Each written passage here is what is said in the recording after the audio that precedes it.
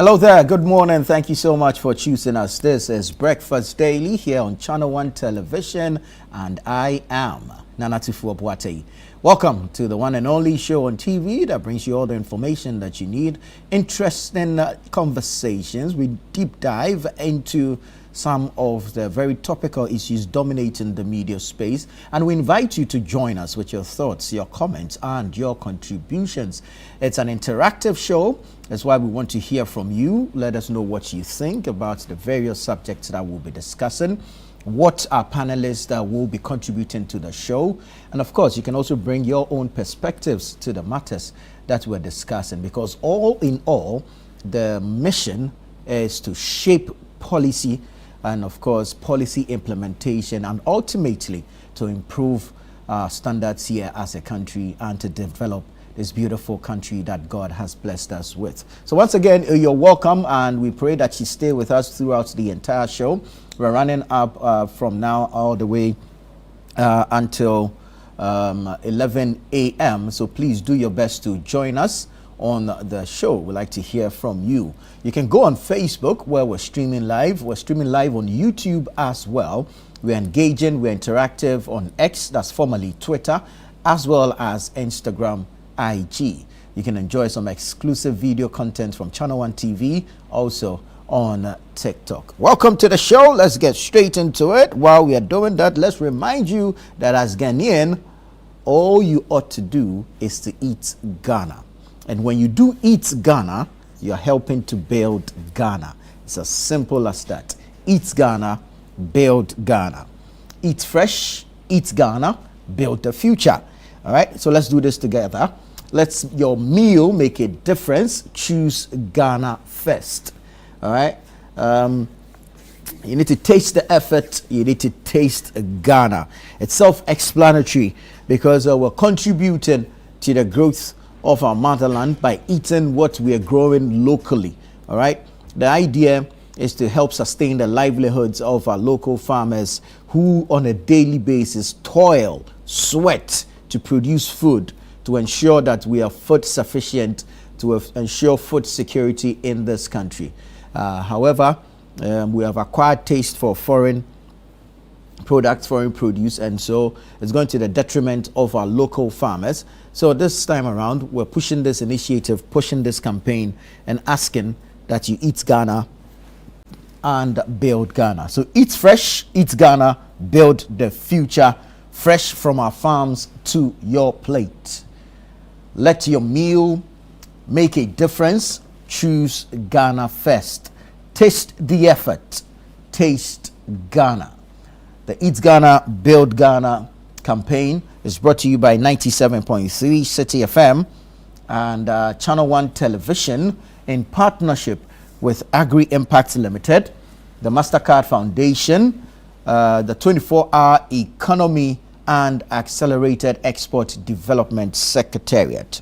We want to appreciate these organizations, these institutions, for supporting this wonderful vision, this wonderful initiative, this amazing drive. Eat Ghana, build Ghana. Let's all contribute. Simply asking you to eat Ghana. We're not asking you to do a GoFundMe for some farmer anywhere. We're just asking that you consume what our local farmers have produced. It is fresh from our farms to your plate, and we're asking that you eat fresh, you eat Ghana, and you build the future. So let's all eat Ghana, and let's all build Ghana. Now we're in the month of love. There's love in the air, and I'm sure you can feel it. You see, me, I love love, so everything love, I subscribe to it. You understand? If love was our religion, no one will harm the other. So this month, from the 2nd to the 13th of February 2026, every 10 a.m. to 12 p.m., it's Love in the City. It's your boo, your boo. Is your boo your boo? That's the question we are asking you on 97.3 City FM. So Love is calling. Will your boo answer? Join us on Branch in the City for Love in the City from the 2nd to the 13th of February as Love leads the conversation. Let's test the vibes, the promises, and the commitment. And it's only on 97.3 City FM. Hashtag, it's your boo, your boo. It's your boo, your boo. When love calls, will you answer? When love calls, will your boo answer? So it's a simple question. Love is calling. Will your boo answer? Love is calling. Will your boo answer? All right. So Love in the City is on 97.3 City FM from 10 a.m. to 12 p.m. from the 2nd to the 13th of February 2026, and is proudly sponsored by Africa World Airlines. Africa World Airlines. So tune in to 97.3 City FM and enjoy Love in the City with the hashtag. It's your boo, your boo. You can also hashtag Brunch in the City on Twitter. That's X at City97973. And then you have Facebook City973, Instagram City973 FM, and on TikTok City97.3 FM. All right. So it's your boo, your boo. Join us on 97.3 City FM daily from the 2nd to the 13th of February. It's weekdays only, from 10 a.m. to 12 p.m. I want to say thank you to Africa World Airlines, for sponsoring Love in the City. Don't forget the hashtag. It's your boo, hashtag Brunch in the City. Now, from the month of love, we move on to the month of our culture, the month of our tradition, the month of our heritage. The Heritage Month is in March. We're dedicating the entire month of March to our heritage, to our culture, to our tradition. And of course, we'll start off with the Heritage Caravan from the 1st to the 8th of March 2026. Now, this morning, we're here to say thank you to our sponsors. We want to appreciate all our sponsors on the Heritage Caravan, and appreciations going out to all sponsors, all right? So we have Caveman Watches. Caveman Watches will be our official timekeepers for the 2026 Heritage Caravan. Pivot Beverages will be refreshing patrons with water and drinks. Omni Basic Bank has been with us. I think this is the 3rd year running. Omni Basic Bank, thank you so much for partnering the Heritage Caravan. We have Gino from GB Foods. Gino from GB Foods. Thank you also to Gino from GB Foods. And then we have Hollard Insurance, who have been with us for about 6 years running. Hollard Insurance, congratulations to you. Thank you so much for this partnership. Nanas Rice is making a debut, first time sponsoring, first time partnering, and we appreciate you so much. Gratitude goes out to you. Didi Sheto, spicy, hot, sweet, tasty, ankasa. Didi Sheto, this was homemade taste. It's also from GB Foods, and as I mentioned earlier, Caveman Watches, our official timekeepers, also making a debut as a partner, and we appreciate you. So Omni Basic Bank, Hollard Insurance, Pivot Beverages, Gino from GB Foods, Didi Shito also from GB Foods, and of course Caveman Watches, Nanas Rice. We appreciate all of you so much. Thank you for being part of the Heritage Caravan. This is the 10th edition, so the 10th anniversary edition of the Heritage Caravan. And of course, if you followed the caravan all these years, you know to expect more, even as we celebrate our 10th anniversary this year. So from the 1st of March to the 8th of March, 14 regions in 8 days. We move from Accra, travel all the way through to the north, northeast, upper east, and then descend all the way to the western. Guy, it's going to be an experience, a trip of a lifetime. And the vibes don't stop. The energy is always right. So yeah, we'll see you on the caravan from the 1st to the 8th of March 2026. All right, let's now get into the newspapers. But before that, jump onto the Google Play Store and download the Channel One News app, where you can get all the news regularly on the go. It's accurate, it's factual, it's relevant, it's timely. The app itself is easy to find on the Google Play Store. Just type in Channel One News and you get the app. Installing same is also quite simple. The interface itself is quite user-friendly, so you shouldn't have any challenges at all. So download the Channel One News Online app on the Google Play Store, and you can install same on your device and have access to the news. Alrighty, let's now get into the newspapers this morning. Daily Guide is here. Daily Guide says anti-LGBTQ bill, NDC makes U-turn. That's according to the minority in Parliament. Anti-LGBTQ bill, NDC makes U-turn, according to the minority. Government to rename Kotoka International Airport. Okay, so there's a proposed bill that is expected to be laid by the Minister for Transport, and this bill seeks to rename the Kotoka International Airport to the Accra International Airport. Okay, reshuffle hits police service. Reshuffle hits police service. Reshuffle hits police service. Otumfuo goes on vacation abroad. Otumfuo goes on vacation abroad. Skytrain witness accused of saving own skin. Skytrain witness accused of saving own skin. So that's on the front page of the Daily Guide. Let's get into the Chronicle. Chronicle newspaper says, Pandai judgment. Osahin salutes Supreme Court judges. Pandai judgment. Osahin salutes Supreme Court judges. Most of you don't speak the truth. Bagbin tells MPs. Most of you don't speak the truth. Bagbin tells MPs. Kotoka Airport to be renamed. Kotoka Airport to be renamed. Natoshi congratulates Bawumia. Natoshi congratulates Bawumia. So that's the front page of the Chronicle. I bring you the scripture for today. The scripture says, and it's taken from the book of Matthew, the chapter 15, the verse numbered 8. These people honor me with their lips, but their hearts are far from me. These people honor me with their lips, but their hearts are far from me. You can look at the stories on the front page of the Chronicle, and then you can look at the scripture and make your own deductions. And I'm not saying anything. If like, let's rehash the stories. To the top left, Kotoka Airport to be renamed. Okay, let's just oppose it to the scripture. Kotoka Airport to be renamed. And then the scripture says, these people honor me with their lips, but their hearts are far from me. Okay, Pandai judgment. Osahin salutes Supreme Court judges. Let's put it against the scripture. These people honor me with their lips, but their hearts are far from me.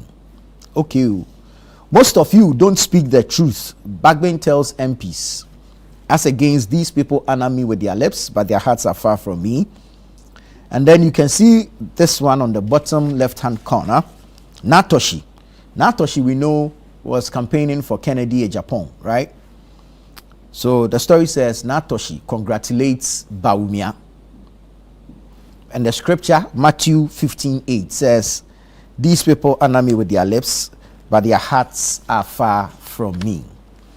This is the reading of the word. May the Lord add his blessings to his word. Amen. Let's go to the Ghanaian Times, shall we? Ghanaian Times. At World Government Summit 2026, Africa deserves seats at global table. That's according to President Mahama. At World Government Summit 2026, Africa deserves seats at global table, according to President Mahama. 1978 and 82 AFCON winners living in squalor. Haruna Yusuf speaks out. It's sad.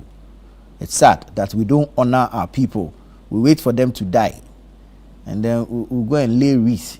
And we'll go and commiserate with families, give them 10K, 10K, 10K.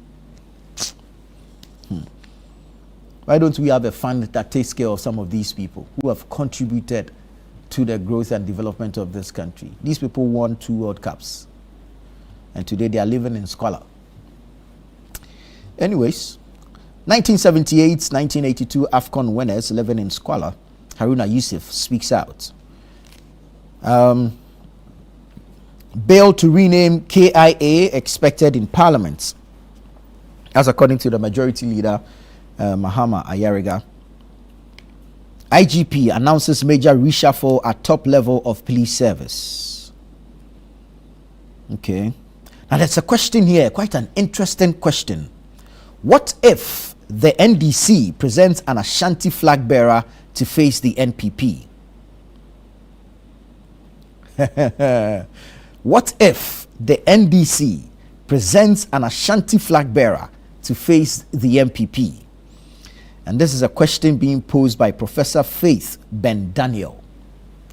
Interesting question, if you ask me, and how it will change the dynamics of this, the politics in this country.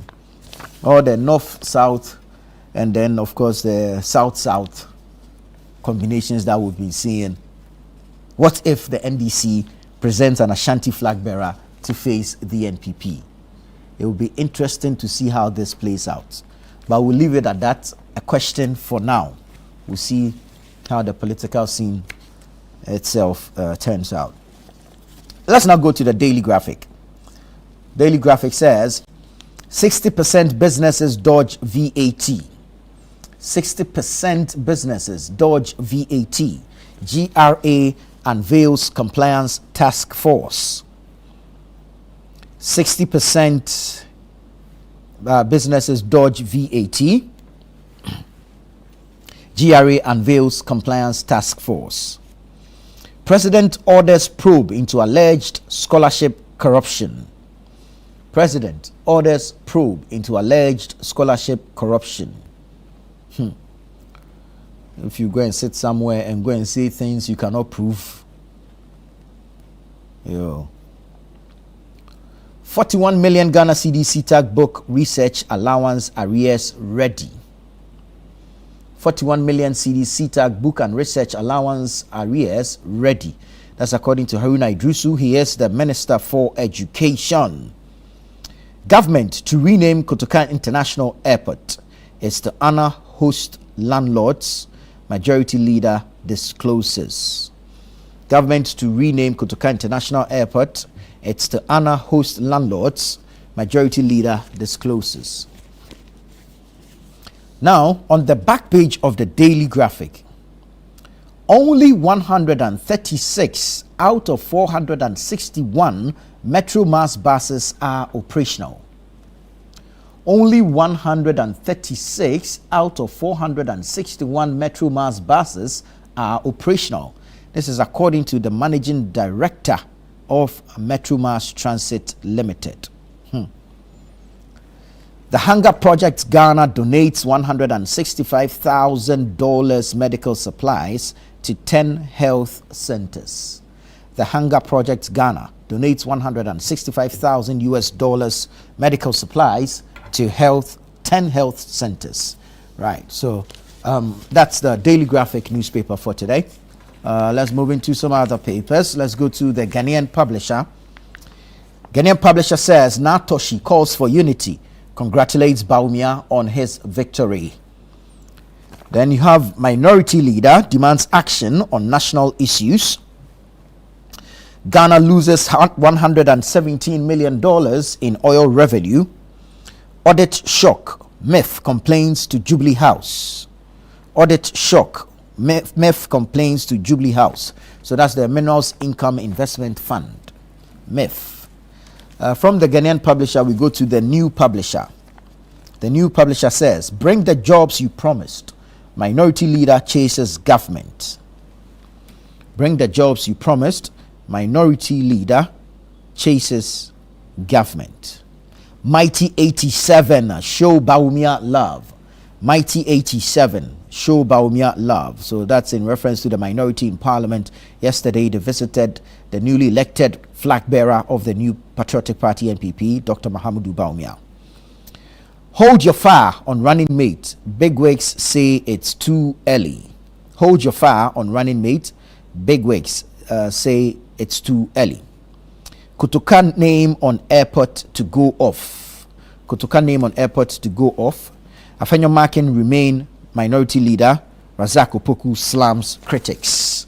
So yeah, that's the Publisher. Let's go to the News Center. The News Center. News Center says MTN's $2 million coding investment to boost youth employment opportunities. MTN's $2 million coding investment to boost youth employment opportunities. Cocoa farmers threaten demo over unpaid cocoa board arrears. Atoforsen backs World Bank's FSRP rice strategy. Government borrowed 44.25 billion cedis through T-bills in January 2026. EcoBank SHC, the State Housing Company, roll out affordable mortgage plan. So you get all these details in the News Center newspaper. News Center newspaper. I'm going to go to Larry Dogbe's The Herald newspaper. Just a second. Yep, right there. That's it. Baumia's 2028 running mate headache pops up early. Money, media, and aggressive lobbying flagged. Baumia's 2028 running mate headache pops up early. Money, media, and aggressive lobbying flagged. Military High Command assures angry ex-soldiers in gratuity row. Kotoka Airport name reflects national turmoil, not coup glorification. Professor Asare tells government. Mahama triggers NIB probe into overseas scholarship sale claim. Trouble at Energy Commission over boss's continuous stay in office. All this and more on the front page of the Herald newspaper.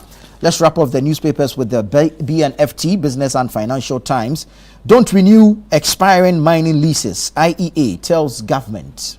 UPSA leadership pays courtesy call on Asantene. Diversify economy to build resilience. Access Pension CIO.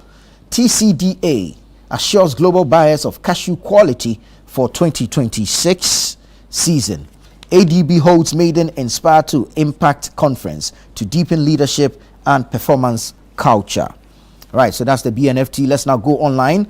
Channel One News Online. Buffer Stock CEO. I will not run a one-man show as my predecessor. I will not run a one-man show as my predecessor. Reopen cocoa buying season. Young farmers to government. Reopen cocoa buying season. Young farmers to government. Report eateries without valid hygiene permits. FDA urges public. Report eateries without valid hygiene permits. FDA urges public. Awutusenya West, excavator operator, shot dead by armed assailants. Mahama orders probe into alleged scholarship bribes. Mahama orders probe into alleged scholarship bribes. Nyindam returns to parliament after legal victory over seats. That's Matthew Nyindam, the member of parliament for Kwandai. In the Upper East region, 2 siblings die in fire while roasting potatoes. These stories always break my heart. 2 siblings die in fire while roasting potatoes. Condolences to their family. Afenyo Makin says government's gold reserves policy a national self-sabotage. Government's gold reserves policy a national self-sabotage. World Bank says Ghana tops business regulatory reforms but struggles with market competition. Ayariga says NDC can beat Bawumia anytime. Bagbeng tells MPs prioritize Ghana, not politics. Let's take a few top stories from citynewsroom.com. Buffer Stock CEO says 14 companies licensed to supply food commodities. 14 companies licensed to supply food commodities. Mahama's pen dripping to assent. Mahama's pen dripping to assent anti-LGBTQ bill. That's according to Roxanne Nelson Dafiamekpo. Lengthy port clearance times a drag on Ghana's trade. That's according to the World Bank. Professor Opokwajiman says Ghana ready to manufacture, not just import. Afenyo Makin opposes renaming of Kotoka International Airport. Buffer Stock CEO says I'll avoid mistakes of my predecessor. And then Mahama orders probe into alleged paid overseas scholarships. So you have these stories and more on citynewsroom.com as well as channel1newsonline.com. There's a quick birthday message that says happy birthday to you, Portia Danso, all the way in Belgium. May you live long from all your children in Belgium. Happy birthday to you, Portia Danso, who lives in Belgium. This one is coming from your children. They are saying, God bless you, and may He continue to protect you, and may the lines fall for you in pleasant places. Happy birthday once again, Portia Danso in Belgium. This is Breakfast Daily on Channel 1 Television. I am Nana Tufo Boateng. Please stay with us. We'll be right back with the news review segment.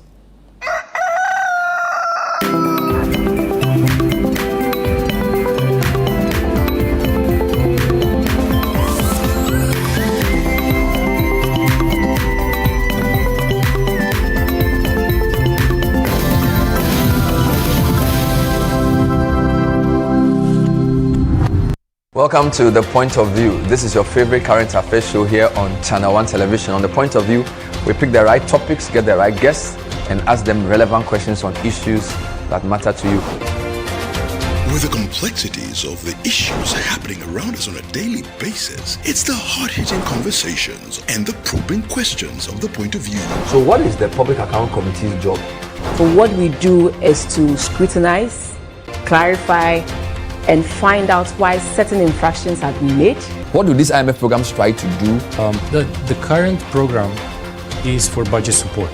Okay. There are no projects attached. That teases apart the twisted entanglements of politics and governance, as well as religious and social discourse. The Point of View brings you the policymakers and duty bearers and drills down to the very bottom of issue. What authority do you have? The Point of View airs every Monday and Wednesday at 9 p.m. only on Channel 1 TV. Bestie, meet my lovely family. I mean, we can do that whilst I'm seated and eating. Let me pray on your food before we eat. He will be here for days, and I only find out at the family dinner on the day that he arrives. Morning, family. Everything in the kitchen is actually gone. You know, in the UK, I work like a donkey, but here, I eat like a monkey. My noodles just vanished like a spirit had branch. He finished my slightly burnt oil rice. Half a crate of eggs cannot just poof, disappear. Good morning, Lesa, have you by any chance gone to the kitchen? Madam, unless the kitchen wants to be my sleep, you are there in the kitchen. If I die, won't you serve food at my funeral? Heaven save us! Bestie, Away, Dad, I'm sure he's gone. Good morning. I thought you were gone. The Blankson family is here.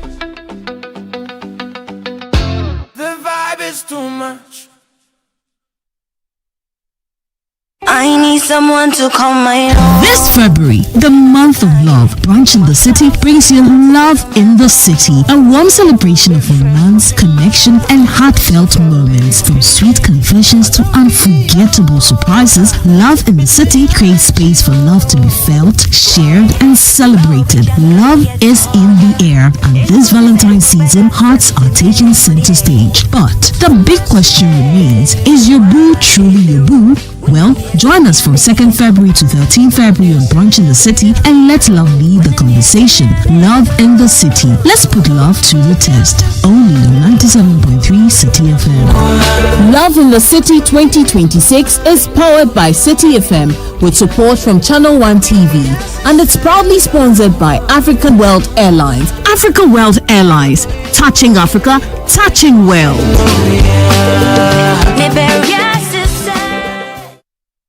In a world filled with challenges, we all need guidance, hope, and a lifeline to anchor us. This is Lifeline, and I'm your host, Fred Crunchy Mensa.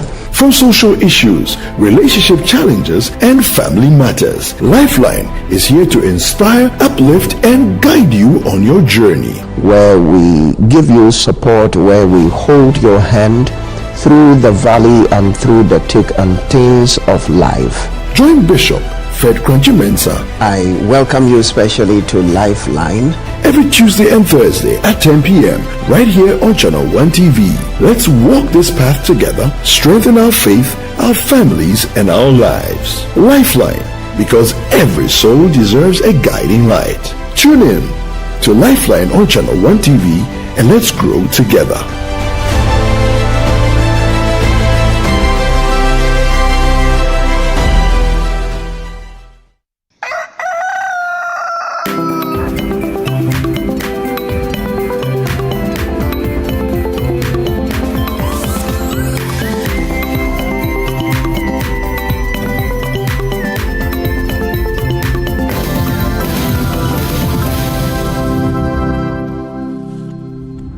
Hello and welcome. This is Breakfast Daily here on Channel 1 Television. I am Nanatufo Boateng. It's time for the news review segment where we pick some topics dominating the media space. We invite guests to join us in the studio. We put questions to them. They bring varying perspective to these matters. And we invite you also, our cherished viewer, to join us with your thoughts, your comments and contributions. The show is interactive, as we would like to hear from you. We'll do our best to read out all your messages, so please keep sending them in. The WhatsApp number is on your screens, and you can join us on Facebook and YouTube, where we're streaming live. We're very engaging on X, formerly Twitter. You can join us on Instagram, drop a comment on our post, and you can enjoy some exclusive video content from Channel 1 TV on TikTok. Right. This morning, Engineer Kosidede has joined us. Engineer, good morning. Good to see you. Good to have you. Good morning. I trust you're doing well. Yes, I am. Very well, very well, very well. I don't know, but for some strange reason, I have a feeling you'll be interested in this matter of the Kotoka International Airport being renamed. I don't know why I have this feeling. Maybe you can help me. But the majority leader yesterday, in announcing some of the activities for this sitting of Parliament, mentioned that a bill is to be laid by the Transport Minister that seeks to rename the Kotoka International Airport to Accra International Airport.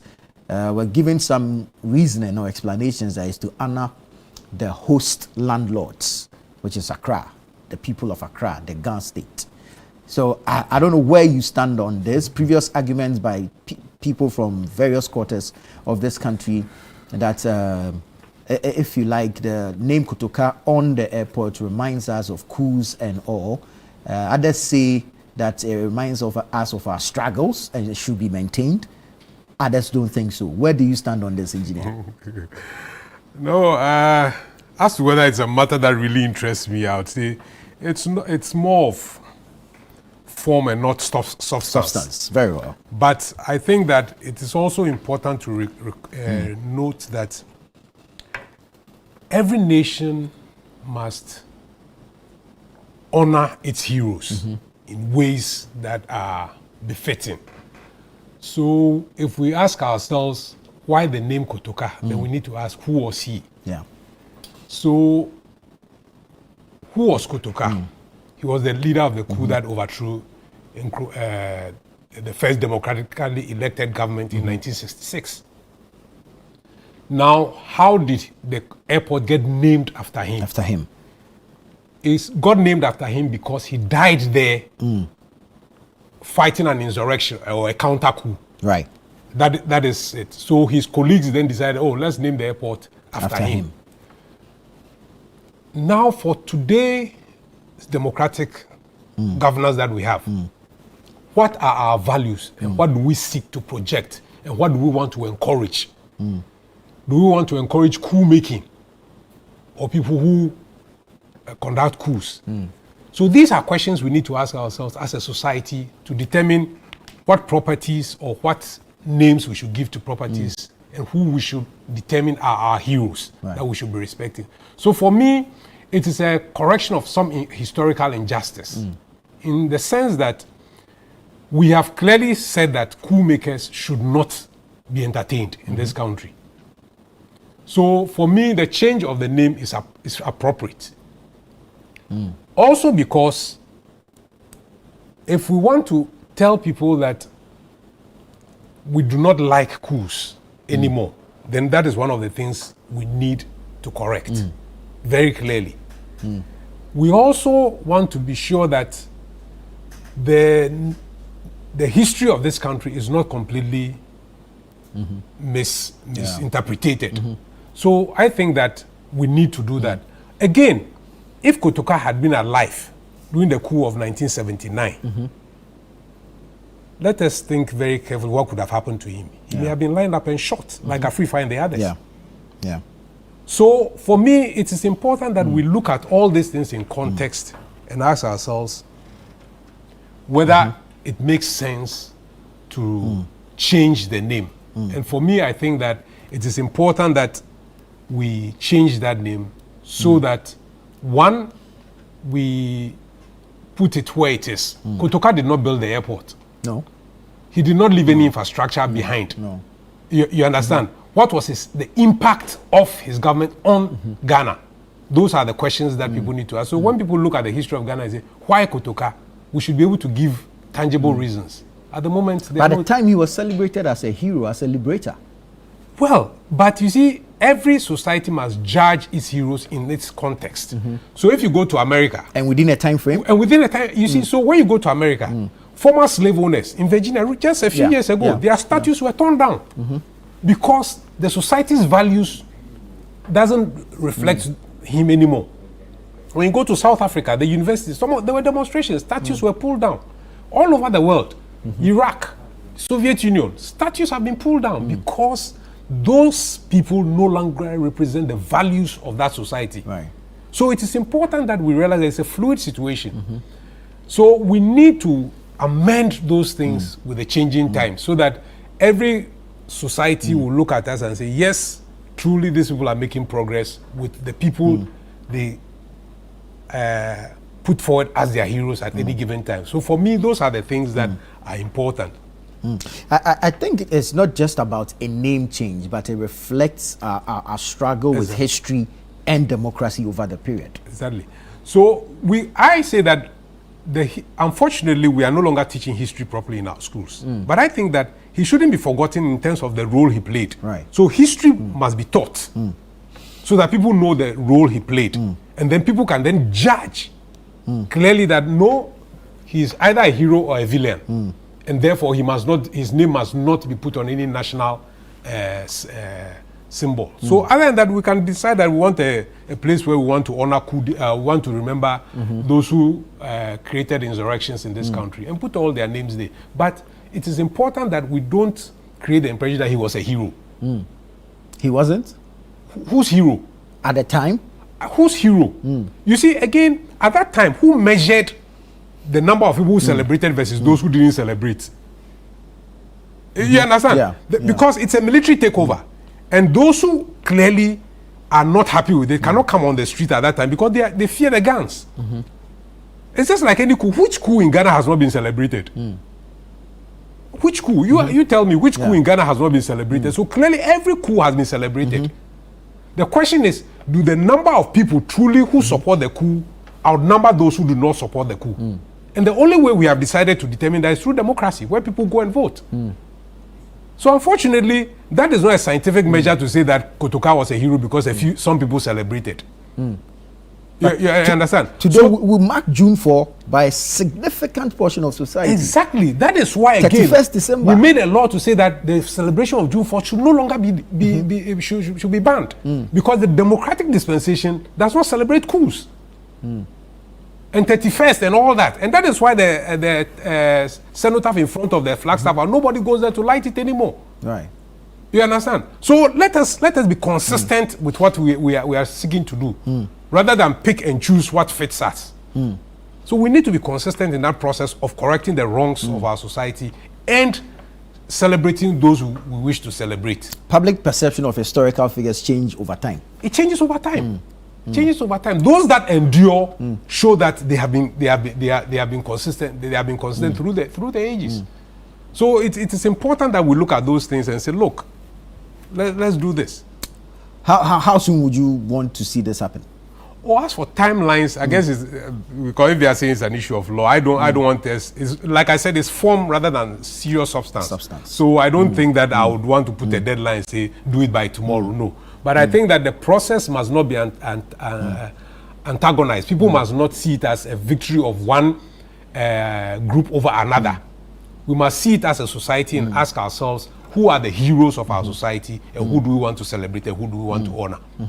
Rather than see it as one party against the other. I think that we need to have that dispassionate discussion about this matter so that it's not seen as one party versus another party. Is there any significant threat with still keeping his name there? Because there are those that argue that Kotoka's actions ultimately paved the way for an unstable democracy, and so keeping his name at the airport sends the wrong signal, or if you like, might be the one factor that will encourage somebody to toe the same line. Yeah, for me, that is correct. In that it doesn't. What are we celebrating about him? That's the question I keep asking. What are we celebrating about him? Why should we put a name a national asset for him to honor him?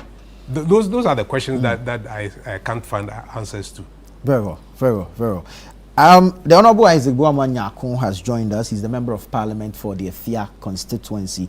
Honorable, good morning and welcome. Good morning. Thank you so much for joining us. Most welcome. You are coming from a busy weekend, so very busy. Maybe you should go and book some courier session. I know right.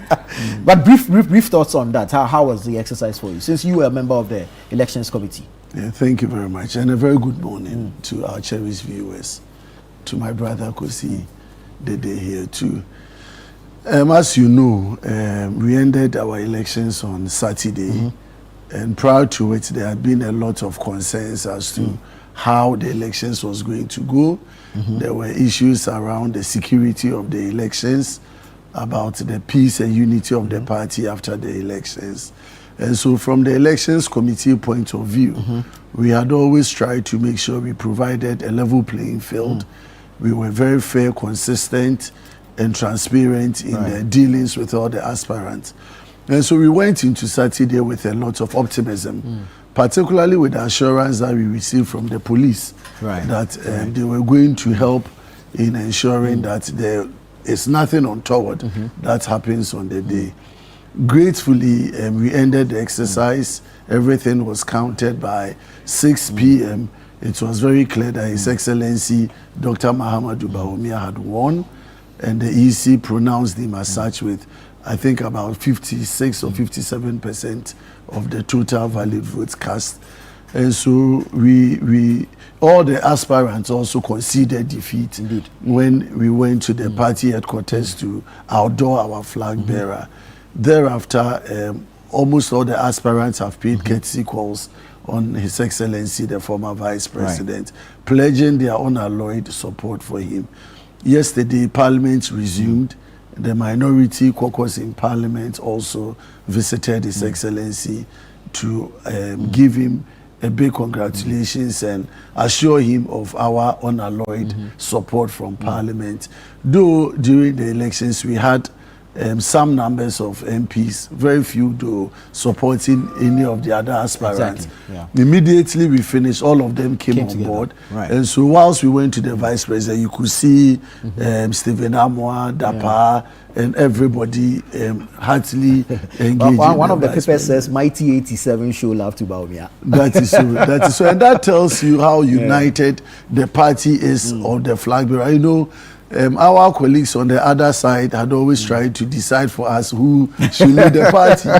And I told you that the party doesn't make mistakes. If they don't believe in him, we do. And we know that we are going to market him strongly and better than it happened in the past elections. And so let's see how it goes. Very well. Yesterday, during that leadership press briefing in Parliament, the House resumed yesterday. The majority leader announced that the Transport Minister is set to lay a bill before the House seeking to rename the Kotoka International Airport to Accra International Airport. On his way out, the minority leader was asked about this. He opposed it. He doesn't think it's worth renaming the airport. Where do you stand on this? Do you stand with your leader? This is a new developing story. We all heard about it yesterday from the majority leader. And a lot of conversations have arisen as a result of it. The big question is what is necessitating the call for the change of the airport. Several countries have reasons for naming state facilities and properties. If you go to general concepts in naming airports, for example, they are named either after the city that the airport is. So you have Schiphol, Amsterdam Airport, you have wherever. So they name it after the airport, Delhi Airport and the rest, based on the city that it is located. Others also name airports based on heroes or people that have contributed significantly. So you go to John F. Kennedy Airport in New York, Charles de Gaulle Airport in Paris, France, amongst others. So when it comes to Ghana, the conversation is what really informs our naming of state properties. do we have any state policy that guides the naming of state institutions or properties, or we name them according to the whims and caprices of government that are there? You remember recently when the minority laid the bill to change the names of our universities. Some of them, SCK Dombo, the Dombo and the Apentiapiam case. It became an issue in Parliament because the issue was what was informing those change of names. Is it a principle that you don't want to name universities after individuals? Or it was just a matter that the said individuals that were honored was the problem upon which the country changed those names. And it was clear that those change of names were purely political because we had several institutions that have been named after individuals. So why do you pick and choose Dombo, Apentiapiaminka, and leave others, Hillel Liman University or Kwame Nkrumah University? So it means there's no consistency in determining the rationale behind change of names. And so I am a bit skeptical in terms of policy direction, in terms of the state developing a framework that guides government. Because if you are not careful, as we sit now, we have George Bush Highway, we have Rollins, we have Akweje Interchange, and all of that. What is the policy that the government is introducing that will allow us to have a consistent understanding of this change of names? So yes, you want to name it Accra International Airport. It becomes consistent with naming airports after the city that the airport is situated. But is that the principle? If that is the principle, then we should be able to couch it within our national discourse that will allow everybody to know what it is. But if we are changing it because of what? Is it because of the name Kutuka? Because this is not the first time that a conversation has arisen concerning the change of Kutuka International Airport. There are people who believe that Kutuka as an individual doesn't deserve to have that huge national, because this is our major airport. This is our #1 international airport. So it should speak to our heritage. It should speak to what we represent as a people. If someone should ask us who Kutuka is, how are we going to explain? Are you going to say that he was a coup leader? Are we in a military regime where you want to adore and honor coup regimes? We are surrounded by countries that have all had military takeovers. And so this conversation concerning Kutuka ought to be properly put out. Everybody needs to be part of the conversation. And then at the end of the day, we settle on it. But as I always say, it is not about Kutuka. It is not about the airport. It is about the guiding principles that inform. And I'm not seeing these principles in the governance that we are having. The president and the government is not showing clear consistency, because as I have illustrated in the issue of the naming of universities, they never gave any policy principle that underpinned the change of those names. And now you are coming to airport. So what's next? But when university names were being changed under the NPP, no underlying principles were given. The principle was that they want to name universities after indigenous people, one, and people who have served their country and their locality. And was this guided by any policy? Oh, why not? The policy, go and read the policy that went into cabinet and what cabinet approved and when it came to parliament, the policy direction that guided it. So that's why I said it was informed by naming, and it is also built upon how we have named. And you see, there was even a conversation about even Legon, whether University of Ghana Legon should even be named after an individual. But that conversation couldn't reach some consensus, and so Legon was left out. So that is the direction. You have Kwame Nkrumah University for Science and Technology, you have University for Cape Coast there, you have Legon there. But these were other institutions that clearly at that point in time, the government had a belief that the individuals that are being named after have served one way or the other their society. the conversation around Rawlings funded it was that Rawlings, when he funded it, was given the opportunity to be named after, and then he declined. Exactly. So he declined the opportunity for it to be named after him, as in terms of principle. Right. Okay, so it opened the opportunity for government, any point in time that has a belief that the university ought to be identified by individuals to put it out there. You agree, you disagree. That is a fair position. And that brings me to that same conversation. Do we have a national guidance? Do we have a national position? Is it time for us as a people to have a conversation around how these things are developed? Do we set up an institution or a commission or a body that reviews these over time, so that it doesn't become a government waking up one morning to just decide that, okay, I want to change this to that? Because when that happens, the next opportunity that another government comes in would also make a decision to change one name or the other. And we are serving political interest. So when we now establish the guidelines, a guiding principle that determines that even when you want to venture into these things, the president would have to set up a committee or a commission, let them do some broader consultation, because even in changing whether it is Kumasi Airport, if you want to name it after Tumfo in Accra, you want to name it Accra, there should be some strong stakeholder engagement with even the people that it serves. You have traditional authorities within the Accra. Kumasi is Prempeh II. Prempeh II. So you need broader engagement with stakeholders, so that the stakeholders will feel part. And this has always been my position and my advocacy, that power rests in the people. And government exercises it for and on their behalf.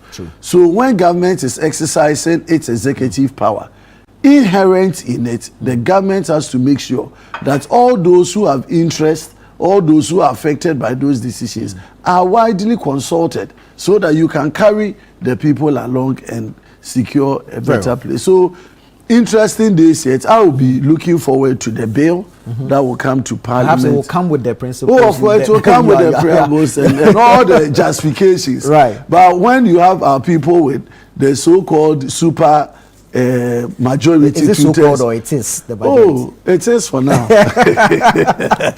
Otherwise, thank you. You are very clear that whether the principle holds or it doesn't hold, the value will be the same. Very well, thank you very much. Hamza Suini has joined us. Hamza is a member of the NDC's National Communications team. Hamza, thank you for joining us. Good morning to you. Brother, Nana. It's good to see you. It's good to see you. Looking very colorful this morning. Thank you. That's what incoming communication director. Really? That's what they say. That's what they say. That's the advocacy happening there. I'm his campaign manager. Oh, very well. This is my brother. This is my brother. It should be interesting to see how it plays out. Yes, but Hamza, yesterday your leader in Parliament announced this position of the state or the government that the transport minister will soon lay a bill before the House to rename Kotoka International Airport. The minority leader played a card. I don't want to put a tag to it, but a certain card.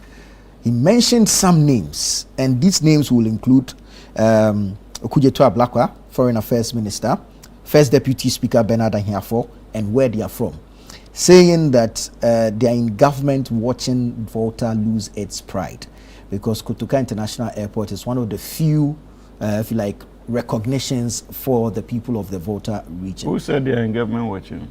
Minority Leader Afenyo Makin. Okay. Yeah. First of all, good morning to you once again, and good morning to my brothers on the show.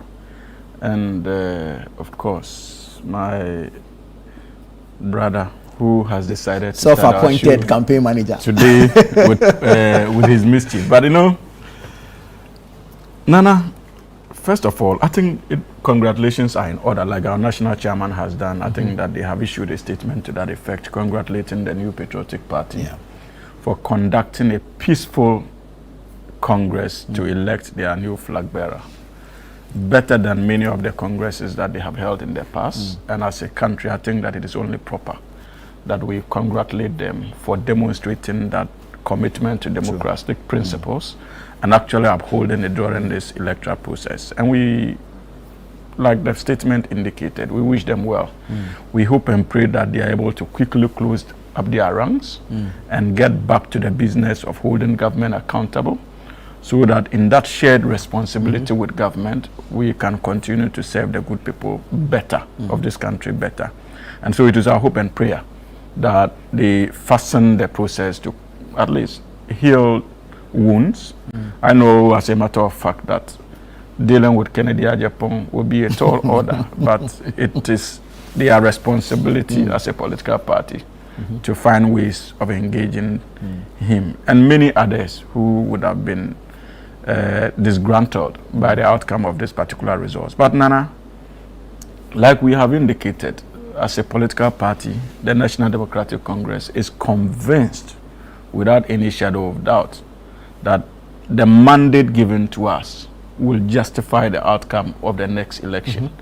And with the way our president is going, and with the way he's been ably assisted by with his team, we are convinced that the next general election will be a walk in the park.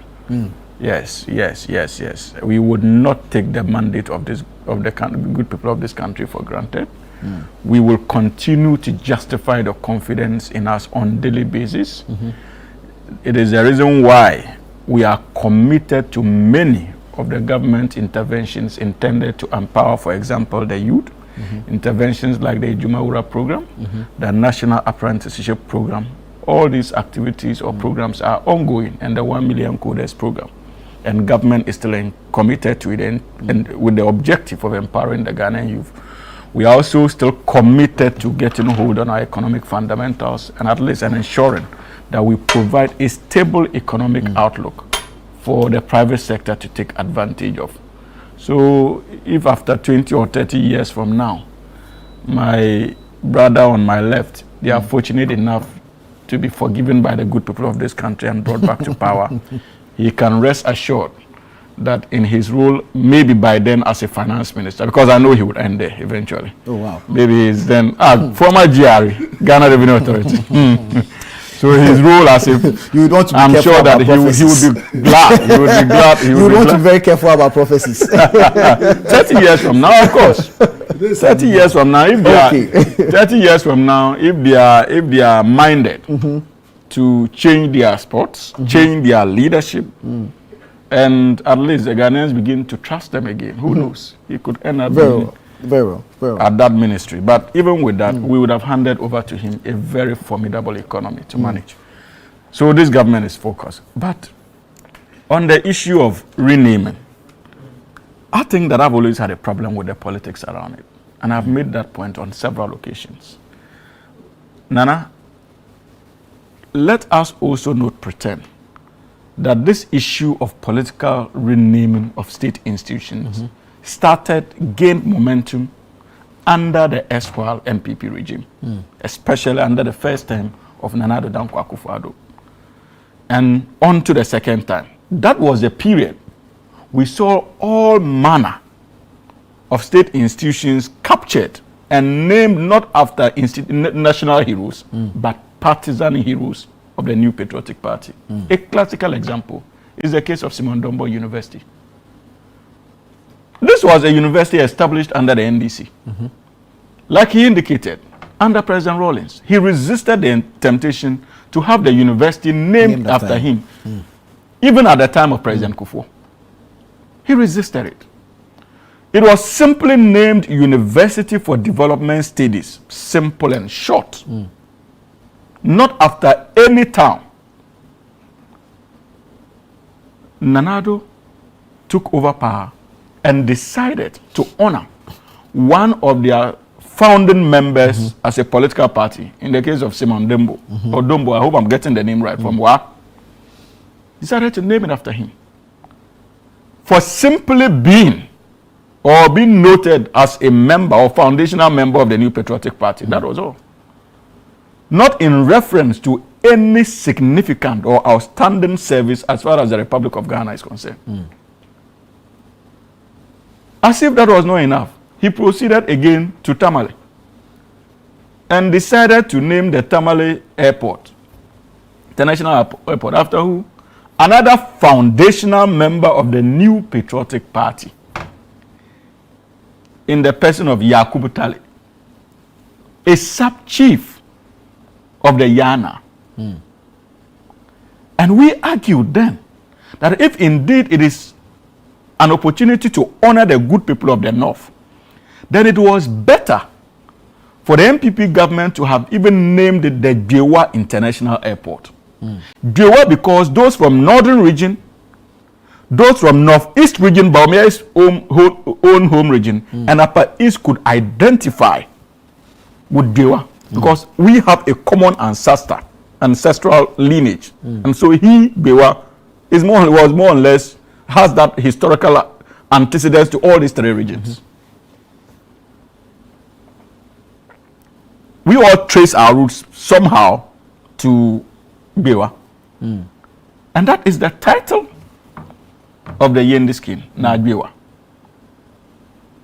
So we argued that if it is intended to honor the good people of the North, it is better for you to say Biewa International Airport. They said no and proceeded to name it Yakubu Tale International Airport. So that particular name is also under review. You can rest assured. And my brother is asking the rationale behind the decision, because they gave a reason. They wanted to name it after traditional people or institutional, wasn't it, the localities or whatever he said. Agreed. The Minister for Education, when he was announcing the renaming, also gave a reason. And the reason was straightforward. It is to reverse what this government believes to be political renaming of state institutions. And so that is the policy rationale behind it.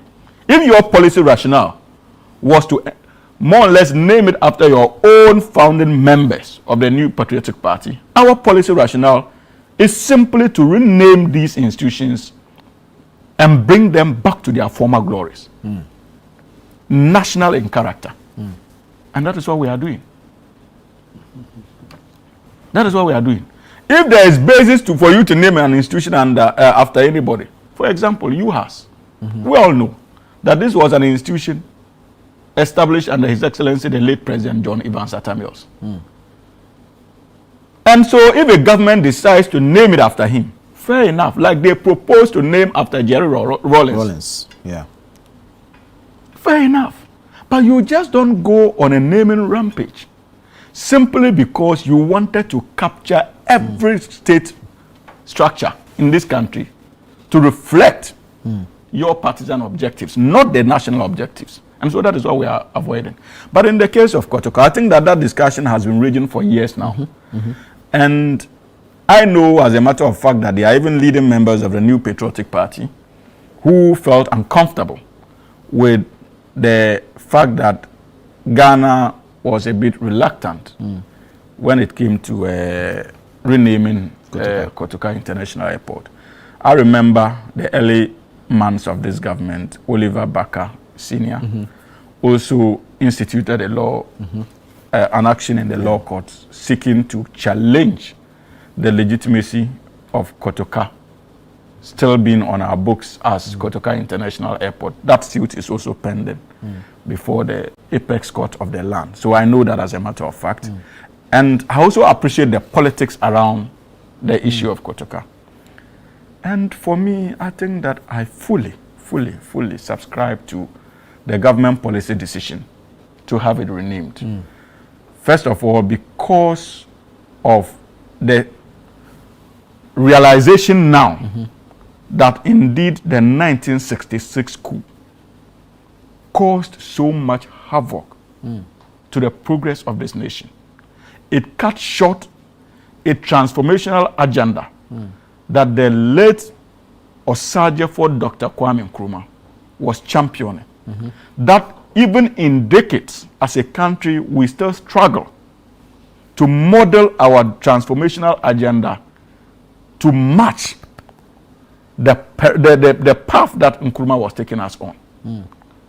And so it is only proper for us to accept in sober reflection that coup was unnecessary and it took this country back And for us to be constantly reminded, anytime we visit Kotoka, to be reminded that even the person who championed it is on our doorway to this country, as far as the aviation sector is concerned, should be a source of worry to any Ghanaian, not just members of the National Democratic Congress or the CPP or the PNC, but even to the New Patriotic Party. And I think that I would have been quite concerned if the policy decision was to rename it after maybe an NDC member. But this is sensitive in nature. You go to Nigeria, you have the Abuja International Airport. It's not named after any other person. This is our international airport, Accra International Airport, gateway to the country. I don't think that there should be any motivation for us to name it after any other person when we can take advantage of it to actually if you like, propagate the culture of the capital city, Accra. So if it is Accra International Airport, there's absolutely nothing wrong with that. We have Lusaka International Airport and the likes. You know, you go to the likes of Heathrow. These are not what's the name? Airports named after individuals. So let us all also have our national identity. That if you are outside the shores of this country and they say Accra International Airport, you don't struggle to locate where that is. It also adds to the color of the country in terms of branding and selling the country, Ghana. But if you say Kotoka International Airport, you still have to look, where is it? Accra, Ghana. Unnecessary. So this is commendable, and there's the need for the New Patriotic Party to understand that this has no political undertones, quite apart from the fact that there is the need for us to brand this country once again. There is also the realization that, look, the 1966 coup caused this country a great deal. And for us to continue to have it on our gateway is a constant reminder of the havoc that they caused to this country. But mind you, the basis of taking 31st December to court, remember when we were celebrating, the NDC was celebrating the 31st December. What were the arguments the New Patriotic Party advanced in that case? They said that it was a constant reminder, celebrating 31st December would be a constant reminder to many who suffered as a result of the 31st December coup. These were their concerns, and that it constituted an affront to the spirit of the 1992 Constitution that abhors coup d'etats, and that the country should not entertain the celebration of 31st December as a public holiday and also as a state celebration. These were the arguments the NPP advanced. So my advice is that they should take the same arguments they advanced in the 31st December case and apply it to this government policy decision to change Kotoka to Accra, and they will appreciate and possibly defend government's decision in this matter, because we are not departing from the arguments they advanced in the case of 31st. We are actually giving meaning to these arguments in our decision to rename Kotoka International Airport to Accra International Airport. And you should be commending us, my brother, for taking decisions based on arguments you advanced years ago. So, Nana, just a brief because of the invitation. You don't want engineer to come in. Engineer will come in. So, I think we are all added them in terms of the need to name institutions to reflect our heritage and also the collective image of this country. So it is not about anybody going to necessarily oppose a change of a name if it is well grounded in a well-laid foundation or principle or policy. I'm not going to relitigate my argument in terms of the inability of government to give us that policy guidance. You remember when he said we give rationale for the naming, and their rationale for renaming was just to bring it Reverse. to its status quo ante. That would be a very far-fetched basis, you know, because even if you want to bring it to its original state, there should be a good reason for it, because I went to University for Development Studies. So if you say University for Development Studies, what does it reflect? At the time that it was named, it was named because the university was intended to provide a trimester basis, train a group of people that are going to live in communities and develop them. That is the rationale. 20 years or 30 years down the line today, no, the university has metamorphosed into different amplets, and the core rationale for it is not still what it is today. You can go and check from the Tamale to the Kintampo campus to the Wa campus to the Navogo. But it has not lost the original. Unless you are trying to limit your appreciation of what development studies mean. The objective of the university remains same. Remains same. So development. No, whether you are reading business administration, whether you are reading integrated development studies, whether you are the ultimate aim is to empower and produce students. Let's have meaningfully to national development. Honorable explain this point. You don't get my argument, particularly from one of the early students or graduates of that institution. Exactly. Yeah. Let me listen. So the crust, and I wouldn't want to divert from the focus where we are. But what I always say is that if you take Kwame Nkrumah University, for example, the university was established to serve science and technology. That is why it remains Kwame Nkrumah University for Science and Technology, so that it will continue to focus and build science and technology graduates for this institution. All right? And so whether it was for science and technology, we were still able to bring in Kwame Nkrumah and still keep the objective of establishing the university. But then importantly, to honor the first president of our republic because of the work that he did for us. So fast track to this.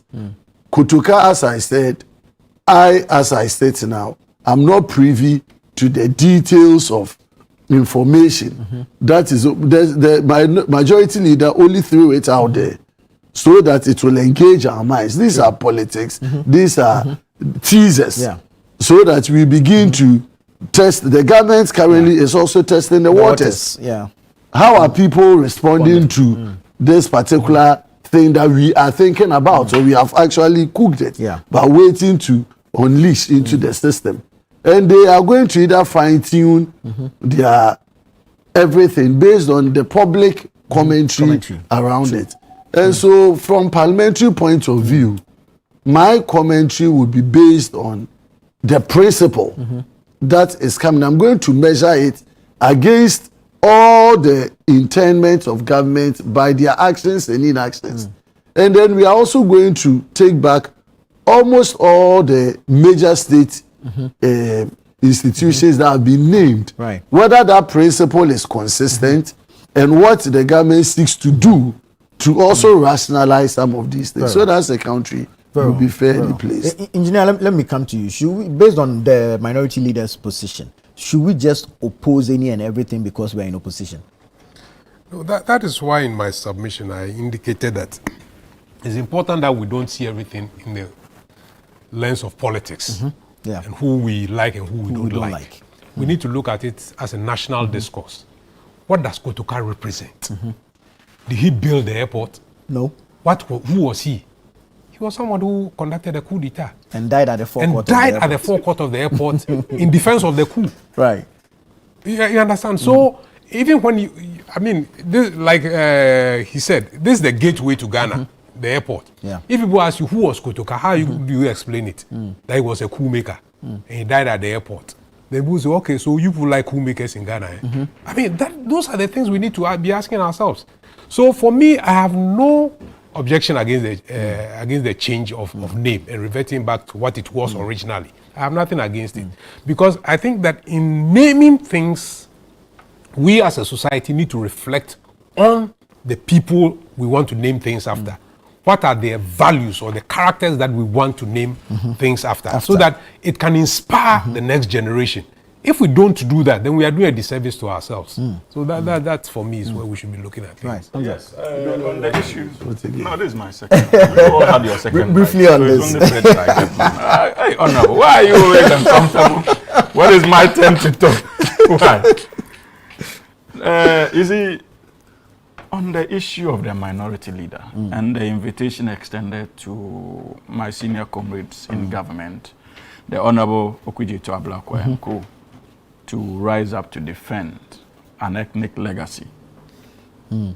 When I heard it yesterday, I wasn't surprised, in all honesty. I wasn't surprised because this is a political party that has just finished conducting its internal primaries to elect a flag bearer. And one of the most topical issues in the campaign was one rooted in ethnicity. Dangerous, rooted in ethnicity, where they called each other all manner of names because of ethnicity and religion. And interestingly, it has been rumored, and the conduct of the minority leader on the day of the election gave credence to the rumors, that he associated with the candidate who was accused of championing the ethnic campaigns in the contest, and that is the Honorable Kennedy Agyapong. So we'll go into the MPP elections. Yes, we'll go there, but you see, so I am not surprised that even though the contest is over, that innate obsession with ethnicity that they exhibited within the internal contest of the New Patriotic Party, that energy, innate energy, is still within the politicking of the minority leader. That is why he would use such a critical platform, Parliament, national in outlook, to inject tribal sentiments into a national sensitive call for attention on such a national asset. Because you wonder, what is the motivation? We are talking national development. We are not talking about ethnicity. We are not talking about religion. And yet, in such an august house, you find time and space, precious time, that many will go through hell to sit in that house. You are favored with it by the good people of this country. You are seated in there. And what you seek to use that power and influence to do is to foment trouble on ethnic lines. He spoke for a region, not an ethnic group. No.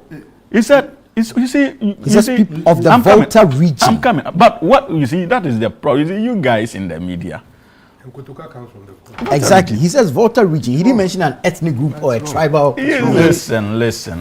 You know better what he was doing. Why are you guys engaged in semantics? No, you see, when people are wrong, we should be bold enough to tell them that they are wrong. Completely wrong. Completely. And it shouldn't be entertained. And you see, these issues, ethnicity and religion, are dangerous things that we should not joke with in this country. Very dangerous. And so, if they allowed it within their internal politicking, my plea to the minority leader is that we do not want this country to break down on the basis of ethnic conflicts. We saw, and we are still dealing with the effects of ethnic conflicts in the Upper East region. In the case of Boku, they should fear God and put at bay that MPP way of politicking for the sake of our nation. Just on this, particularly when... In a few seconds. Yes. First and foremost, he should withdraw that statement that MPP way of doing things. You can't sit on a platform and no, please. You can't sit on this platform and accuse the New Patriotic Party of inflaming ethnicity. In this. Where did MPP become a party that inflames political? Where are the examples? Within your own political party. No, but if an individual makes... you can play the KT Hammond. But KT Hammond is not... He is a member of the NPP. Your NDC people have played worse things. Individuals when you do individuals in the party, you are to lead the party. No, but the NDC were not sanctioned by the party. The NDC themselves have also... The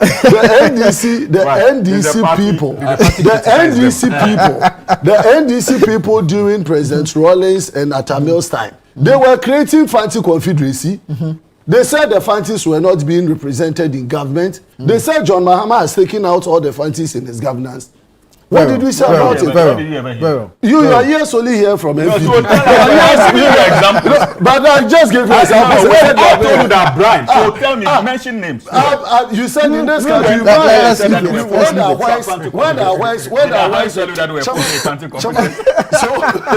let's leave it. Let's make progress. Please, just a short one on the federal bit. You see, this is a country where we allow free, open-minded comments and statements. Don't let us outstretch them to also achieve our parochial political concerns and interests. What Afenyo is reported to have said, I have not heard him verbatim. I'm only relying on what you've stated here. Yeah. And you referenced it according to original call. And it is only normally so done, whether from political point of view, because you want to always say that the NDC has a strong root in the Volta region. And so normally when certain things interest the Volta region, either the Voltarians in the party would have to rise up and also speak for the region, or the party itself should also be more concerned about making sure that the Volta region, being a strong base like the Ashanti, being a base of the NPP, are fairly represented. Right. I think when you look at it from that context, you'll be fair and charitable to Afenyo than following the tangent that my brother went. So let's leave it at that. A few messages here. Good morning, Nana. This is full time to present, and I hope that you are going to get back to Good morning, Nana. This is Abdul Ganiu Mankarigu from Savannah region. Imagine if this happened under President Akufo-Addo. The NDC would have claimed it was an attempt to marginalize Voltarians and erase their place in Ghana's history. A nation that does not honor its heroes is not worth dying for. Is this what they call a reset? I asked the ministry and those who travel, do we have a London airport or a Madrid airport? Nothing of that sort. If they want, they can even name it NDC International Airport. We honestly do not care. Okay. Ahmed from Nima says, renaming of Kotoka International Airport to Accra International Airport is needless. What has prompted that? KIA is already in Accra, so what again? This does not bring food to the table. Hamza is strongly distorting history.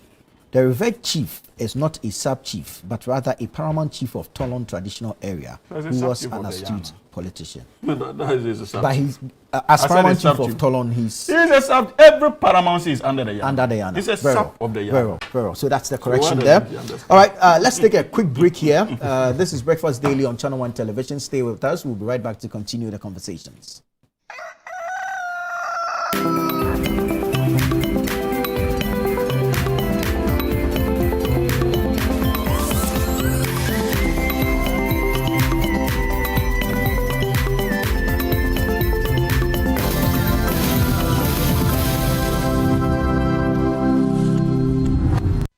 Watching DSTV means getting the TV you love, but staying connected means getting something extra.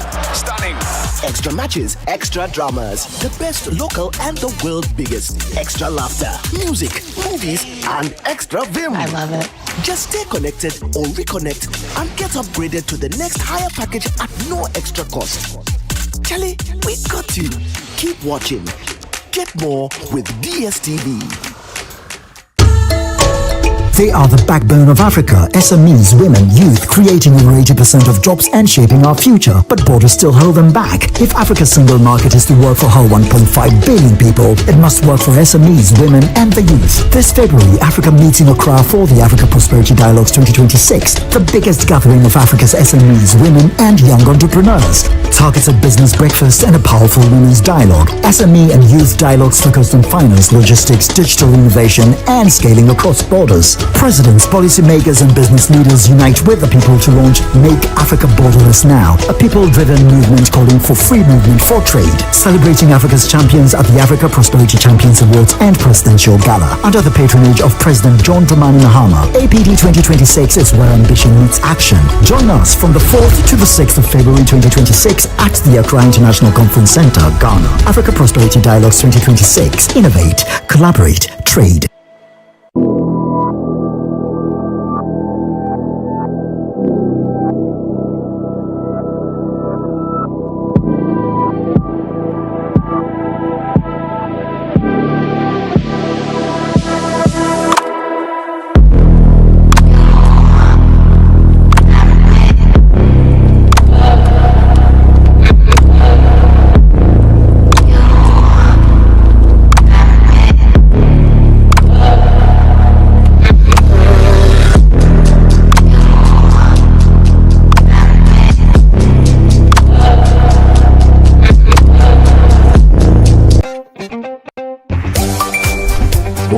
Another payment through Stanbic.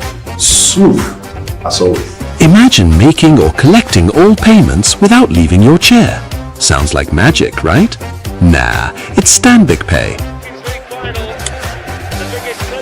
Darling, can you please help with the bills, especially at your school fees? From school fees to utilities, the government and statutory payments to investments, insurance payments, Hajj payments, and more.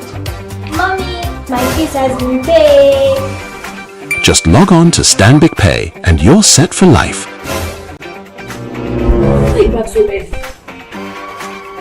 Please tell me everything has been paid. No Stanbic account, no queues, no stress, no last-minute panic. Cherish your time and live happier in safety and convenience. Visit stanbicbank.com.gh or call to get started.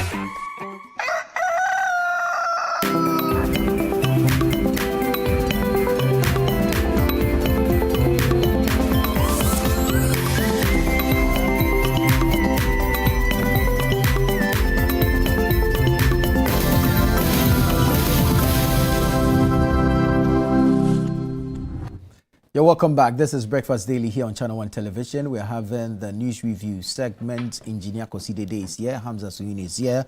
The Honorable Isaac Boama Nyakun is also here. We're moving into MPP presidential primaries now. Over the weekend, the party and its delegates, over 200,000 of them, went to the polls to elect a flag bearer for the 2028 general elections. The matter now is rebuilding, uniting the party, the grassroots, to face the NDC in 2028. Yesterday, we saw the Minority Caucus visit the newly elected flag bearer, Dr. Mahamudu Bawumia. Honorable Isaac Boama, what is the message we should take from that act? It's a signal to this country and to the MPP that as the people's representative in Parliament, we are resolute, we are one, and we are staying committed to the vision, the goals, and the aspirations of our flag bearer. You see, when a country goes into, a party goes into a contest like we did, with very strong candidates, Kennedy Japan had been there before, 2 or 3 years ago. 2023. He pulled almost about 38% of the votes. And then you have a new entrant with fresh blood like Brian Champon, who had crisscrossed the entire country within that short period of time. And on the ground, every constituency, you could feel the energy that he was bringing on the table. And you finish such a contest and everybody is clear, like Hamza indicated, that it was a very open, free, fair, transparent elections. And for the first time, you've not had one statements coming from any of the aspirants that he felt cheated in any of the voting centers that the elections were conducted. And so as the minority who represent currently the MPP in Parliament, it was important that we also meet and discuss the way forward, how best we're going to work and align our parliamentary work with that of the goals of the presidential candidates or the flag bearer. And so we had a caucus meeting in the morning, earlier in the morning in Parliament, where we delved deeper into our operational strategies into the second session and how this new change, because until we had a flag bearer, the minority was always engaging closely with the party leadership in terms of some of the key decisions that we ought to take. Now we have a flag bearer, and so it is important that we engage him and try to align our discourse in Parliament with his. And it was very clear from our engagement that he was ever ready to also work with each and every person. He assured the minority that irrespective of where anybody stood, and as he said, the minority leader, if you look at the outcome from his constituency, it was a very strong outing for Kennedy Oyenejapan. Which he supervised. Yes, but he's entitled to. Close to where he was not supposed. Did you see him? Yeah, the videos were all over. Okay, I didn't see that. You I was didn't, on the you top. chose that. No, you know, as a member of the committee, I was touring the Western region to see. So you have no time. So no. I have not seen it before, God, man. And so the vice president, the former vice president, assured everybody. You know, and in the course of the contest, normally there would have been threats here and there. If you don't follow me, I will take you out of Parliament, or when this new leadership comes and you don't believe in it, it means that your seat will be at stake. There were calls from certain quarters for the removal of the minority leader. Well, I have not had any such indication. You know, you support his removal. Why should we remove him? There shouldn't be any call for it. It is something that we, as a caucus, would have to discuss, engage, and find reason to. But as we speak now, he has our unalloyed support. There's never been an internal breaks or conversation around the leadership of Afenyomarke and the rest. Anybody that has a challenge with one or two of his styles is free to approach him, even as a young entrant in Parliament. I have had very few instances where I've engaged my leader, pick thoughts from him concerning some of the things that I do, and also give him feedback on what I hear or see. So from this table, some of the comments that people have passed, I am at liberty, and when I go back to Parliament, I'm going to tell him some of the feedback, and this is how we work. So that if really it's something that he has to also consider, he will look at it and then do. So the objective of the minority today is that we are very, very united behind the flag bearer. In fact, the majority is here to see our good days going forward in this session, because now we have a candidate.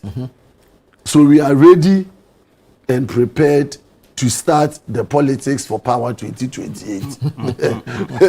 So everything we are going to do is to make sure that we are government in waiting.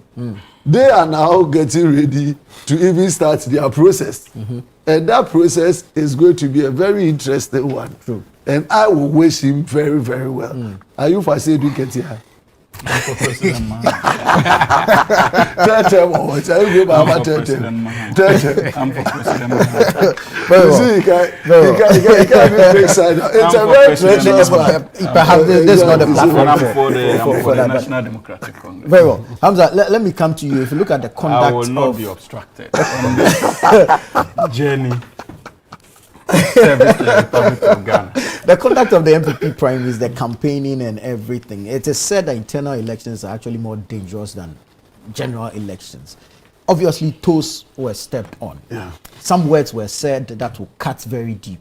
So how much of a huge task is it for Dr. Mahamudu Bawumia going forward to bring everyone, to rein everyone in on one agenda to prosecute 2028?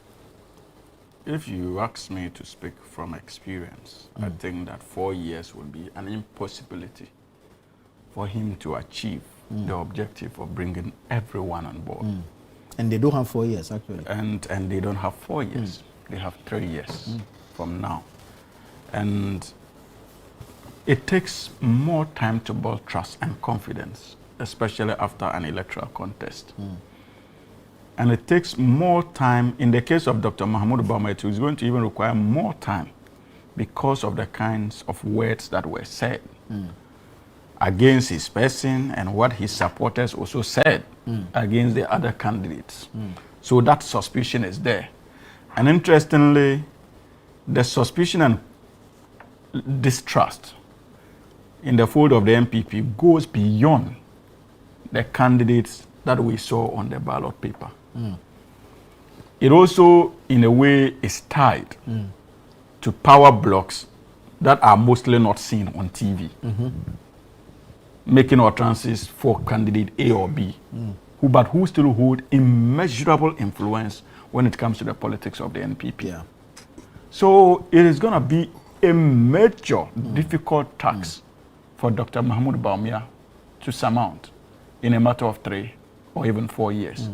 But like our statement indicated, we still continue to wish them well, knowing that a strong opposition party adds more color to democratic accountability, which the NDC has always championed since 1992. And that's why even in our anthem, it is captured with pride that the NDC shall lead a stable democracy. From victory unto victory, we shall lead a stable democracy. Because we understand that the NDC alone as a political party will not serve the good people of this country, the kind of democracy that is required for the country to develop.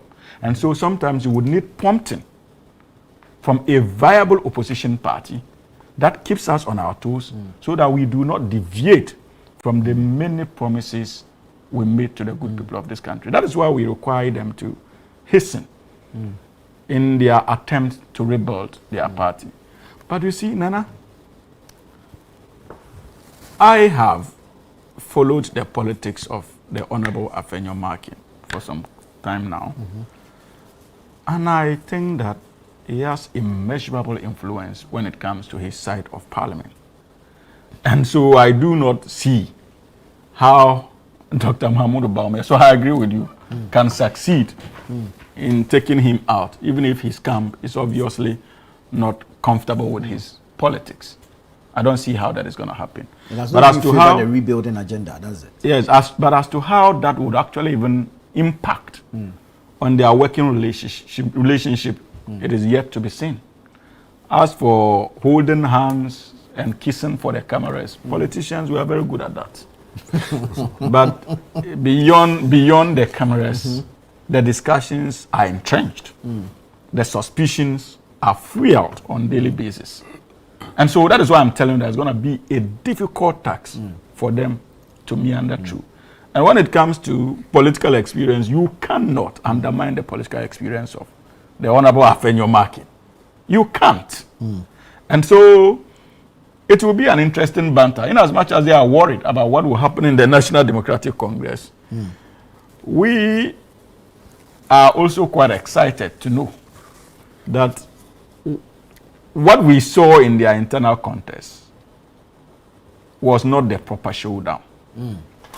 We must brace ourselves for the actual showdown because it is coming. Nana. Which is when? It is coming. You will begin seeing it. Give it a week or two from now. You begin seeing the actual showdown that is going to come. But interestingly, if you look at the National Democratic Congress, we have told you and will continue to tell you that we are nowhere near Congress to elect a flag bearer. But even the most credible poster in this country today, in the person of Musa Dankwa, has indicated through scientific data, reputable research, that any candidate the National Democratic Congress picks for the 2028 elections has a better chance of winning the presidency than Dr. Mahamudu Bawumia. That tells you something. We are building a government based on trust. We are building a government based on integrity. We are building a government that is responsive to the legitimate needs of the Ghanaian people.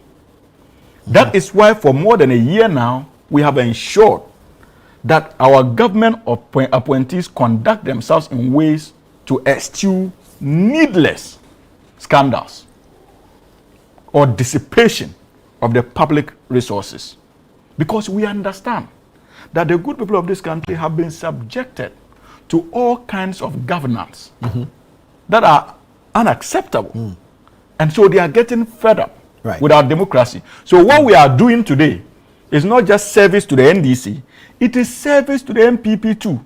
So that if Ghanaians begin to have confidence in our democracy, they will continue to allow the democratic space to function. Very well. But if we are to go the way they went in the last 8 years, the 8 years that they were in power, be rest assured that, my brother, Ghanaians would come together to chase both political parties out of power. So we are ready. We wish you well.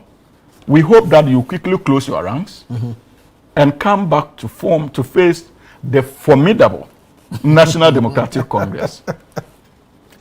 That is why we are not a party, we are a Congress. And this time around, we are more prepared for you. Brother Hamza, thank you. Engineer, your own observation of the MPP's primaries and then going forward, what style of leadership would you want to see in Dr. Mahamudu Bawumia? Let me begin on a general note that I am more disturbed by the deterioration in our politics, generally, across all the political parties. Because engineer, just quickly, under a minute, if I can get that. Because of what he said, that is where are we going? I'm just going to remind him that I was also even shocked when my brother, the Honorable, said that, oh, for them, their politics has started. There's an electoral calendar. Your job now is not politics. Your job is governance, to assist the ruling government in parliament, govern, not politics. And so because you have elected a flag bearer, you think that your politics has started. An agenda for that kind of mentality is scary. Is it? Very well, very well. Very well. Thank you. Scary. Thank you. Engineer, please carry on. So for me, there is... wants to invite you. Oh my. Please don't accept. There is a gradual deterioration in our politics across board that is not good for the country. One, if you look at all our political parties, within themselves, apart from an election year, where they quickly sit down and produce a manifesto. That's true. When have they really sat down at a Congress to discuss their own ideology in terms of a party, where we stand as a party, what kind of society we want to build? Right. So that beyond that, they can then say, look, this is what we believe in. Like the NDC, and the NDC say we are social democrats. When have they ever gone to a Congress to discuss the ideology, social democracy? When has the MPP discussed property owning democracy and what it means? Instituted a school. You see, so for me, that is the level of deterioration that gets into government. Because there is no intellectual depth into what we are seeking to do. So the politics degenerates into personalities. Okay. Because there's nothing binding us. There's no idea. There's nothing intellectually binding us. All that comes out now is about personalities. Because seriously, if the parties were doing that intellectual work, when it comes to issues of electing who leads them, it becomes who truly represents the party's position. Exactly. Yeah. Who best represents the party's position? Who can speak to those issues? Who can ensure that those things get administered when we get into government? So what you see is not a debate about what the party represents, but what I represent and what I can give you if I get into the office.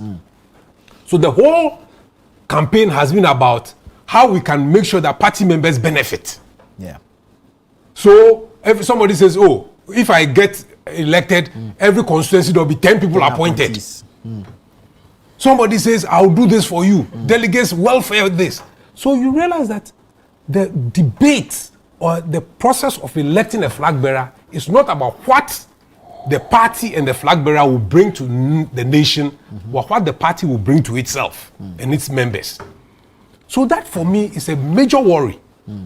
And it's not just about the MPP, the NDC, but it's about all the smaller parties. Right. There is no intellectual debt. And that is what we should all our citizens be worried about. So the campaign therefore deteriorates into insults. And therefore there's personal attacks. When we should be arguing issues about policy, what the party represents, what the party can do for this country, and why you represent that interest better than the other candidate. It's lost. And so I think that as Ghanaians, we should all be worried about this trend. We should begin to question our political parties dispassionately. But all of us have become connection men. Who do I know? If this party wins, I know this person, so I'll benefit. And that has become the trait of all of us. And that is why the country is going nowhere. For instance, there's a certain document that I looked at.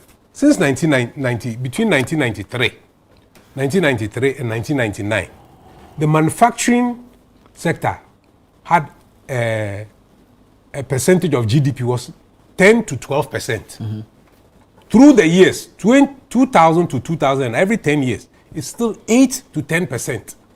2010 to 2019, 8 to 11%. 2020 to 24, 9 to 11%. Hasn't changed much. So the politics that we are running is having very little impact on the country's growth. There's no continuity in anything that we do as a people. One government, because there's very little in-depth thinking. So this party comes, within 4 years, let's do this, let's procure this, let's do this, let's do this. Another government comes, let's do this. Reverse.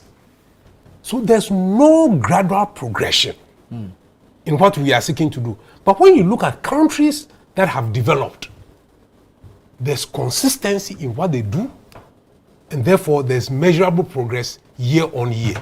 State institutions are collapsing in front of us. Look at the police service today. A sham. Let's be honest with ourselves. The previous IGP tried to restore some level of order. What are we seeing today? Complete disorder. Complete. So our state, the reflection of deterioration, it reflects in our state institutions. Very well. Nothing is, we are not making, so for me, that is a worry that we must hold our political parties to. Very well. Just to assure my brother, I think he has made a very valid a point in terms of what he sees as more internally centered approach to our politics than nationalistic. You know, because at that point you are dealing with delegates and you want them to engage you and for you to also assure them of your commitment to secure their well-being and welfare. You want to speak issues that would engage them directly. So at delegate level,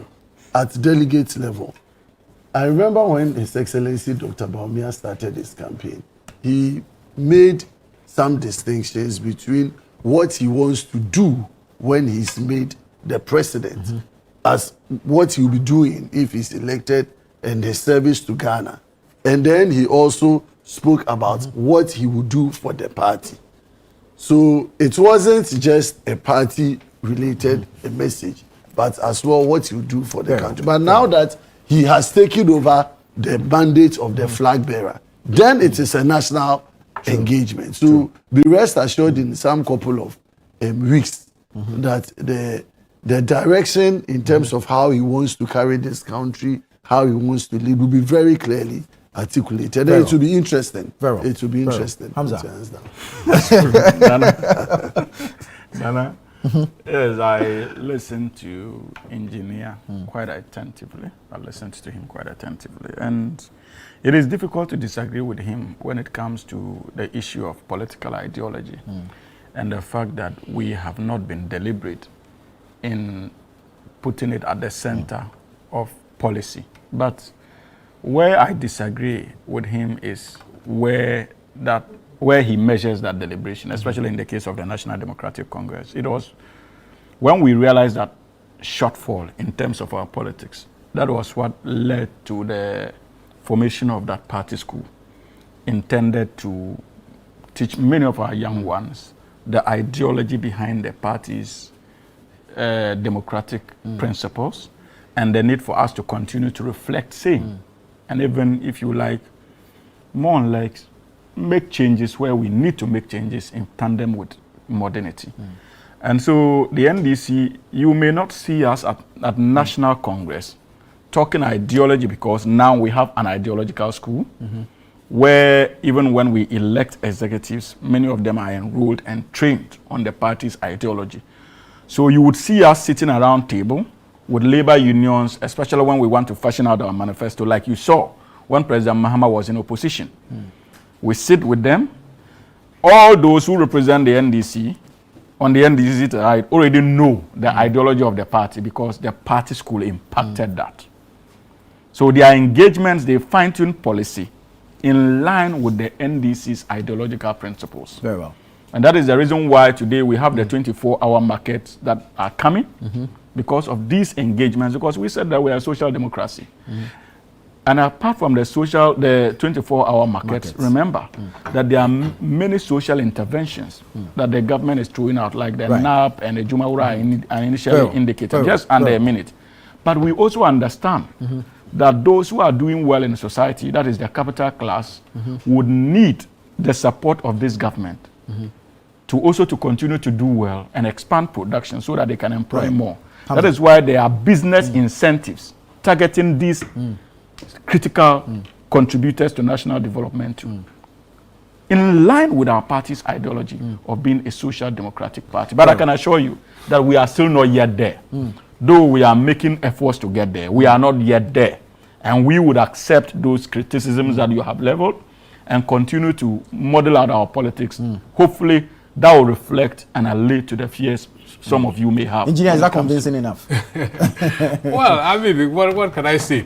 At least he says they are making the effort. But you see, my friend, the name again? Buama rightly said, yes, you want to do a politics, but you begin internally. But you see, it leads to the issue of patronage. That is the problem. Because now that he has been elected, the promises you made to the party members is not forgotten. True. And they are supposed to help you in campaign. And the whole issue is patronage. True. Give me this. I mean, if you listen to the interviews, I haven't gotten the money yet, so I'm not going to vote. I mean, these are the worrying things. Yeah. And it cuts across all the political parties. It's not just the NPP, it cuts across all the political parties. So the members that you are seeking to lead, what you have told them is that it is about what I will give you. Yeah. So when I win, now that he has won, the people are expecting more money. It is not about what policies you are going to put in place. So when you start talking about policies, producing a document, they are listening and say, Master, he can't win. that is the bottom line. And that for me is worrying. That is why the internal process must not even begin on that note. Very well, very well, very well. Unfortunately, our time is up. I was looking to have us go into President Mahama's order for a probe into some alleged scholarship bribes. But unfortunately, our time is up. You'd have to forgive me. Maybe some other time we'll have a conversation around that. There's a final message here from Swala in La Paz, who says the NPP is likely to capture power in 2028 with unity of purpose and tenacity. The way the unity wind is brewing in the party after the presidential primaries has been fantastic. Very unlikely. Okay, there's a birthday message. Happy birthday to you, Nora, a truly virtuous woman. My prayer for you is that you continue to grow in the knowledge of him and find favor in the sight of both God and man. May you move from strength to strength and grace to grace, anchored by his love and lifted by his hand. Happy birthday, Nora. But thank you, gentlemen. Engineer Kosi Dede, Hamza Suhini, and Isaac Buama Nyakon Honorable. Thank you so much. This has been the news review segment here on Breakfast Daily. Please don't go away. The show continues after this.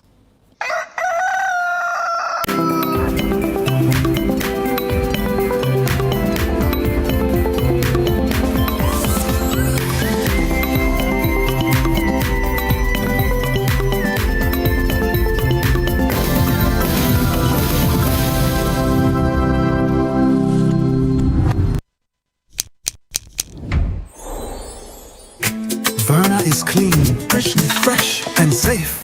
I'm holding my Verna bottle. No plastic seal, no worries. Open and hear the sound like click, click. That sound means it's fresh, no trick. No plastic seal, but it's still pure. Cool cool and clean, you can be sure Verna leads the brighter way. What takes my doubt away? If it clicks, it's Verna. If it clicks, it's clean. Sip it, feel the difference. Verna water, pure and green. Click, open, sip. Click, open, sip. Chalet Verna, no stress, just sip.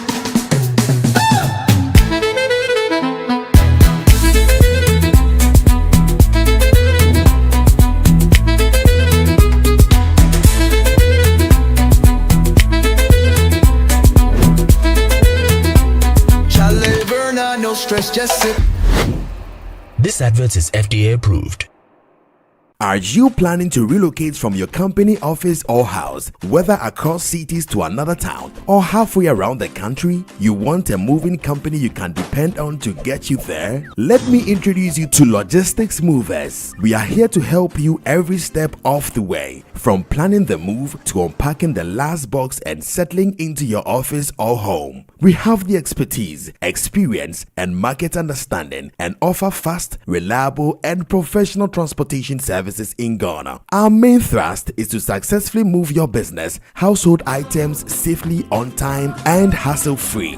You can call us on 0246 833 539 or 0244 342 465. You can also send us an email to info@logisticsmovers.com or check our website www.logisticsmovers.com. Why expose your company or household items to theft or damages when you are relocating if it's avoidable? Logistics Movers, we help you relocate. Watching DSTV means getting the TV you love, but staying connected means getting something extra. Stunning. Extra matches, extra dramas, the best local and the world's biggest. Extra laughter, music, movies, and extra vim. I love it. Just stay connected or reconnect and get upgraded to the next higher package at no extra cost. Charlie, we got you. Keep watching. Get more with DSTV. Life is a celebration of moments. Big and small. The sun is scorching, I'm feeling the heat. With Piva Drink, every moment becomes a refreshing celebration. From the beach to your home, in every corner of your world, Piva Drink at a burst of refreshment. Give me Piva cocktail and tangerine.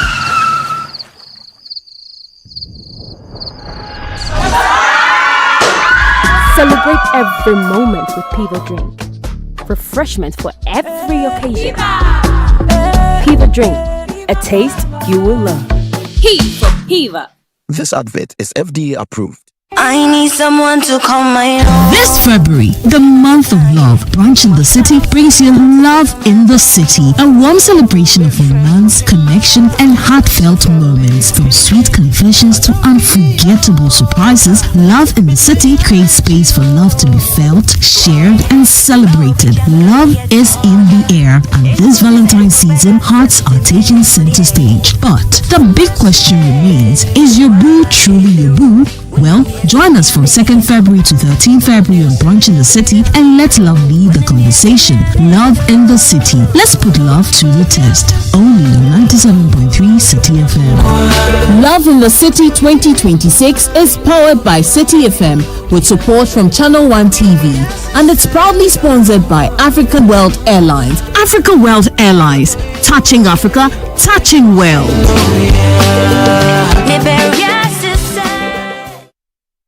Bestie, meet my lovely family. We can do that whilst I'm seated and eating. Let me pray on the food before we eat. He will be here for days, and I only find out at a family dinner on the day that he arrives. Morning, family.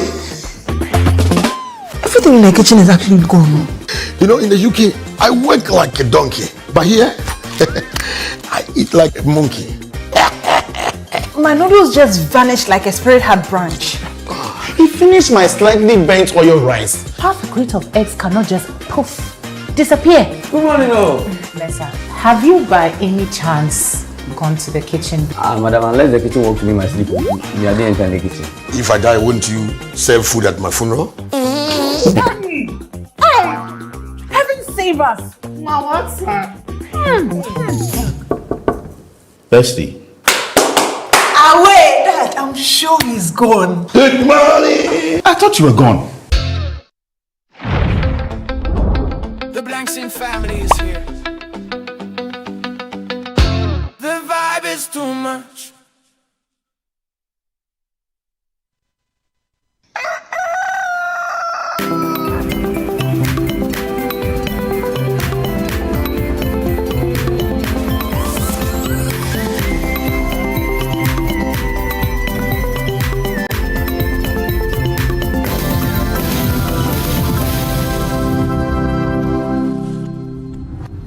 Yeah, welcome back. It's still Breakfast Daily right here on Channel 1 TV. And as you all know, Nana Tufo started up the show with some politics. And my name is Chris Carter. As you all know, it's Wednesday. And every Wednesday, we start up with some sanitation stories. So we're going straight into our communities with this story.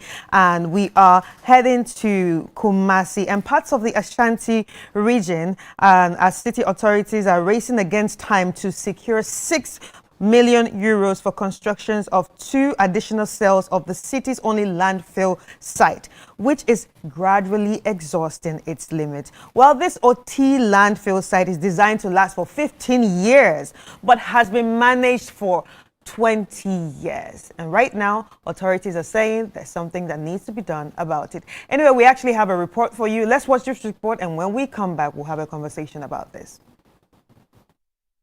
The OT landfill site, the destination for solid waste from communities in the Kumasi metropolis and parts of the Ashanti region, receive over 2,000 tons of waste. The landfill site is not only serving as a destination for waste, but also livelihoods for these tricycle waste collectors and scavengers. 30-year-old is Haku Yakubu, like many youth in the tricycle waste collection business, has been in this for the past 5 years.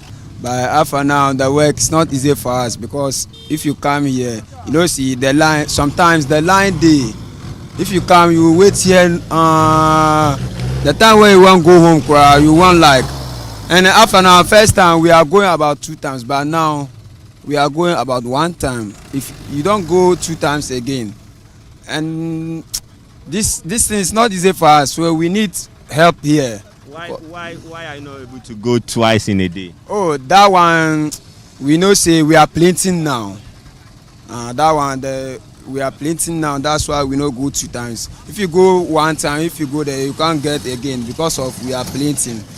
But it's not problem for that because everybody need something to chop. That one no problem. But for here we won't get that problem. Here we are planting, and then here too. Maybe the ballers is planting here. That's why we are not. If you come there, you will stop here. You won't like it because uploading, the delays. The delay it no be small. So if you go the side where you want load, you won't go far because if you go far, if you come here, you won't go home fast. So you want to do sharp and come. Kumasi Mayor Richard Ofori Ajiman Boedi recently warned that the city's only landfill site could reach full capacity within the next 16 months unless an urgent 6 million euros is secured to construct 2 additional landfill cells. He is concerned that failure to obtain the funding could leave the Ashanti regional capital without a designated waste disposal site, further worsening the already dire sanitation situation in the metropolis. It is instructive to also note that out of the whole country, Kumasi is the only place where we have an engineered landfill site.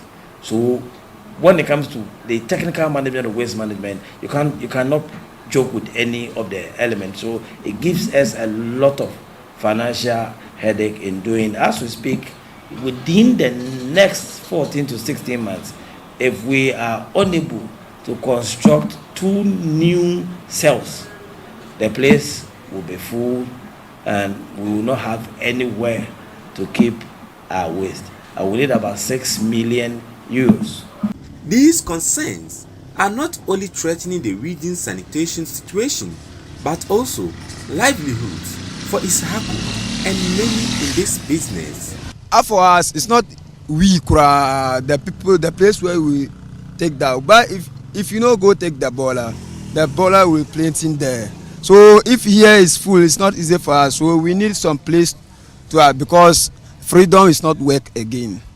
We are going to that one again, but that one is not work. Here, only here. So we need some space, because you see, Kumasi is too plating. We can't stop working this. If we stop working the baller, the Kumasi cry will spoil. So for now, we need place, because here is too small. About 600 members, mostly youth, belong to the Sanitation Tricycle Riders Association, as the leadership warned more youth will be pushed out of business if the facility shuts down. Yes, sir. But I say over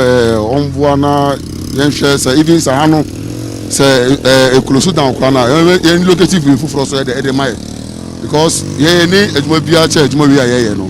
Because abobo yana na edumai and never sabi edumai good is here now.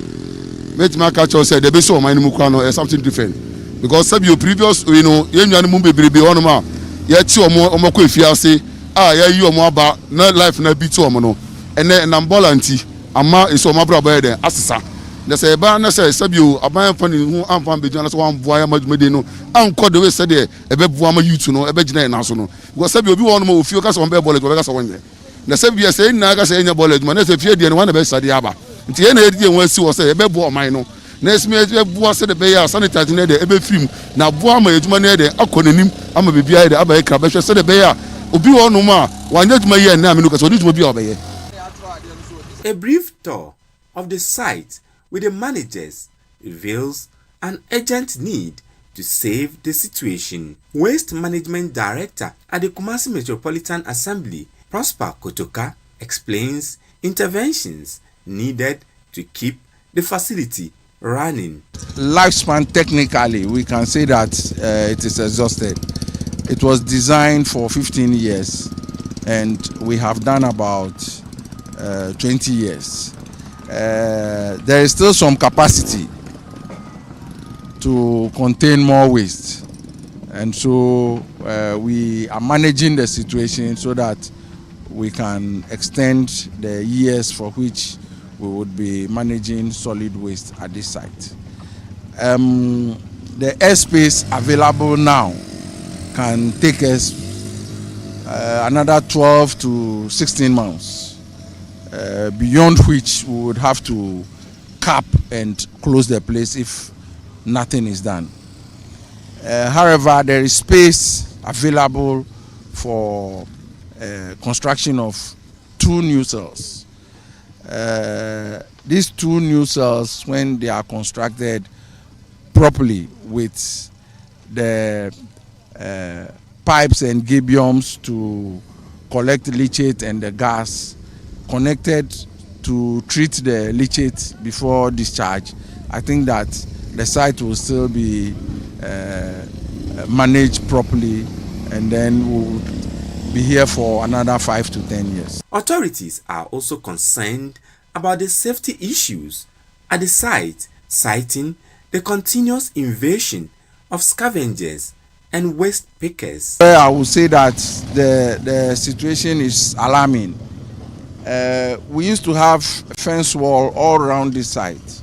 It has been cut all around. The mesh has been taken away. So now it's a free for all. Anybody at all can walk into the site.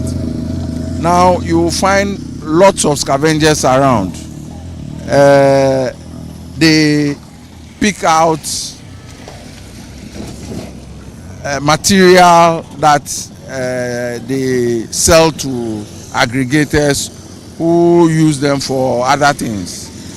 Even though they help to reduce the waste that is left here, their safety is a big issue. We have had companies, institutions, NGOs to more of educate them on how to protect themselves. And but if you watch carefully, the only protection you can find is the Wellington boots. Apart from that, the hand gloves and the nose masks, they are not interested in using that at all. It is an issue we continuously discuss with them. We hope that we'll get there. For now, city authorities are not only banking their hopes on the central government, but are also opening their doors to individuals and institutions to help save the situation. And that's it with the report. But we actually have the Waste Management Director, Mr. Prosper Kotoka, on the line. Let's have a chat with him, and he can actually expatiate on what's going on really and what the solution would be. Hi, Mr. Kotoka. Good morning. Good morning. You're welcome to the show. Thank you. So how critical is the situation at the OT landfill site? And also, how close are you to exhausting the capacity? Okay. Good morning to your listeners. Good morning, everybody. To start with, I would say that Kumasi generates about 2,000 kilograms, 2,000 tons of solid waste every day. And so a chunk of this is transported to the OT site. It receives about 1,000 tons of waste on a daily basis. This has been ongoing. The waste quantities have been increasing with time as the population increases. The facility was actually designed to take us 15 years. Presently, we've gone past the 15 years, but we have some space. The space left now, by the last count, we realized that we have about 200,000 meter cubes of space left to place waste. This, in terms of time, is taking us about 12 months. So maybe by December this year, if nothing is done, the site would be exhausted and we would need to be doing coupling and leaving the site. All right, so like you said earlier, and the report also indicated that this site is actually designed to last for 15 years, but you have pushed to 20. What factors led you to, push to using it for 20 years? Okay. Managing the site involves compaction of waste, doing proper covering, and also removing recyclable materials from the bulk waste that arrives. So these three factors combined is what has made us work till now. All right, but you are talking about 6 million euros too. Why 6 million? Why not something lower? Why 6 million exactly? We are looking at construction of 2 new cells. There is space available for the construction of these 2 new cells, and that could take us about 5 to 10 years, as I mentioned earlier. The construction of the cell involves doing some earthwork, as in excavation. Then we need to ensure that leachate does not seep into the groundwater. We have to ensure that the groundwater is safe for use. And so we'll be using artificial materials like a geotextile and a geomembrane to ensure that the base of our excavation is impermeable. Then we need to put in perforated pipes to collect the leachate from the waste and then direct all this into the anaerobic ponds for treatment. We need to also put in gravel over the perforated pipes to protect the pipes, and also put in gas collection chambers we call gabions to collect the gas as the waste is placed. And so this is what is giving us, making us arrive at that cost. Okay, so what happens? Can you paint a picture of what will happen if this money is not secured by next year? What would happen is that the site would have to be closed down. Because once the existing cell, we refer to that particular cell as cell 8, because it's the 8th one we're using now. The space available is what I mentioned. And so once that space is exhausted by December, the site must be closed down. We'll have nowhere to dump the waste on that site. Right. But are there any other places to actually dump waste if you do not use that site again? There is a site close by, located at Adeja specifically. That is not just a landfill. It is called the Kumasi Compost and Recycling Plant. So we call it KCAP. Right. And that site also receives solid waste. Okay, so yeah, so would you call that site a contingency plan to manage the waste if this site is closed? I would rather say that for now it is complementary. The two sites are running at the same time. Yeah. And so, yeah, if one closes down, there will be a lot of pressure on the other. Now, how does that pressure translate to affecting public health? What are the public health implications that we will be seeing if any of such happens?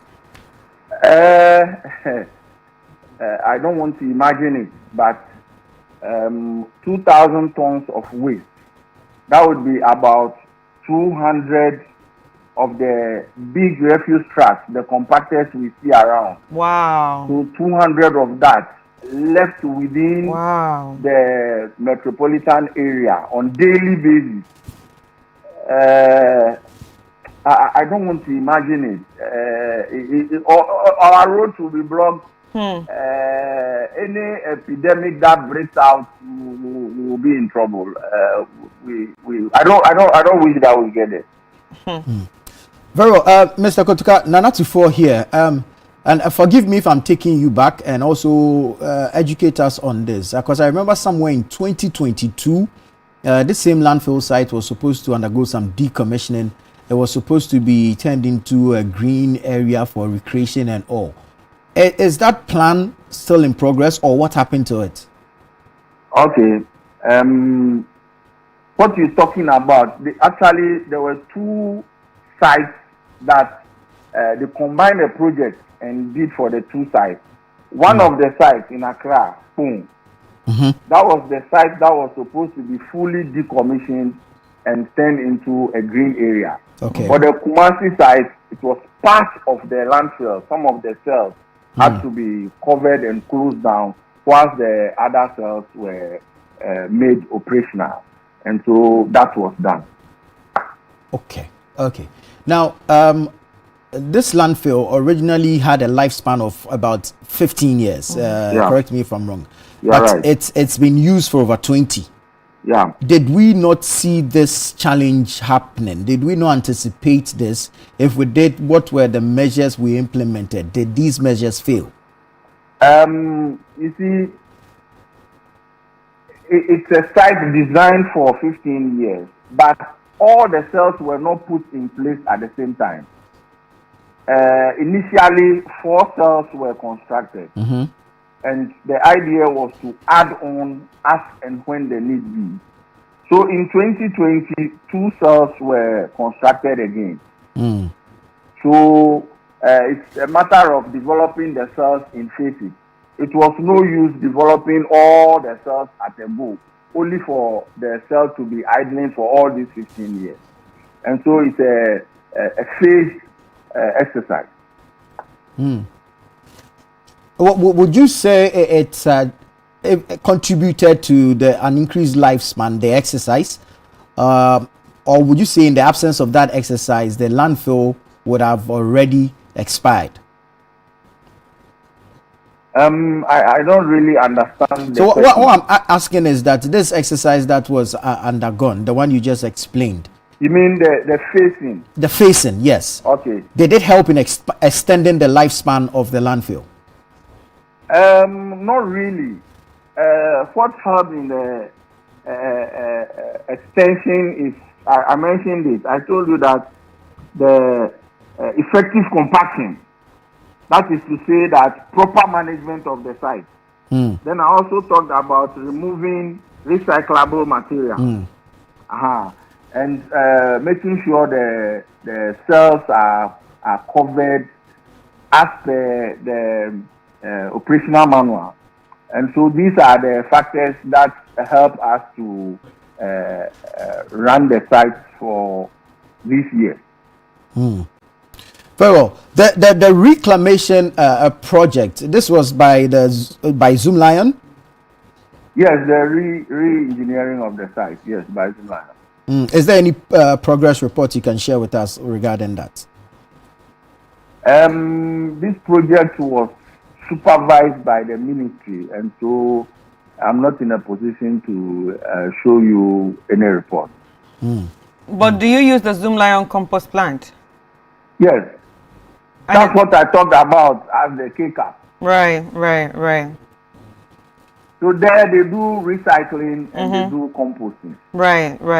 All right. So what role does government actually have to play in resolving such crises? Government is our, how will I put it? If government says today that they are commissioning somebody to construct the 2 cells for the greater Kumasi area, all that problem will be solved. So, role of government can solve every problem. All right. Anyway, talking about, other people joining or say private sector or donor partnership, have you been pursuing anyone? Nobody. No, I shouldn't say nobody. For example, the KCAP belongs to an individual, and they developed the site, and it is helping the whole Kumasi. And so, any individual at all can come in and give us the necessary assistance.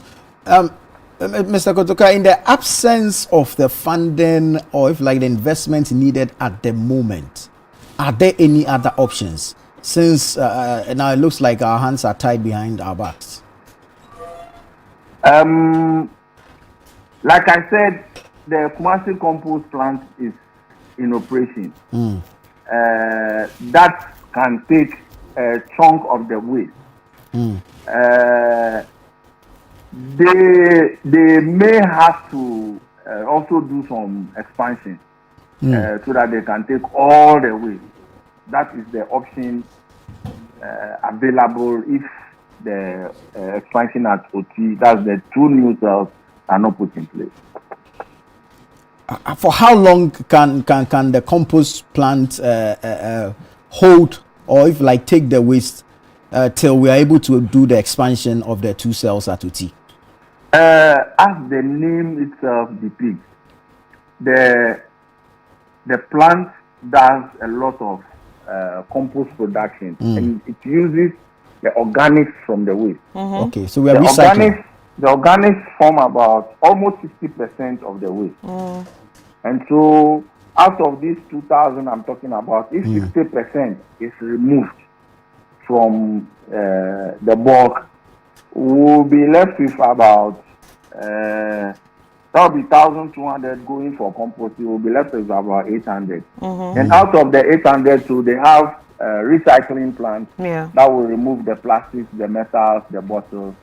And so what will be left to be landfilled would be a small percentage.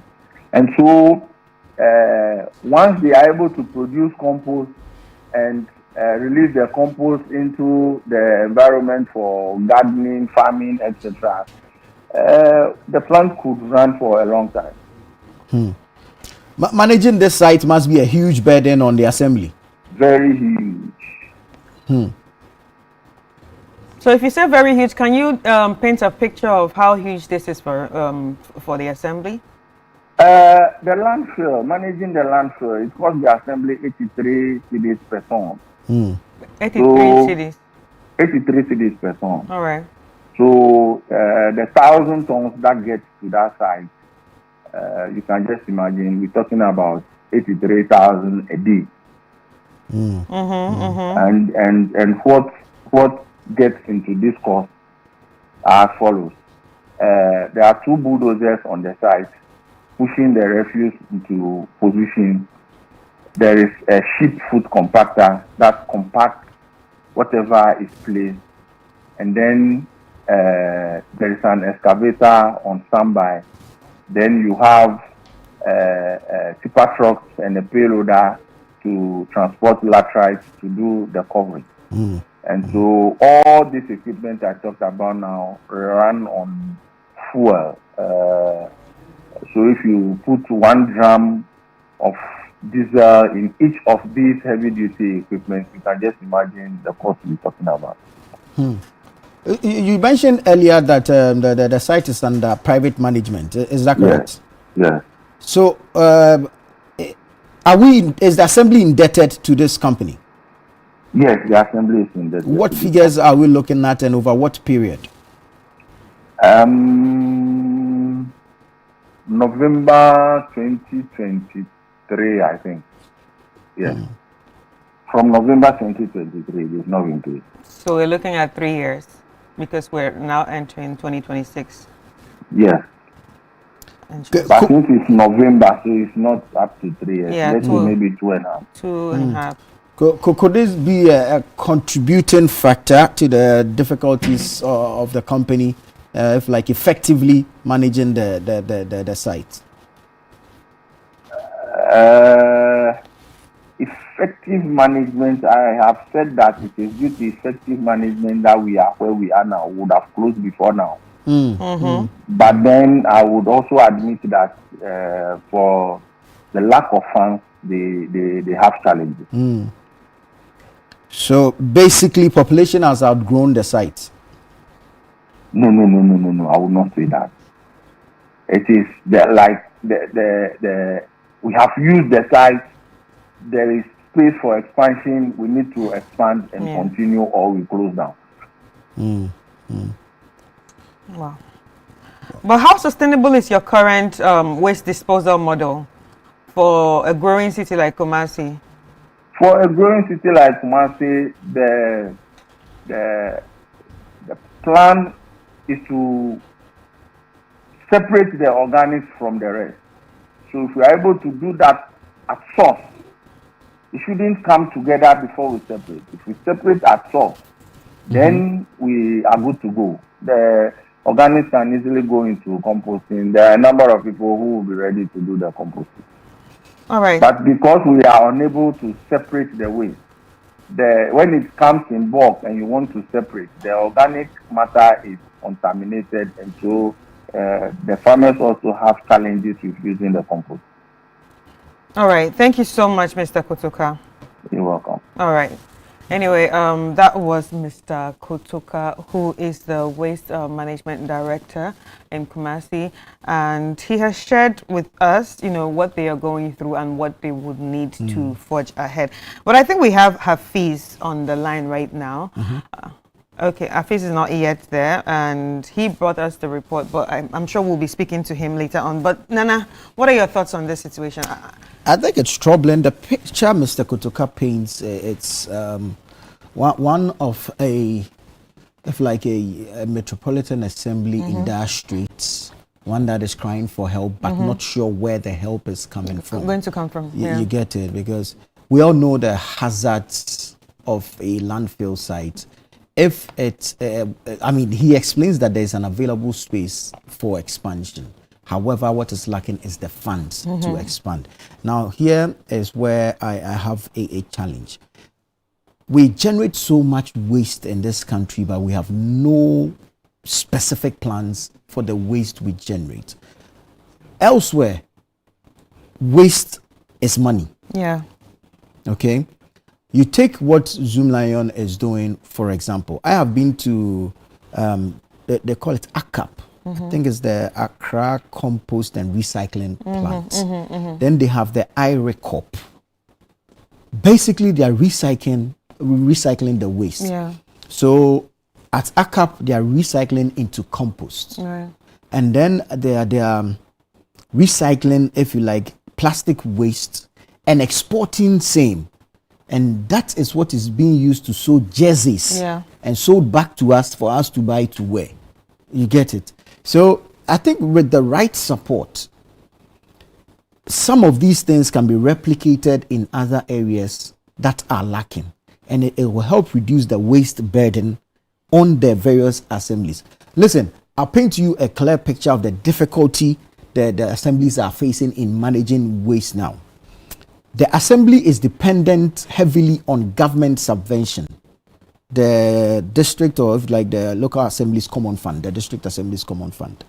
If there's a delay in the disbursement of this allocation to the assemblies, what do you think will happen? The assembly needs to contract private companies to manage the waste in the assembly, but the money to fund it has delayed. That's why I asked Mr. Kotoka if they owed the private company that is managing the site. However, the debt here might not necessarily be the problem, because clearly there's a need for expansion. But it goes back to the same thing as funding. You get it? If an assembly doesn't have money to fund its waste management, clearly there will be sanitation challenges in that particular assembly. And that is the reality they are facing now. They are waiting for the subvention or the allocations from the district assembly's common fund. If that disbursement delays, clearly the assembly does not have enough IGF. Because of course sanitation is not the only issue it is managing in the assembly. It's dealing with other issues. There's road construction, there's health, there's a lot of things happening at the same time. All of these things dependent on the same already strained resources of the assembly. So now the assembly will have to sit back and prioritize. Where should I pump how much to? So if we're not prioritizing sanitation, then that's where the challenge we're facing is. At this point, there's the need to raise the money from wherever urgently to embark on this expansion. Else, I don't know what Kumasi will look like in the next few months. I can imagine. We have Dr. Peter Kwe Dagadu, who's the managing director at Waste Landfills Company Limited. Hello, Mr. Dagadu. Hello, Doc. Hello, good morning. Good morning. You're welcome to the show. Good morning. All right. So please, can you reduce your volume so we can communicate clearly? Okay. Can you hear me now? Yes, I can hear you now. Can you also hear me now? Yes, I can hear you. All right, so let's get straight to the conversation. I'm sure you already know what this conversation is about, but first I want to ask you, without the 6 million euros, is there any other way that this can be managed? Well, thank you very much, and good morning to your cherished viewers and listeners. The history of the Oti landfill site has been quite interesting. The extent of the site actually came about because of support from foreign partners, foreign donors, and subsequent expansions of the site, self-development and so on and so forth, has all been through financial support from multilateral partners. So already there's a challenge because locally, the assembly for KMA hasn't got the muscle or that fiscal space or that fiscal space for capital investment, and that is what we are seeing on the ground as we speak now. So it's clearly an issue of capital investment, and the assembly hasn't got that fiscal latitude to do that as we speak. So from your professional assessment, how critical is this current situation? Well, waste management, because of urbanization, rapid urbanization, and how the city of Kumasi or the greater Kumasi environment keeps on expanding, there's a need to match that urbanization with adequate waste management capacity to absorb waste treatment, collection, and disposal capacity to match these trends. So if we do not have that same investment, similar investment in waste management capacity, disposal capacity, then we would continue to experienced some of these challenges, not only in Kumasi but across the country, unfortunately. All right, so the landfill was actually designed to be used for 15 years, but they operated it for over 20 years. Do you think that was a mistake? No, it wasn't a mistake. Right. I think the earlier presenter, Mr. Kotuka, indicated that there is enough room for expansion at the site. They have land for expansion. So the facility, enough land was acquired for this particular project. However, there's no funding for development of new landfill cells, and that is the challenge that they are facing now. Talking to the other director, he talked about exhausting its limit. The term exhausting its limits, can you describe it technically to us and what this actually means? You see, modern waste management requires that you attenuate the waste and then treat it and dispose of it safely, so it doesn't harm the environment as well as people and workers who work at the landfill. So the landfill is contained within landfill cells that are lined with mostly synthetic materials as well as clay to ensure that there's no contamination of groundwater. So it's essentially a space that has been engineered to safely contain waste. Yeah. Space is not infinite. It's located, it's within a confined space. So if we continue to fill that space and then we utilize a space that is required, then you would have to design and develop another cell to contain the extra waste that will come in. And that is the challenge that they are having as we speak now. There's land available, but the land has to be excavated, lined with the right materials according to specifications, and then can start receiving waste. Unfortunately, they don't have all the cells are full, are exhausted, and that is the concern that they are raising. But how urgent is this construction of the 2 additional landfill sites? Yes, cells. Cells, sorry. Yes, in order to continue using the facility and not to harm the environment, not to contaminate groundwater, not to create other forms of public health issues, you need to construct these cells, and it takes time, and it requires a lot of capital investment. You have to, it has to go through a procurement process, and then you identify a contractor who will come on site with all kinds of equipment. It's just like a road construction activity. It's purely earthworks. You have to excavate, line the cells, procure these materials. Most of these materials are not even done locally. You have to import them and line the cells, and then develop these landfills. It takes a minimum of 120 to 150 days to get these things done. So it's quite time consuming and very capital intensive. Wow. Yeah. Doc, just a quick one from me. In 2004, thereabouts, when this landfill site was opened, it stood alone. But currently, it looks like there's been development around it. People have been allowed to build around it. People actually live close to it. So what's the real danger here if we're unable to expand? Well, there are 2 different issues. As Mr. Kotuka indicated, the Waste Management Director, the site was identified, went through a process to identify it as for the development of a sanitary engineered site. So it's located in an area that when it was identified in 2004 was deemed as safe because it went through all the processes, the protocols for siting of waste disposal sites. But unfortunately, the city of Kumasi has expanded, so development has caught up with the facility. But the facility is fenced, so there's there's good access control, so people cannot encroach. The issue is that they have extra land that needs to be developed to take care of incoming waste. That is the point. People who have moved close to the landfill are still outside the footprint of the landfill. But of course, if the landfill is not managed adequately or there's poor management of the site, then of course there'll be a spillover to nearby settlements. And there has been situations where this have happened in terms of landfill fires and the spilling of leachate into nearby streams and so on and so forth. Wow. Very well, Doc. Thank you so much. Thank you so much for speaking to us. We're grateful that you always come through whenever we call you. Dr. Dagadu there, speaking to us regarding this OT landfill site matter. It's located somewhere around Dumpoase. It's in the Ashanti region. It serves Kumasi and its environs.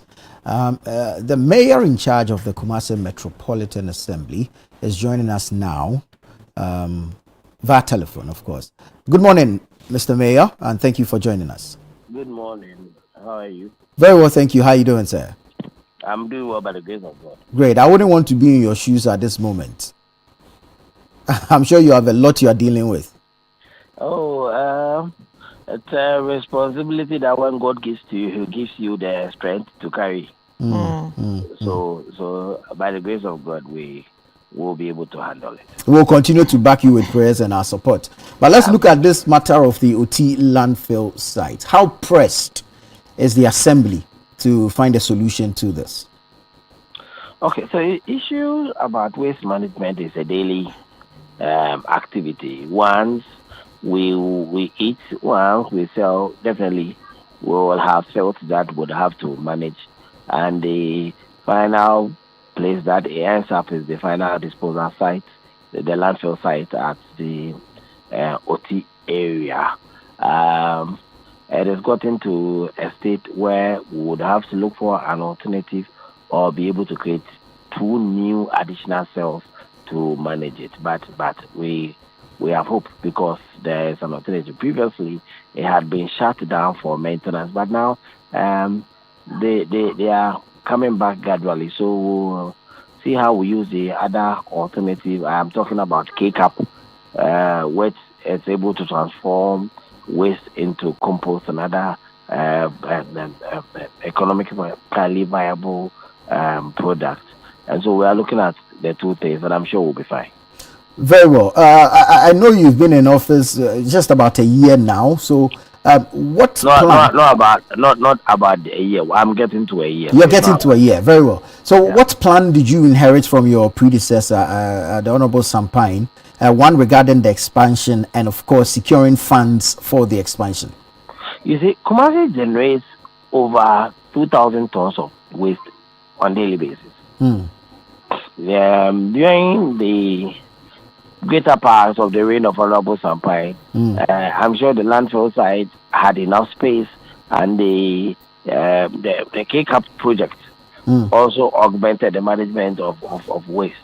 And so it would not be out of place if he didn't prepare any plan for the future. Because ideally, if the K-Cap project is working at optimum level, it's supposed to manage about 3,000 tons of waste on a daily basis, and we generate about 2,000 and a little over 2,000. And so once we have K-Cap operating at full capacity, I think we should be okay. We were alarmed because K-Cap was not operating because they had some 7,000 hour maintenance that they were doing. So our only choice was with the landfill site. But now they are done with the maintenance, and so we'll see how we'll be able to split the number of tons that are generated on a daily basis within the Greater Kumasi enclave to K-Cap and to the final disposal sites, whilst we look at how we can have a comprehensive plan going forward on how to deal with our waste. In the interim, do we have any temporary solutions or suggestions for this? That's what I'm saying. That now that K-Cap is back, yes, you understand, and he has the capacity to manage 3,000 tons of waste. All that we will pray for is that the facility would operate at full strength, at full capacity. In that case, the tonnage that we created a day would even be below the capacity of K-Cap. So all that we are praying for is for K-Cap to fully function, so that it would be a good alternative for waste management by way of the final disposal site, so that we can see how best we can look for funds to also be able to create additional cells at the OT landfill site. Are you able to paint us a picture of the waste management situation in the metropolis as it stands? How are we doing? Have we contracted private people to handle the carting of refuse from various locations to the sites? Just give us an idea of how waste management is. The final disposal site, which KMA manages, takes care of the activities of about 7 assemblies. Okay. Who are all within the Greater Kumasi Enclave. And in this case, I'm talking about Ebokwa and Tano, so which are in the Achimango South Municipal Assembly, the Kwadasu Municipal Assembly, Swami Municipal Assembly, Tafu Municipal Assembly, Asoka Municipal Assembly, and then Oferiko Municipal Assembly, and then Askwai Mampo Municipal Assembly, who come to add up to what the Kumasi Metropolitan Assembly generates. I do not know the arrangements in the assemblies that I have mentioned on how they cut refuse to the final disposal. I don't know of any arrangement, but at the end of the day, the volume of waste that are generated then becomes our headache to manage as an assembly.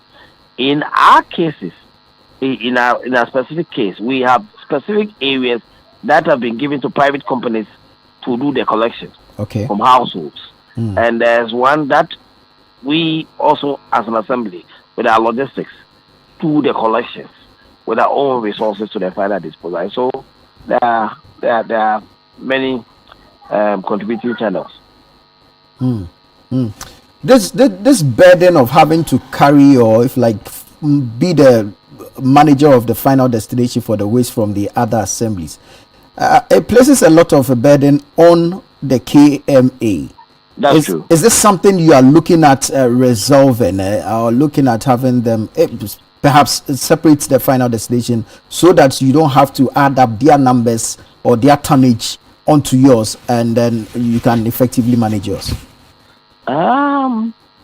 If we have the capacity by way of space to take care of what comes out of the Greater Kumasi Enclave, I don't think we would have to ask individual assemblies to go and look for landfill sites on their own. I mean, it's a responsibility that we should all carry together. What I would rather be advocating for, which I've started, is for us to share the financial burden of managing the facility. Because, I mean, if you're going to ask somebody from Oferiko Municipality to go and construct landfill site, you look at the whole of Oferiko Mayor, where would they have a landfill site located? You understand? Yes. If you are going to look at somewhere like Swami, yeah. Well, there's no way they can have a land to create a landfill site. True. In the Swami municipality. You understand? And we cannot say that they will not generate waste. I mean, the houses there, they will eat, and once they eat, we'll have refuse. You understand? They will do trading activities that will also create refuse. And then we have a responsibility as government to create spaces for these kinds of social services or municipal services.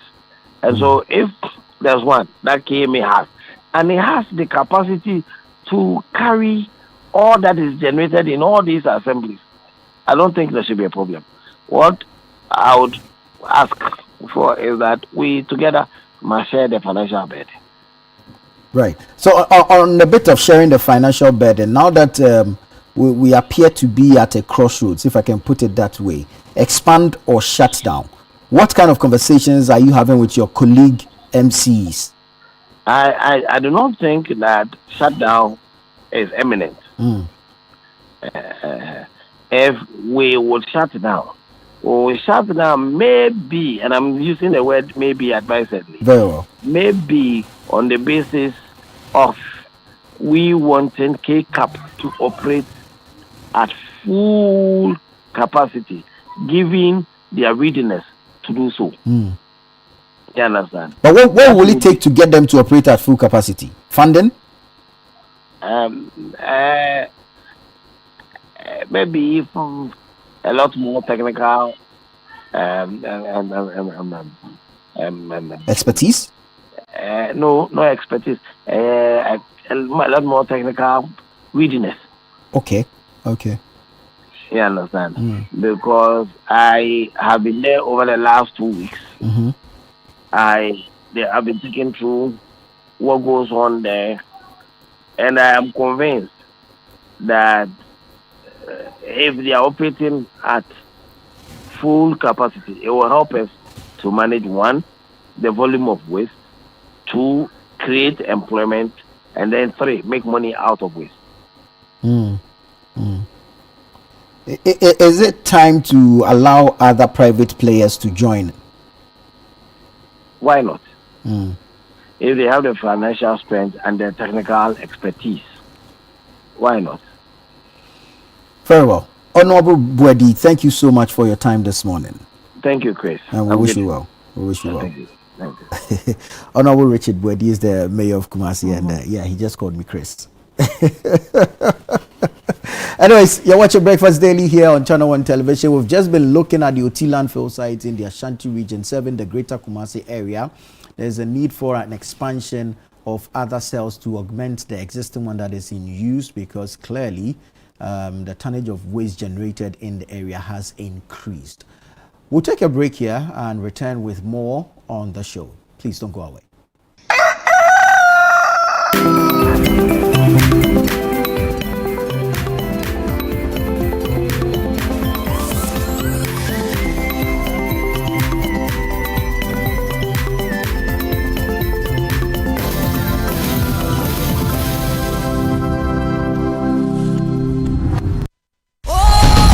On Friday, 6 February, join us at the Kempinski Hotel Gold Coast in Accra, Ghana for the 2026 Africa Prosperity Champions Awards and Presidential Gala Dinner under the patronage of His Excellency President John Dramani Mahama to celebrate exceptional achievements and inspire the next generation of leaders. The Africa Prosperity Champions Awards, the APCAs, recognize extraordinary changemakers driving Africa and global Africa's integration and transformation. Compiled largely from public nominations, managed by KPMG and overseen by a governing APCA Academy of Esteemed Leaders. This year, we honor champions across 10 prestigious categories. Woman of the Year, Young Entrepreneur of the Year, Africa Soft Power Champion, SME Champion of the Year, Excellence in Digital Innovation, Global African Leadership, Industrialist of the Year, Financial Leadership in SMEs, Green Africa Award, and Transformational Infrastructure Award. Be part of Africa's ambitious vision for Agenda 2063. For tickets, visit africaprosperitynetwork.com. Bestie, meet my lovely family. We can do that whilst I'm seated and eating. Let me pray on the food before we eat. He will be here for days, and I only find out at a family dinner on the day that he arrives. Morning, family. Everything in the kitchen is actually gone. You know, in the UK, I work like a donkey, but here, I eat like a monkey. My noodles just vanished like a spirit had branch. He finished my slightly burnt oil rice. Half a crate of eggs cannot just poof, disappear. Good morning, Lesa, have you by any chance gone to the kitchen? Madam, unless the kitchen wants to be my sleep, you are the enter the kitchen. If I die, won't you serve food at my funeral? Heaven save us. Now what's that? Bestie. Away, Dad. I'm sure he's gone. Good morning. I thought you were gone. The Blanksing family is here. The vibe is too much. I need someone to call my own. This February, the month of love, Brunch in the City brings you Love in the City, a warm celebration of romance, connection, and heartfelt moments. From sweet confessions to unforgettable surprises, Love in the City creates space for love to be felt, shared, and celebrated. Love is in the air, and this Valentine's season, hearts are taking center stage. But the big question remains, is your boo truly your boo? Well, join us from 2nd February to 13th February on Brunch in the City and let love lead the conversation. Love in the City. Let's put love to the test. Only on 97.3 City FM. Love in the City 2026 is powered by City FM with support from Channel 1 TV, and it's proudly sponsored by African World Airlines. Africa World Airlines. Touching Africa, touching well.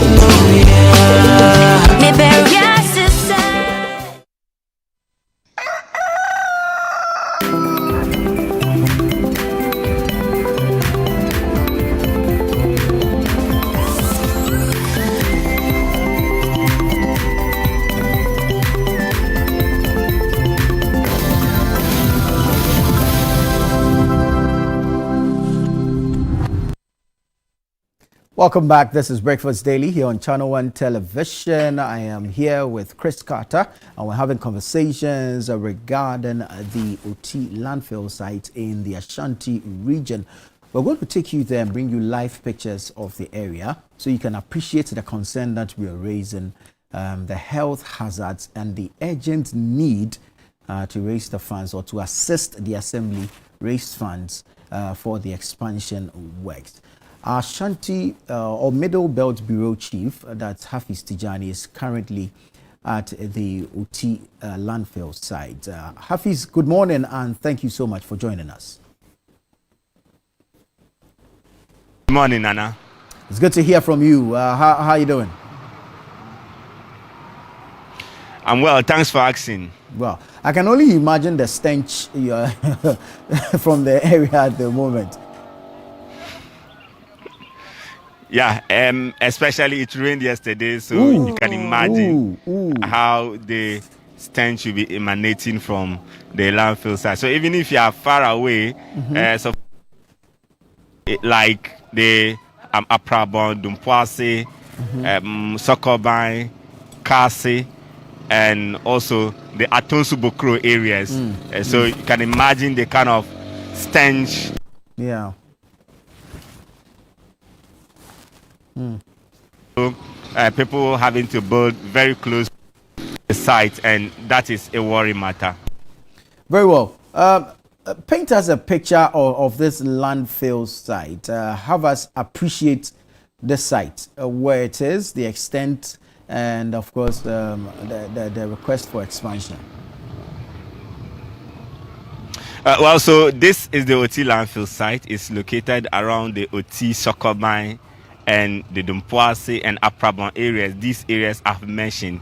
So this used to be under, or these areas used to be under the Kumasi Metropolitan Assembly until the Asukwa Municipal was carved out of the Kumasi Metropolitan Assembly and other municipalities and districts within the Ashanti region. So now you are having this site still here.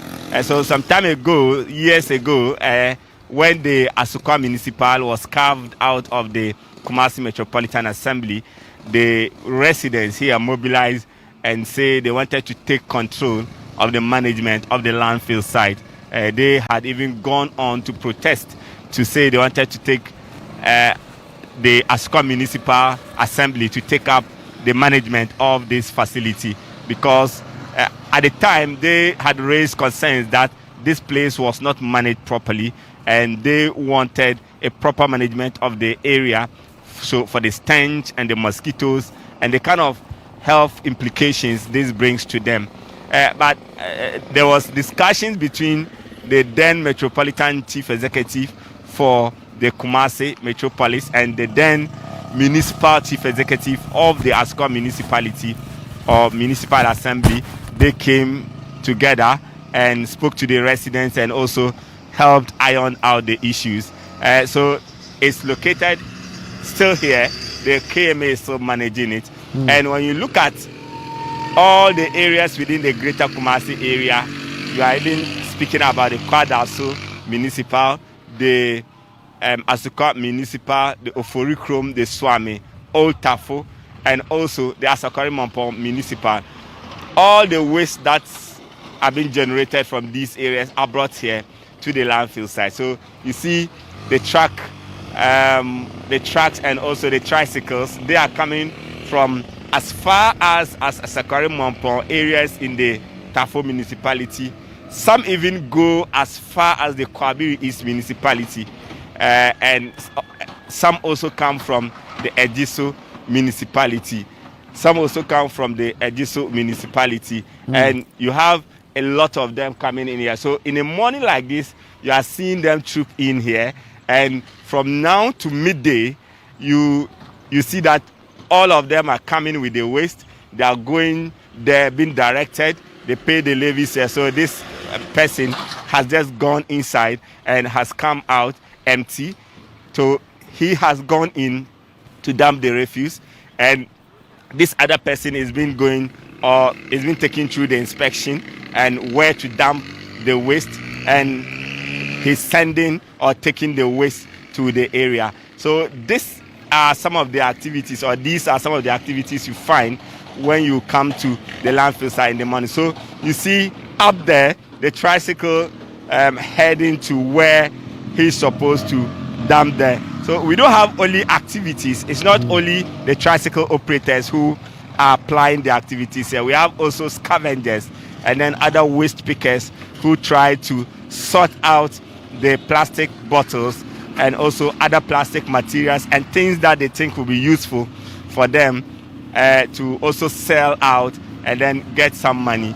So these are the activities you find here. They also come here on a daily basis. So the trucks keep coming, and most. So I spoke to most of them. They were concerned about the management. If the place is shut down, if the place is shut down, it means they are going to be out of business. You know, these are people who have relied on this particular job.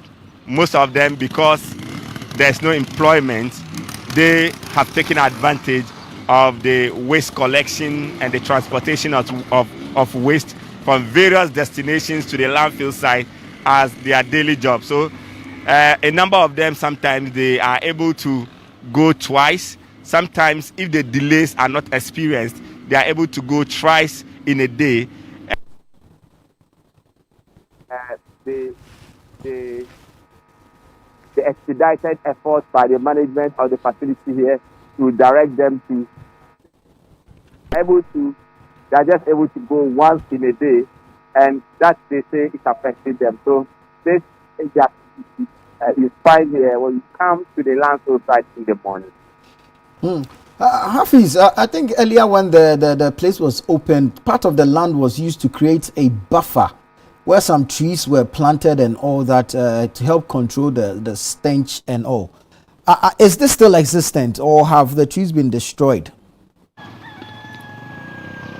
Well, some of the trees are there, but others are gone because of the rapid and. Like I told you, the landfill site was before a number of several buildings around very close to the landfill site were erected or were put up. Most of the buildings you see here are new buildings. They are new structures that have sprung up, and the concern for the management has been the kind of encroachment. People try to build very close to the landfill site, and they also tend out to complain about the kind of hazards they experience. So some of the trees are still there, others are still being planted. So like this area where the cells are going to be put up, some of the spaces, that's the space left for the management of the facility to go ahead and build the cells so that they can have more. But if you go to the other side of the landfill site behind me, you find out that the place that used to also be very active as the dumping site. That place, they don't dump there again, but the KMA has gone ahead to plant trees. So some of the trees are still there, if you ask. Very well. I'd like to know, is there any water body close to this landfill site? Yes, there's a water body close to this landfill site. So you remember when they used to dump the liquid waste here, there were concerns by people around that some of the trucks carrying the liquid waste, when they come, they don't properly discharge the liquid waste, and thereby it's going into the stream that is connecting communities like the Dumpoase and the Aprabon areas, and that is a concern for them. So when some of these concerns were raised, the management of the facility came in and the KMA came in to try and resolve this matter. But thankfully, years later, we saw the coming in of the K-Cap by the Jospon company, which has taken that component of the treatment of liquid waste. So when you come here, it's solely solid waste that have been brought here. All the liquid waste have been diverted to the K-Cap because they have the sewage and water treatment that will take care of the activity of liquid waste coming in. So now you don't find any truck with liquid waste coming here. All you find are trucks and also the tricycles who bring in the solid waste to this facility. Very well. So with the introduction of K-Cap, there's management of solid waste as well as liquid waste. Exactly. Right. They manage solid waste and liquid waste. And then you have the segregation that is being done there. Even this place, they do the segregation. So if you look behind me, you see that some sacks are all over. So these are plastic bottles that are picked or segregated from the solid waste that are being dumped here. So I asked the director of waste management to say if they are not introducing an initiative to maybe train these waste pickers or these waste collectors to segregate from source. He says they tried piloting some of these things, but the challenge is that when you are segregating the waste before it comes here, it has to be done from source. So the household should maybe plastic bottles, waste. So if the segregation is done at source, these households to take the waste and bring them here. So when they are bringing them here, the waste is already segregated. Here, creating the mess. So the segregation will be done from source. Then when they come, the waste pickers who are here, people who buy the plastic bottles, then they approach them, buy the bottles, then everything will work out. But he says that they tried piloting some of these programs or these initiatives for some time, but they saw that segregating the waste at source was a major problem. Very well. Hafiz, we would have to leave it here, but the final one, what is the nature of the access road leading to the dump site? Well, now it has been tarred. So from Kasi, the Guinness Junction area, for those who know Kumasi very well, to Sokobai, it was a nightmare for drivers and others who plied here. Even with these waste trucks, you know, we have a number of industries within this place, and then we have the Sokoban Wood Village also leading or using the same stretch. We have also the bulk oil storage. That's Bost. They have their depot here. So the trucks that cut the fuel and diesel and other petroleum products to Bost were competing with these trucks and other tricycles that were using this road that are using this road to the landfill site. And sometimes you find these sanitation trucks broken down in the middle of the road, and then it's been a challenge. So there have been several appeals, and we have also played a role in doing a number of stories to alert authorities on the dangers and also the need to reconstruct the road. So the road has been rehabilitated. For the road, there's no any issue with the road leading to this landfill site. Very well. Hafiz, thank you so much for bringing us those updates. Hafiz Tijani is our Middle Belt Bureau Chief, reporting there from the Oti landfill site in the Ashanti region, giving us the activities that happen there, from the dumping to the sorting to compacting, and of course the segregation, everything all in all, painting us an actual picture of the landfill site at Oti, and of course buttressing the point that there is a need for expansion, as has been espoused by all the stakeholders we've spoken to, from the Director of Waste Management at the KMA, the MD of Landfills Management Company, to the Mayor of Kumasi himself, and of course Hafiz topping it up. So clearly there is a need to prioritize sanitation, because until we recognize or place value on sanitation, there are so many other hazards that we might have to deal with. Listen, it has a tendency of impacting the economy. Yeah. It has a tendency of impacting our health. Even Even education. Yeah. You get it. Our food. Our environment. Yeah. So we need to prioritize sanitation as a people. And wherever we need to commit resources, we should be able to do same to help the assemblies, especially to improve on sanitation management within their various localities. And you talked about segregation of of waste at source. More important. And you think I think they shouldn't have given up. It's very important because as human beings, you need to, still echo, still voice out what you want people to do. It's just like taking us back to the pandemic, the era of the pandemic. It was voiced out that you need to wash your hands. It kept on ringing. So if it keeps on ringing, that you need to segregate this to help these people, arrange this properly for us to have like a better environment. I think people will get used to it. I think Zoom Lion used to do a lot of that. And there was a period that they were doing this. There was a bin program. I've forgotten the name of that. So you get to vantage points and you see that there are about 3 or 4 bins that there's a yellow, there's a red, and there's a green. Exactly. It tells you plastic waste, whatever. So you are able to know where to drop what. True. I think we should go back to that. And so if we separate from source, it makes it easier. Once you get to the landfill site, you know what is going where, what is recyclable, what is organic that can be turned into compost. Right.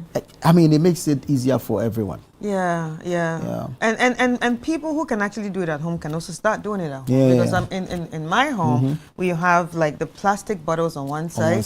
You have the glass bottles on one side, and the rest on one side. So I think it's very important that we actually help them to help us. I agree. Because at this point, I'm thinking about where they're going to get that 6 million euros.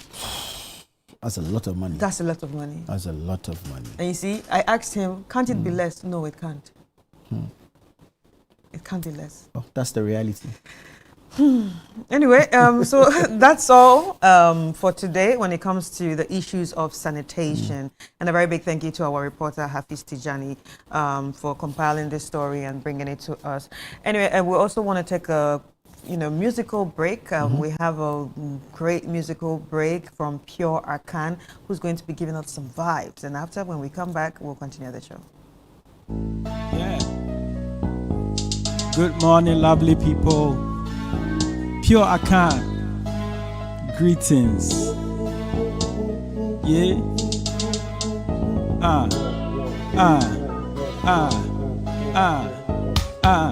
Senior many umiwi, wana jimeni, enye obi umiwi. Senior many umiwi, wana so many, enye obi umiwi. Yeah. Dadia messi sameo, dadia messi sameo, dadia messi sameo. Yeah. Dadia messi sameo. Dadia messi sameo, dadia messi sameo. With the funny say, be a made a move back on. Can't you penny nanny a camera strunko? Sambi, I'm afraid, Brissy, I'm a friend to be a rassy.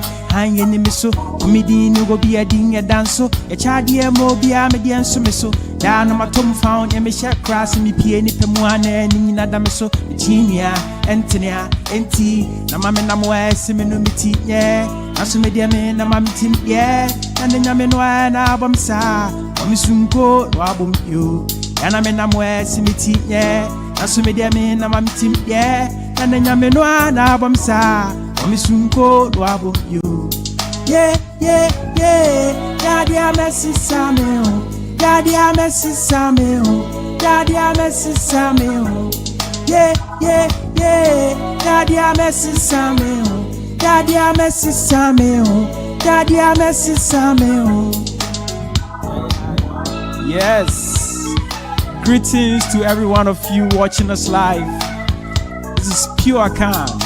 You're watching Channel 1 TV.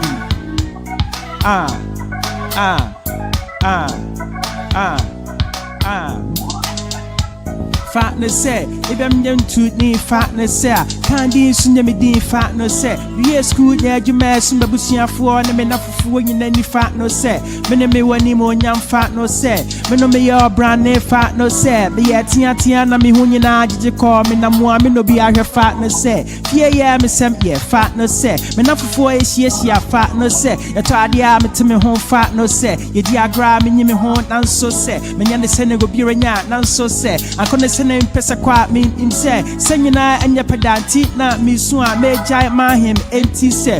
Be a con the crime for fry empty say. Or be a con the camp and quant me him say. Madame Huna be a man mentor me home me say Santa yeah.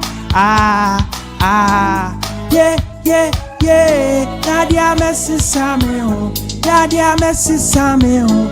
Daddy a messy Samuel. Yeah. Daddy a messy Samuel. Daddy a messy Samuel.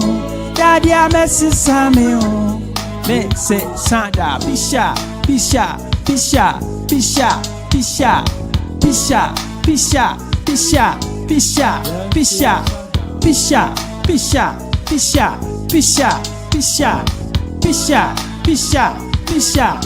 And you'll be kind of metiado. And you'll be kind of metiada. And you'll be kind of metiado, mintiado, eh. And you'll be kind of metiado. And you'll be kind of metiada. And you'll be kind of metiado, mintiado, do. Hey.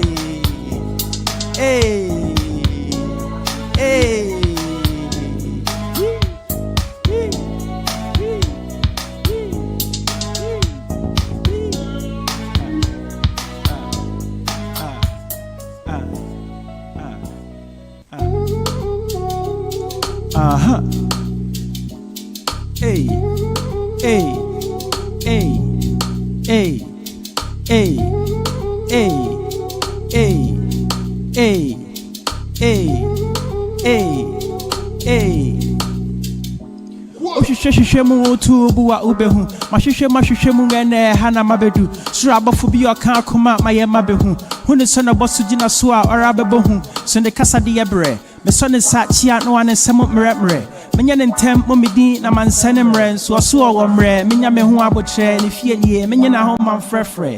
She shot, yeah, me too, man, yeah, man, what, yeah, they say, no, eat this year.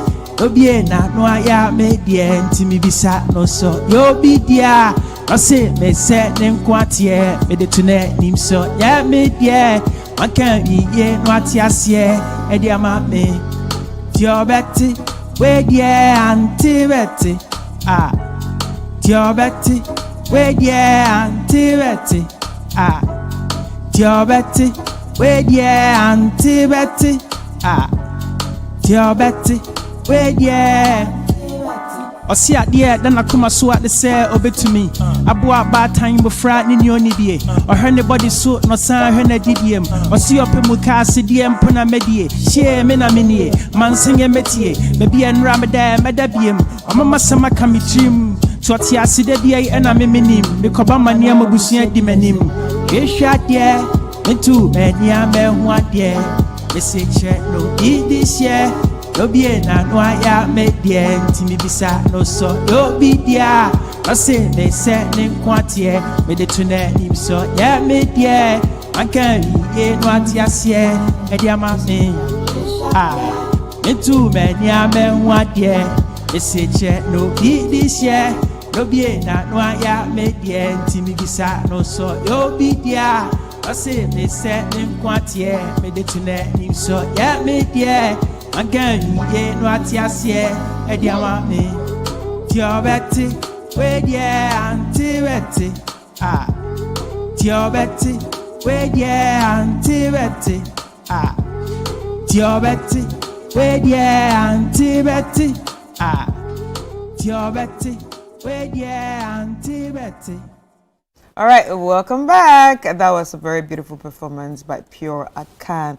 And now we're continuing the show with some reminders. We would like to remind you that the Channel One News app is still live. So do well to download it to stay tuned to all the informations and news items that we have for you. If you're a follower, if you're a lover, and if you're a fan of Channel One TV, this app is made for you because you get to access it anywhere you are in the world, as long as you have internet connection. So pick up your phone right now and head to the Google Play Store and then download the Channel One News app. And remember, it can either be on your phone or your tablet.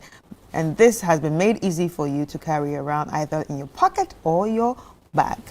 So while you're at it, while you're on your way to download the Channel One News app, stop by a local store near you and buy some made in Ghana rice, okay? We're pushing this campaign to help sustain the livelihoods of our local farmers, to help grow our local economy, to help make sure there's food on the table of a Ghanaian farmer who has committed themselves to toiling to ensure that the rest of us have food on our tables. And this food should be Ghanaian food, made in Ghana food. So we're asking that we eat what we grow what we eat Ghana, build Ghana. And we have some very, very interesting catchphrases for you.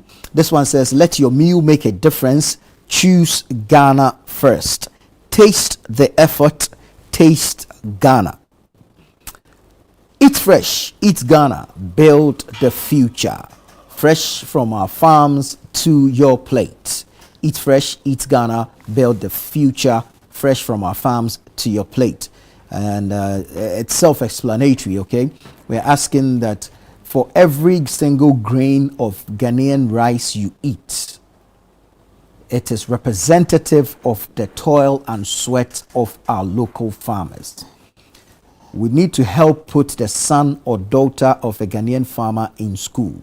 And we can only do that by eating what our local farmers produce for us.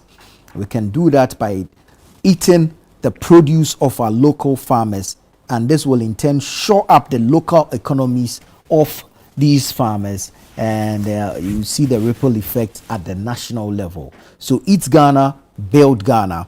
The Eat Ghana, Build Ghana initiative, or campaign as I like to call it, is brought to you by 97.3 City FM and Channel One Television in partnership with Agri Impact Limited, the MasterCard Foundation, and the 24-hour Economy and Accelerated Export Development Secretariat. Thank you to Agri Impact. Thank you to the MasterCard Foundation. Thank you to the 24-hour Economy and Accelerated Export Development Secretariat. We're grateful to you for being part of this campaign. But for the rest of us as Ghanaians, thank you so much for committing to the initiative to Eat Ghana and to Build Ghana. Thank you so much. All right, and it's still the month of love. Yeah. And of course, when it comes to City 97.3 FM, every month of love, we try to test your love, test the vibes and promises, and also commitment with love in the city. Hashtag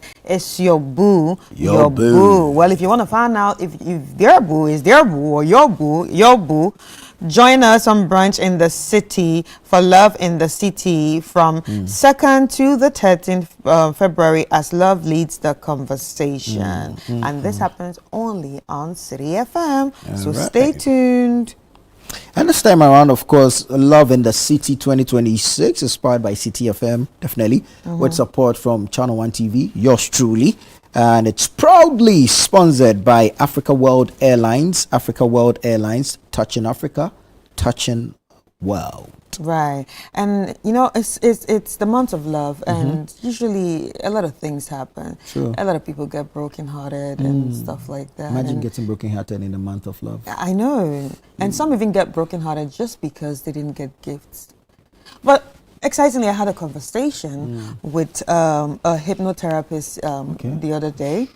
Yeah, but she said it doesn't work like that. Okay. That she just talks to you and get into your head. Yes. So it's nothing spiritual. All right. So yes, I had a conversation with Dr. Gazy yesterday, who's a hypnotherapist, and we had a conversation on relationships, friendships, and heartbreak, and how to deal with them. But if you're wondering how that conversation went, we want you to check this out, and when we come back, we will be wrapping up. But enjoy this conversation.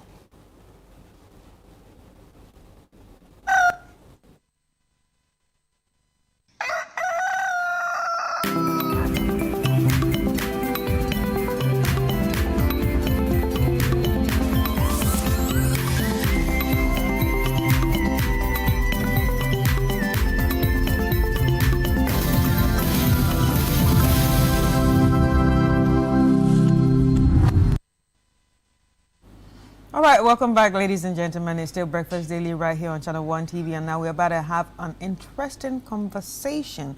We're going to be talking about relationships, friendships, and obviously dealing with heartbreak.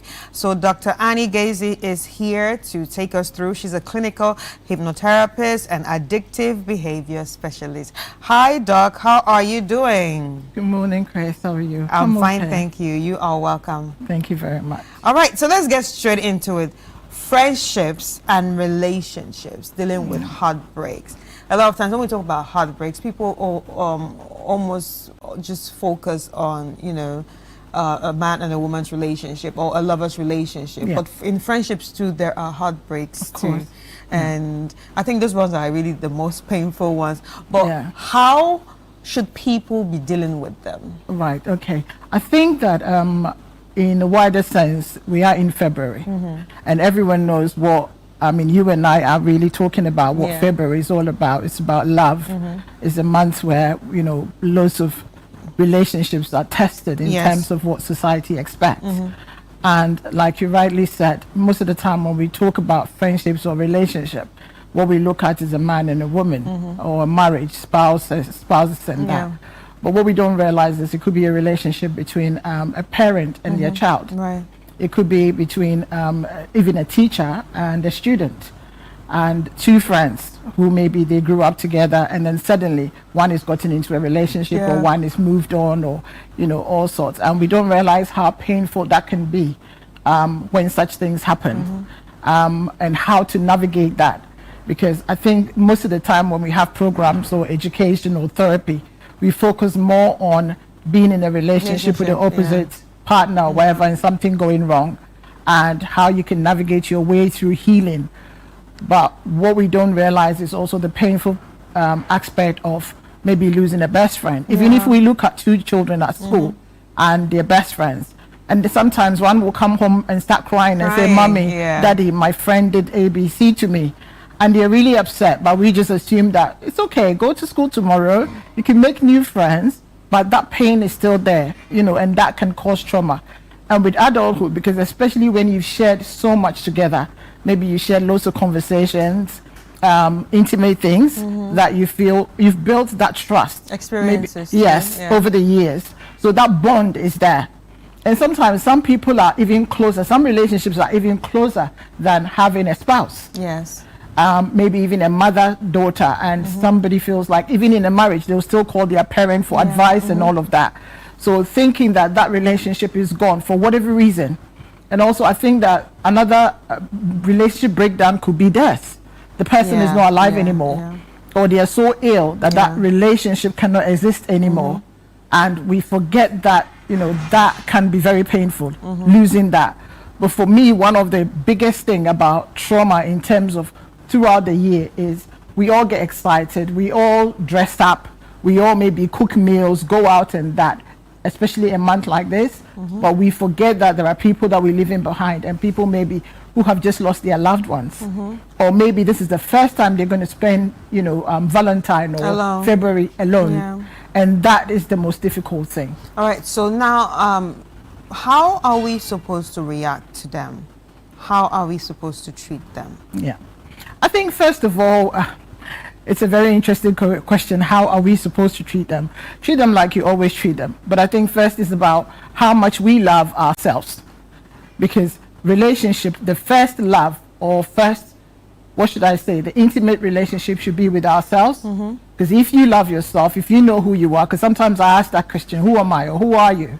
You know, and sometimes people say, yeah, I am who I am. I'm you know, I'm a broadcaster, I'm a this, I'm a that, I'm a woman, I'm an independent woman, or a man, or do whatever I like. But when you break it down, who really are you? Because who you are defines how you treat other people, and how you behave in society, and how you make people comfortable around you. Because like you rightly asked the question, how should we treat them? Should we treat them differently? Well, if you're hurting, or if you're going through a difficult time, or if you have a loved one going through a difficult time, how would you treat them? How would you want to be treated if you were going through that? Some people go through difficult situations by wanting to be left alone. Yes. Because they want that space to be able to grieve. And it's very important that we grieve. Because sometimes it's, oh, don't cry, oh, don't do ABC. It's easy for you to say that. And I think that that is where sometimes, I'm not saying it's wrong, but it makes it difficult, because if I don't grieve, where am I grieving? That is where people end up being so stressed and taking everything internally, and they end up being ill with the high blood pressures and all of that, the stress. So that's an external stressor that's become internal, because we're internalizing everything and we're not allowing people to actually grieve. So I would say cry, but in a safe way. Be upset, be angry. They are all emotions, and we are allowed to express how we feel. Sometimes you see that somebody will lose a loved one and they get so angry with them, and you think, but they're dead, why are you so angry? But it's also a process. It's a grieving process where they get angry. So the anger is, why have you left me? But it's internal. The why have you left me? You shouldn't have gone. But they won't say it out loud. So there's the anger, then there's the tears, then sometimes even the laughter of remembering something that you did together. So how we should treat them is allow them to grieve over it. I remember I used to run a group, and sometimes when we come in and somebody would just say, I've had a very bad week, and somebody said, oh no, again. I said, no, allow them to, exactly, allow them to go through whatever. And it could be a bereavement that they've had, and sit down, talk about what has actually happened. Because if you don't, you haven't moved on, you're stuck in that. And we sit here and we talk about so many things, but we are not allowing people to talk about where they are at and what is making them. I remember a lady saying, oh, she just lost the aunt, then the mom died as well. And it's like, oh, it's okay for us to move on. No, actually tell us what you loved about your aunt, what you loved about your mom, or what was mom like. And by the person talking through that, they realize that there is a closure, because sometimes we don't get the opportunity for that closure, especially in relationship. Maybe you're with a man or a woman, whoever, a partner, and then suddenly the relationship comes to an end. It's like, what did I do wrong? Why did this person not even say A or B to me and just ended it? Can they even come so we can talk? So that you can see clearly that there is no closure. I recently met somebody, it was a week ago, and they lost their mom 5 years ago, and they're still grieving. And the wife said, oh, do you know what, doctor? He's not eating, he's not sleeping well, he's not going to work. I can see he's losing weight, but he doesn't want me to do anything. By talking to him, I realized that there isn't any closure. He hasn't, because he had that relationship with his mom that he was ringing mom every day, and mom was ringing every day, and he shared almost everything with mom, and suddenly mom is gone. So that gap, what is he going to fill that gap with? And he's almost at his retirement age as well. So it's like they were planning together the times that he would actually be with mom, and then all these plans with his family, immediate family, wife and kids have left home, and then my so what am I going to do with my life now? Because everything that I thought I'll be doing with mom, I don't know who I'll be doing that with. So how do we go about doing this? But making the individual, be who they are, and also giving them opportunity to go through whatever they want to go through in a safe way, ensuring that they're safe. So you talked about closure, but I've also come to realize something. Not every closure is is needed. Do you think so? Right. Are you able to give an example of what closure is not needed? Well, I think when it comes to some relationships, especially amorous relationship between a woman and a man, some people go looking for closure and then end up, falling into a toxic cycle again.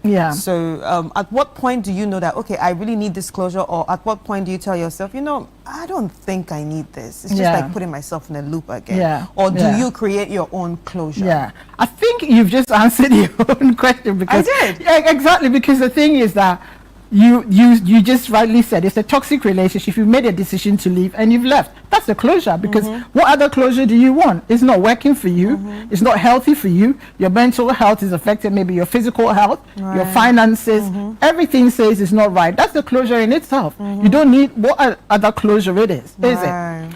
But there are certain things that you realize that actually we've been together for so many years, or we've been doing ABC, and then there's an abrupt, or somebody just gets up, pack their things and leave. Or what should I say? I don't want this anymore, or that abruptness of, can you at least tell me what, especially when you are just assuming that everything is going okay. So that is where you need that closure. Or like I said about the death of a loved one, today the person is here, tomorrow they're gone, or in a week, and you think, gosh, I didn't even get time to process it. I wish I'd said this. I wish I'd said I'm sorry. Exactly. Yeah, exactly. We said we were going to travel together, and I kept pushing it because I said I was saving money, or let me just do this thing. And gosh, if only mom had waited for me to graduate. I've only got 1 month. So you see, that person is carrying that thing that my mom or my parents sacrificed so much, dad sacrificed so much to get me through. All I wanted to do was just take them to a restaurant and give them a nice meal to say thank you. And I didn't get to do that. So you see that person, so these are some of the questions that with that is like, what closure would you want? Maybe you said, you know what, I wish my mom would wear my gown or my whatever. So what, you want to wear it and go where mom loved to go, like maybe to church or something. Just do something in memory of, of mom or dad. So with that will give them that closure. They don't necessarily have to be with the person because the person is not there, but there's something that they can do. Remember, it's maybe a place that they used to go every time. So let's say about the relationship. Maybe they used to go for long walks. They used to go to a spa, a hotel, or something, a place or a drink, something that they share together, that you feel, what, by doing this, I can just say goodbye to them. And then my brain can process, because if that doesn't happen, sometimes mentally you struggle, because what we don't realize is that our neurotransmitters, the brain chemicals, are very powerful. And whatever we do, we feed them, and it rewards us or changes our mood for positive or negative. So when we have processed that this relationship is good for me, it's rewarding me, it's rewarding the brain, it's rewarding the chemical called dopamine, you feel good about it, then suddenly that is gone. So that has created that gap, that negativity. So you need to go back and feed that reward system and say, actually, it's not good for me anymore. Why? Let's give reasons. So somebody like that sitting in front of me, I said, let's get a pen and paper. Write the positive, just rule, get A4 sheet, how one side is negative, one side is positive, or good and not so good. Write all the good things, then write the not so good things down. Okay, these are the reasons why. And sometimes you realize that by then putting, oh my God, it was so negative. What was the point? It was only one thing. It's like, he's just handsome physically, that's all, or attractive. Or maybe the bedroom department is good, everything else is negative. Or every other thing is negative. Is his bank account, so or her bank account. Why am I there? But they haven't thought about that, because society says I have to be in a relationship. Society says I have to be married. Society says I have to have kids. Yeah, society says I have to enjoy Valentine's Day with a man. With a man. How about loving yourself? See, here we can just put a blanket here and have a good Valentine. Put chocolate, put food, whatever. Have a good time. Play music, dance, and everything. Have a wonderful time. But sometimes we believe that society says that it's got to be a certain way, and you need to spend that time with that person. And if you don't have that person, sometimes we crave so much that, pardon me for saying this daytime program, people have one night stands and that, because society expects that day you need to be, or you have to be, need is a very strong word. You have to be with someone. So let me create that someone, even though that someone doesn't exist. And in the end, you have the after effect of paying back, yes, which is very painful. Yeah. So now let's talk about kids, right? Yeah. How important is it to, you know, take the heartbreaks of our kids seriously? Because a lot of times we overlook it, as you stated in the beginning. Yeah. Oh no, don't worry, Amma is not playing with you again. Okay, get another friend. Yeah. So how important is it for us to also, you know, listen to them, give them that listening ear, and also try to see ways we can help them? Yeah.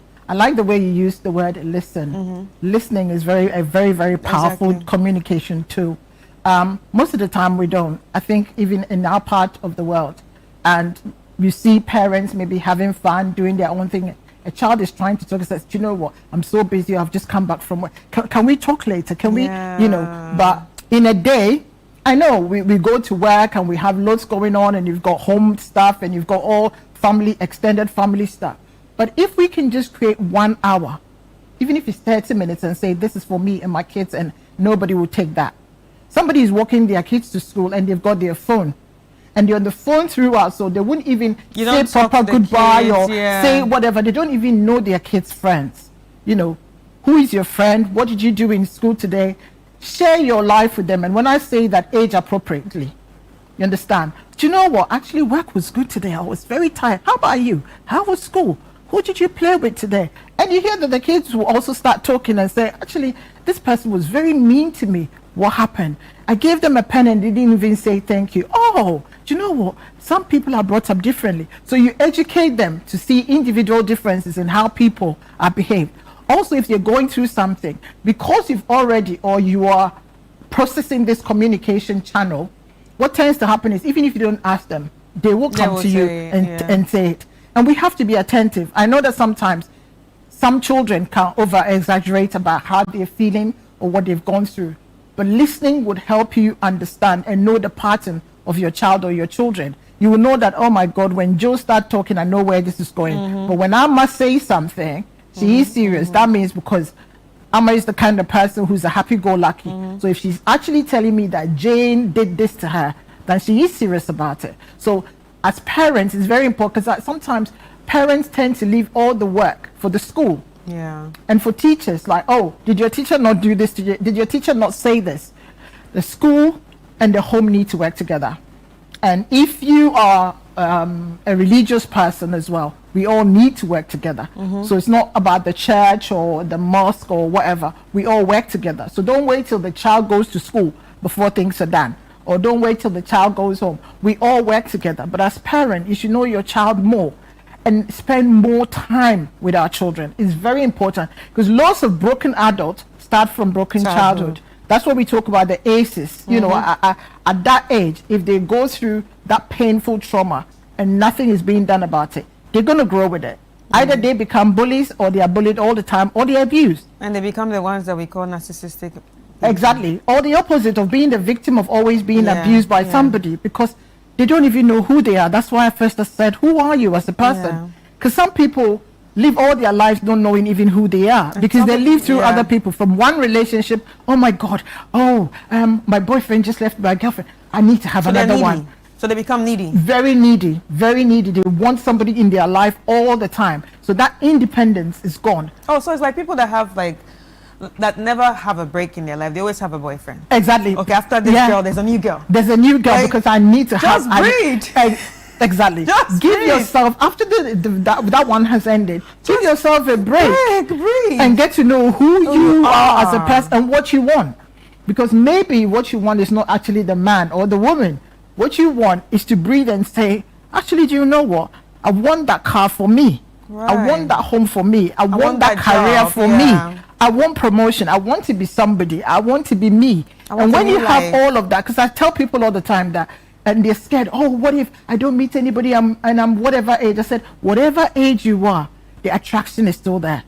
And then if it's that man or that woman, they will meet you and that attraction will still be there, because they would wonder, what is it about this person? There's something that is different from other women, or there's something that they're different from other men. So that thing is still there. So don't go running after people because of age, or back to our favorite word, because society says so. because that society would always be there. But when you go to bed and you hit that pillow will be talking to you. You're the one having the sleepless nights because you didn't give yourself time to breathe. All right. Now, talking about breathing, how important is therapy?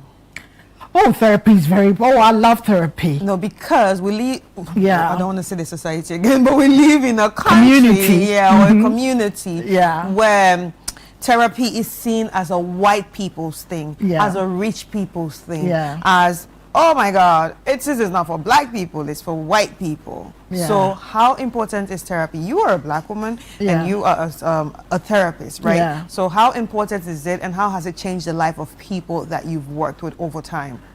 Do you know what? Therapy is so important. I wish everyone has got a therapist at work, in school, our institutions, everywhere, because it gives you that space, that safe space to talk, to offload.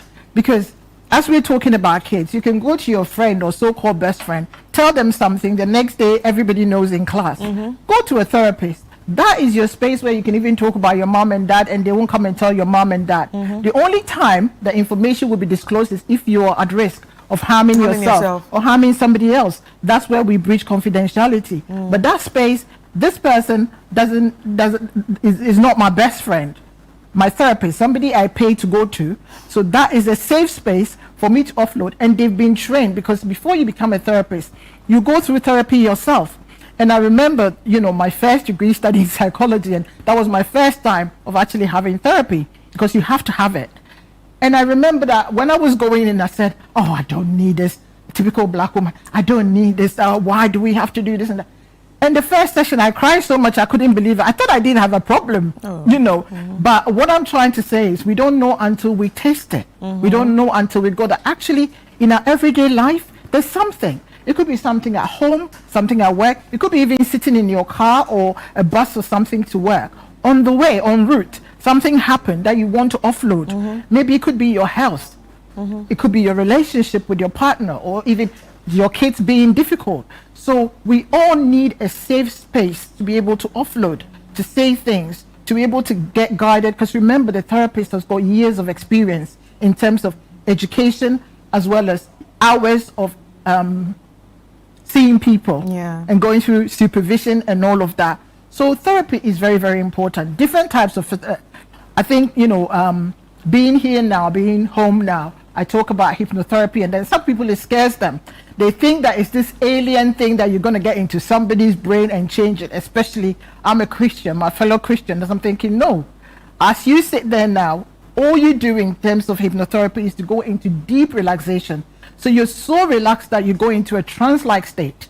And by being in that trance-like state, things that maybe I'll say to you that you won't take, or you can't follow through, your subconscious mind will just grab it. Just like I talked about our brain chemicals. The brain chemicals will take it and then work with it.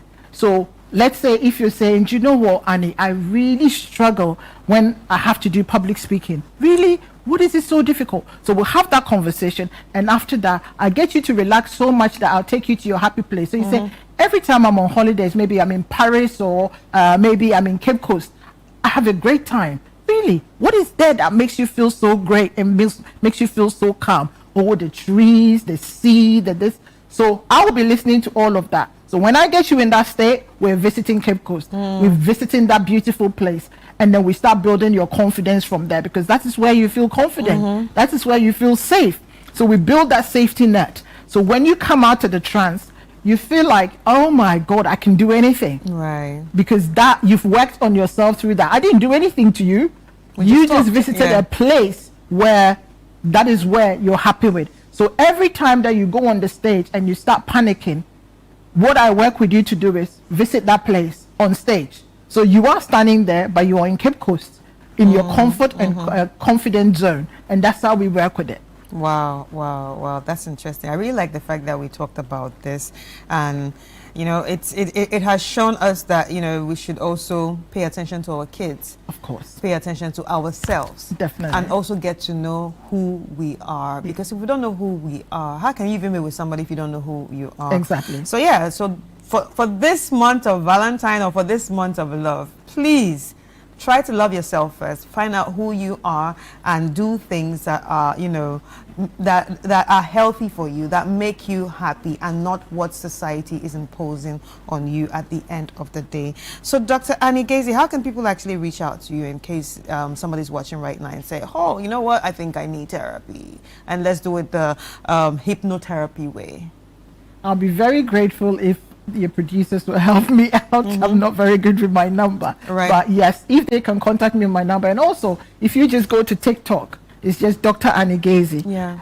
Just follow me there. I put lots of information there. If you have any question or whatever as well, you can just send me a message and ask me questions about it. But if my number is on the screen, please reach out. Yeah. And if you need therapy, I'll be your therapist. All right. Thank you so much, Doc. Thank you so much. Thank you, Chris. All right, ladies and gentlemen, you've heard the conversation, and I hope you enjoyed it like I did. It was all about friendships, relationships, and dealing with heartbreaks or breakups. I really love the conversation. Anyway, we'll take a quick break, and when we come back, Breakfast Daily will be back with more.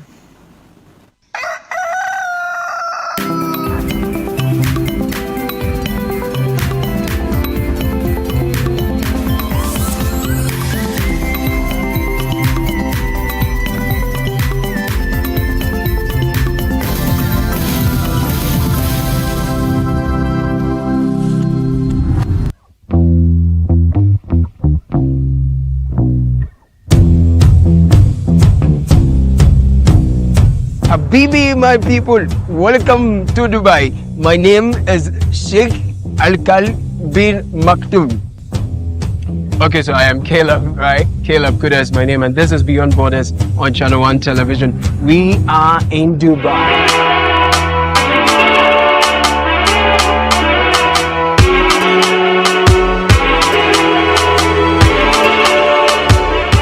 So join me.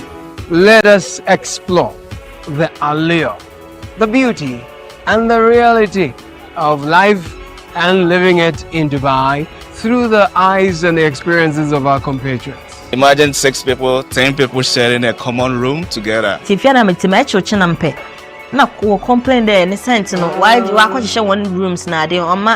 It doesn't smell pleasant. Or haunting no complaints now, baby, into the fair and Dubai is one of the most organized, highly resourced and well-endowed countries you would find. You've been here for 7 months. Yes. Without a job. Yeah. How is it like? So hard. Tell me about it. Struggling, renting and feeding is so hard. Every frame per second of their lives in Dubai tells a story, and we've got it all captured right here on Beyond Borders, only on Channel 1 Television. So don't get told, don't miss out.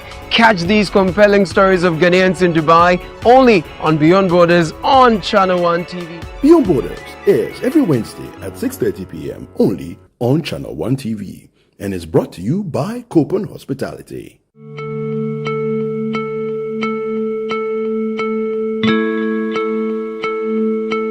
The admission letter actually stated that we had to pay our fees within 8 days.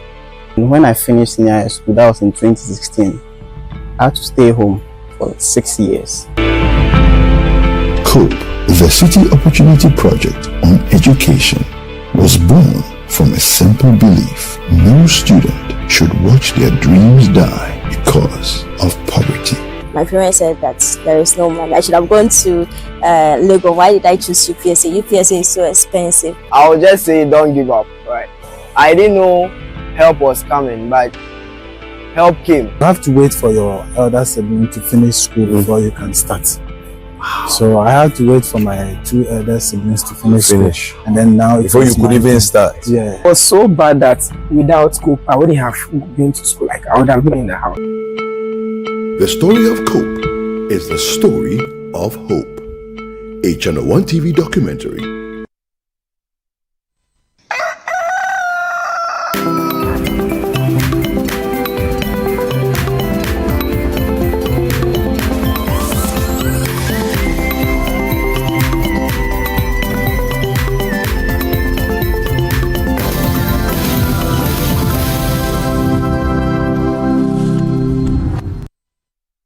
All right, welcome back. I hope you had a great time watching that conversation with Dr. Gazy. And just like she said, it's the month of love. Just do things that actually make you feel good. Don't force yourself in situations that you're not supposed to be in. And remember to be kind to people that are going through heartbreak. Let them vent. Don't let them stop. And let them just grieve when they have to grieve, because it's important to let out some of these emotions, you know, as a human being. But we've come to the end of the show, and I'd like to remind you that Nana Tufo-Boateng started the show with some politics, and of course he continued with me, and we had a great time talking about the sanitation issues and Kumasi, and we hope that is also worked on, or a solution comes through for them before it turns into something else. And of course, this conversation that had to do with friends, heartbreaks, and you know, everything in between. My name is Chris Carter, and a big thank you for joining us this morning, and see you tomorrow for a brand new episode. But keep on watching Channel One TV.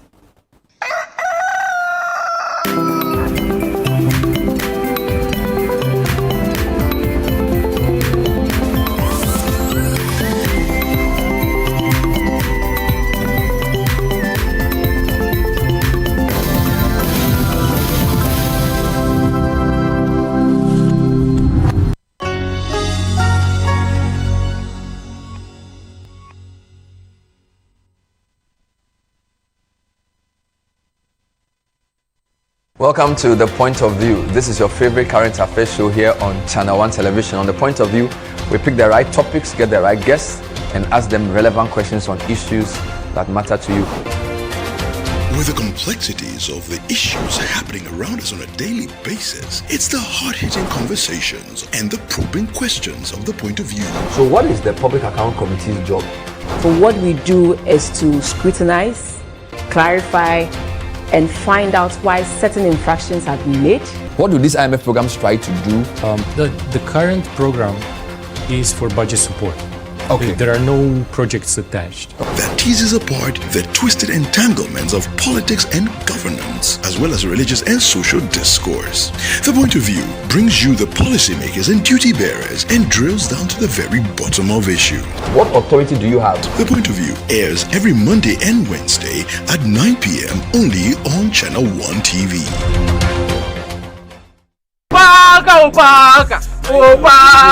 See, the way I've been suffering here, finally God has listened to my prayers. Let me tell you something.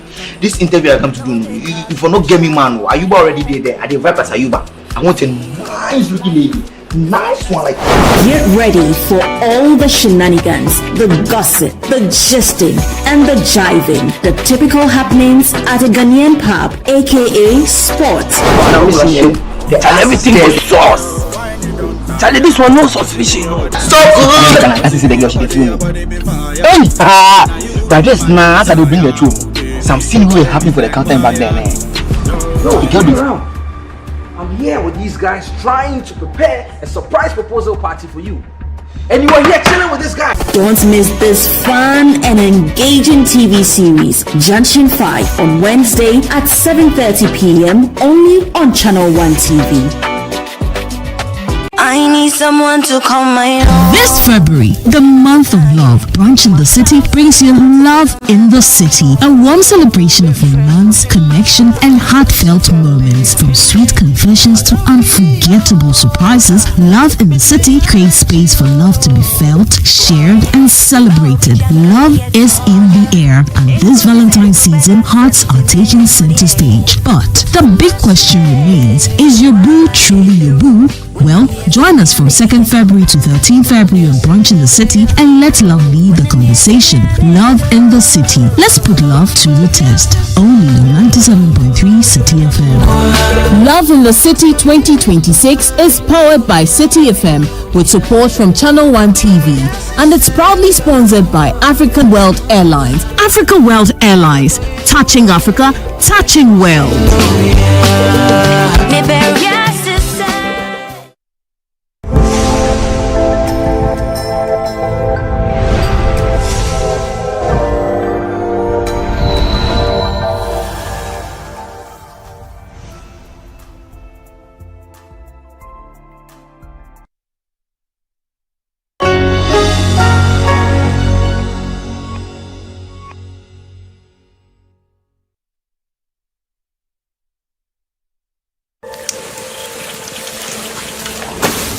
The fossil fuel era is nearing its end, but the green future comes at a cost.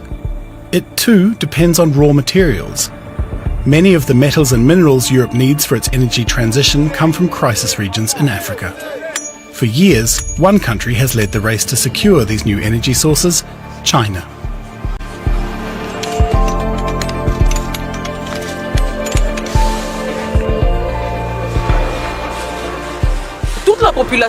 Everyone here is frustrated about foreigners coming in with more power than we have. They set the rules and we have to follow them. Now, Europe is eager to catch up in the race for Africa's resources. Germany in particular wants to expand its influence and plans to invest billions in hydrogen projects. At the same time, Africa's political class is becoming more assertive. Many reject the idea of serving merely as a supplier for Europe's growing energy needs. Colonialism is very much alive. It may not have that name, but it's alive in geopolitics, in unequal relationships, in exploitative relationships. Across deserts and rainforests, a fierce competition.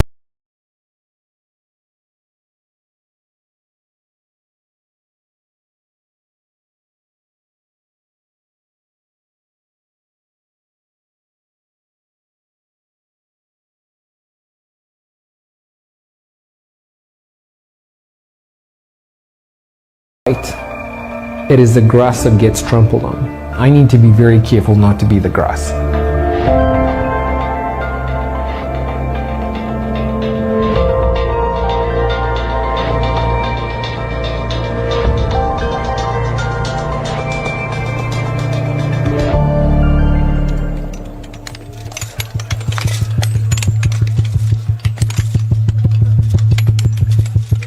Few places show the darker side of the energy transition as starkly as the Democratic Republic of the Congo.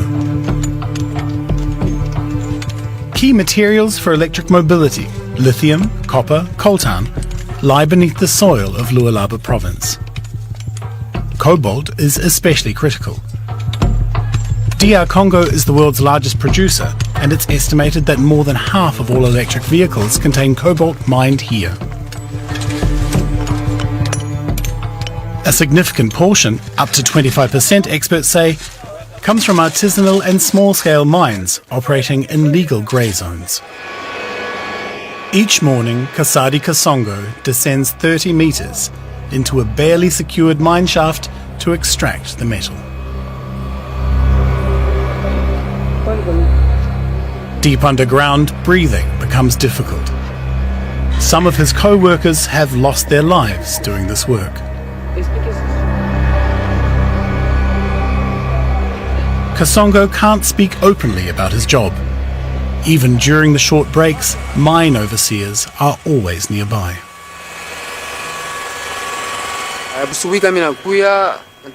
In the morning, the boss gives us some money so we can eat. Then we go down. After work, we bring the cobalt to the traders. Then we bring the money back to the boss. The foreigners who buy the cobalt earn a lot more than you do. How does that make you feel? The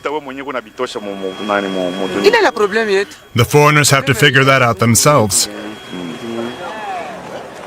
Local journalist Lucien Kaozi has been investigating these small-scale mines.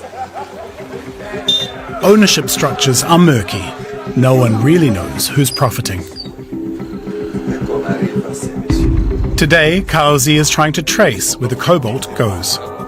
He knows the region well and has watched Chinese traders become deeply embedded in the local economy.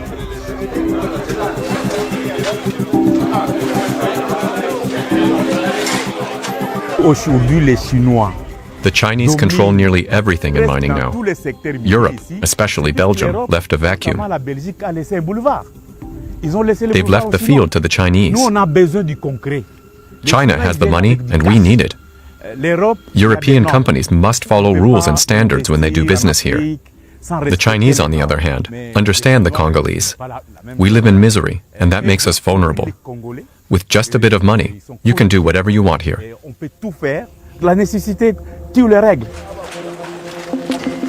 Kaozi followed the trail to the raw materials depots at the mines. This is where miners bring the cobalt to be crushed and weighed.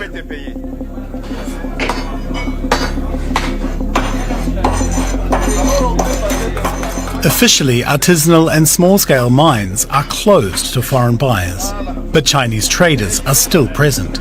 Using small analyzers, they test the ore to measure its metal content, which determines its value.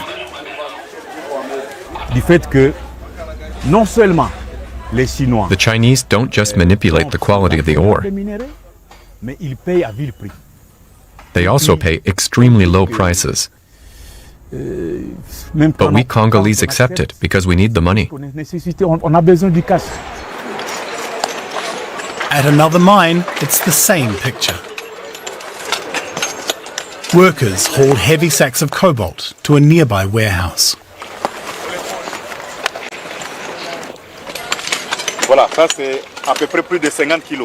That's more than 50 kilos on his back. He's carrying it to a truck that will take it out of the pit.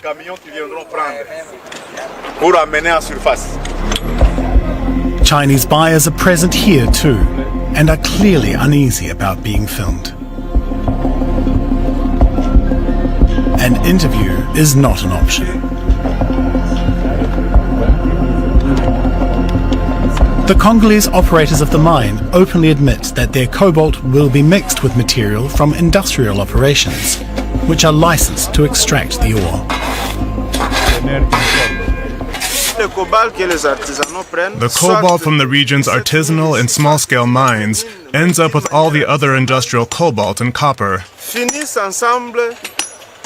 It's all processed in the same large refineries. The final product ends up in rechargeable batteries, smartphones, cameras, you name it. In blistering heat, miners labor in slave-like conditions, so that the industrialized world can transition to cleaner technologies. Hundreds of thousands of Congolese are thought to be working this way. Patricia Kashal and Christian Bwenda are human rights activists. They're researching how DR Congo's mineral wealth fits into the global energy transition.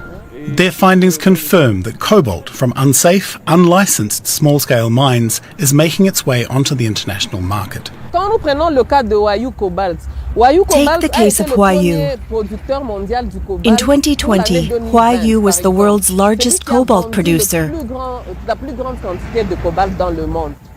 The building you see back there belongs to CDM, a Huayu subsidiary. It's one of the main buyers at Kasulu, a typical artisanal mine in DR Congo.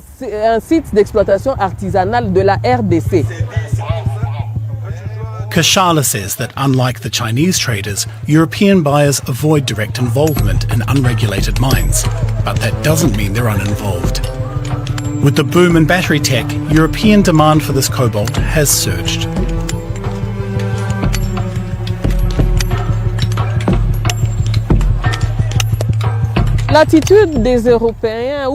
Europe's attitude and that of the West in general seems hypocritical. When we trace the supply chains, it's clear that most of the end consumers are in the West. It's rather contradictory to condemn the conditions while profiting the most from them. The rush for Africa's raw materials is starting to raise questions in Europe. In Berlin, researcher Melanie Müller has studied the raw materials boom. She understands why many Congolese are frustrated.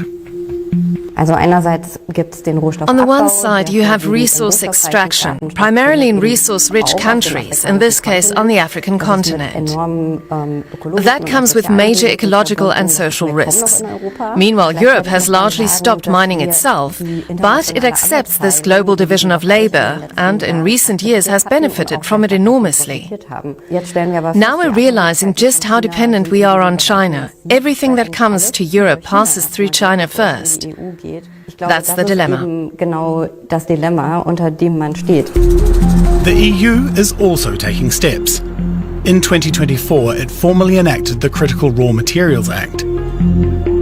Its goal is to secure key resources for the energy transition by diversifying imports and building new partnerships. China controls the entire raw materials value chain. It often uses predatory methods, especially in DR Congo and other African countries. It's determined to prevent any value from being created locally, even though this is something we and Africa both want.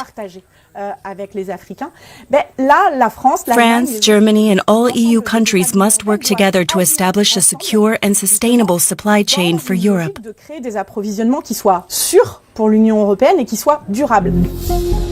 DR Congo, this means one thing above all: more engagement with the country's elite. Each year, the city of Lubumbashi, in the south of the country, hosts Mining Week, the country's largest industry trade show.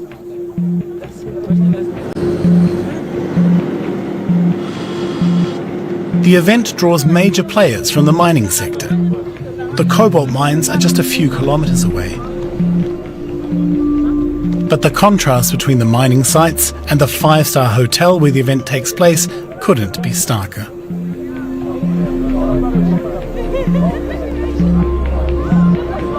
EU Ambassador Nicolas Berlanga Martinez is attending the trade fair in search of new partnerships. He admits that diplomacy in Africa has changed rapidly in recent years. The model of diplomacy in Africa now has nothing to do with the model that we used 10, 15 years ago. And definitely the presence of other partners have increased the self-esteem of African leaders. They know now how to play with us, with all of us, and try to maximize our bilateral presence, and also has imposed us a sense of being more humble in our approach. Europe is trying to set itself apart from China with a different approach, one focused on long-term partnerships instead of quick profits. In Brussels, this strategy is known as the Global Gateway. By 2027, the EU plans to invest 300 billion euros under this initiative, much of it in development and energy infrastructure. We offer quality, we offer sustainability, and we offer a long-term engagement with the society and with the country. So probably we have not been very assertive lately, and now with Global Gateway we are trying to regain part of this assertiveness, to explain better what we do and what we offer to the country. A short distance away, a team of international development experts is working to put those words into practice. René Zaska and his colleagues are setting up new offices in Lubumbashi. They work for the German development agency GIZ, and their goal is to help the Congolese population benefit more from the country's mineral wealth. Viele Sachen, die wir hier machen, das sind A lot of what we're doing here are pilot projects. So we might find that some things don't go as planned. But our goal is clear, to formalize and legalize the mining sector. That alone would solve many of the problems. Although the team has concrete ideas, putting them into practice often proves difficult. There are interest groups that don't want the situation on the ground to change. We have to face that directly and engage in dialogue. That's the situation. But it means that change often takes much longer than we'd planned for. Many Congolese view Europe's renewed interest with skepticism. The wounds of colonialism under Belgian rule, among the most brutal in all of Africa, are still fresh. Several million people lost their lives. Today, in many areas, industrial mines have replaced small-scale pits. Most of these large operations are now under Chinese ownership.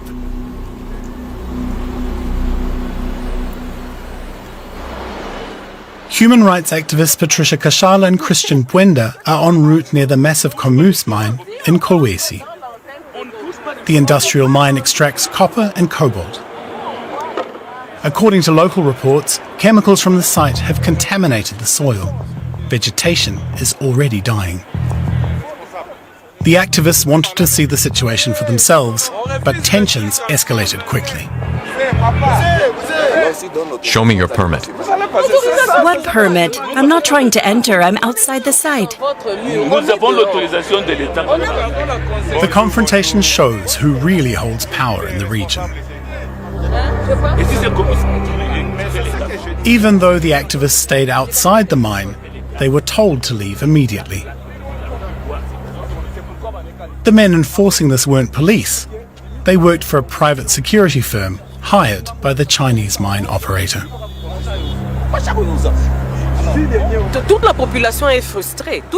Everyone here is angry that foreigners hold more power than we do.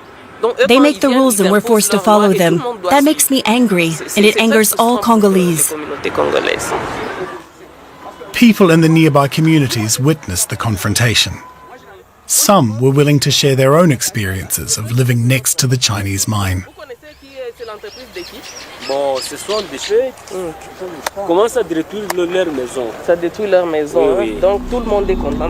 The open pit mine is expanding steadily, consuming more of the neighborhood. Entire homes have already been demolished to make way for the excavators. Blasting at the mine site has severely damaged remaining buildings.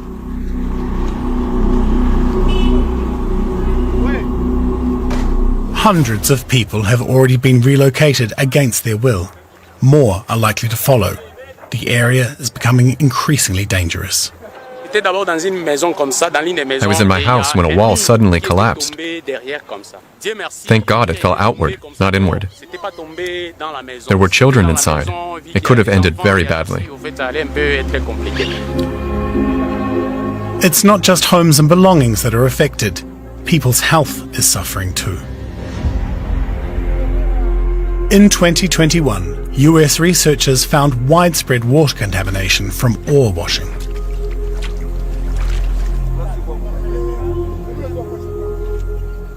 Air quality has also deteriorated due to pollution. More and more residents report health problems. Few receive proper medical care. Some have formed an informal support group.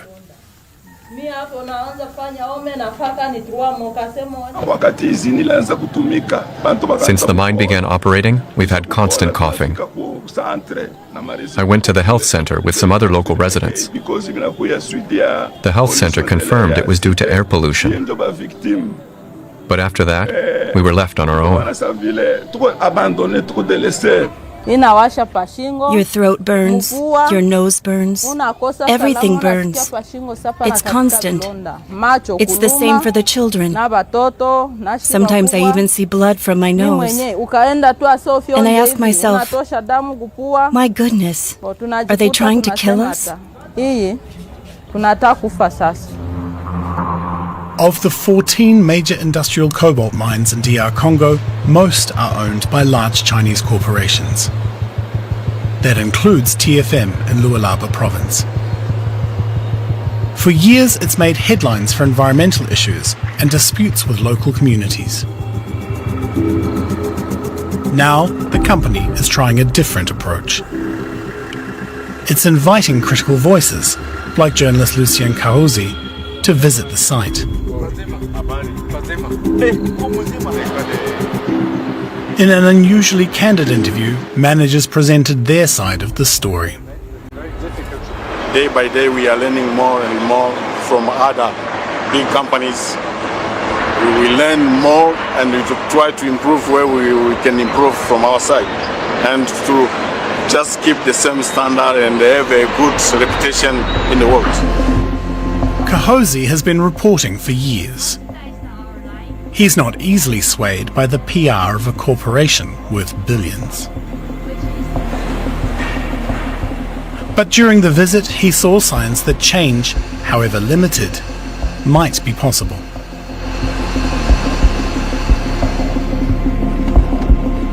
Still, he knows it's not just foreign companies that bear responsibility. Congo's own leaders must also be held accountable.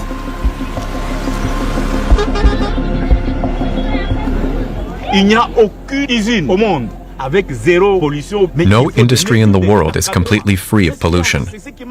But there has to be oversight, and we don't have a government that provides it. We need strong institutions, a strong parliament, and accountable local officials. Civil society must keep pushing, because even our democracy is at stake. How should Europe respond to these abuses? By setting itself apart from China, or by working with its biggest rival? This question has sparked intense debate in European political circles.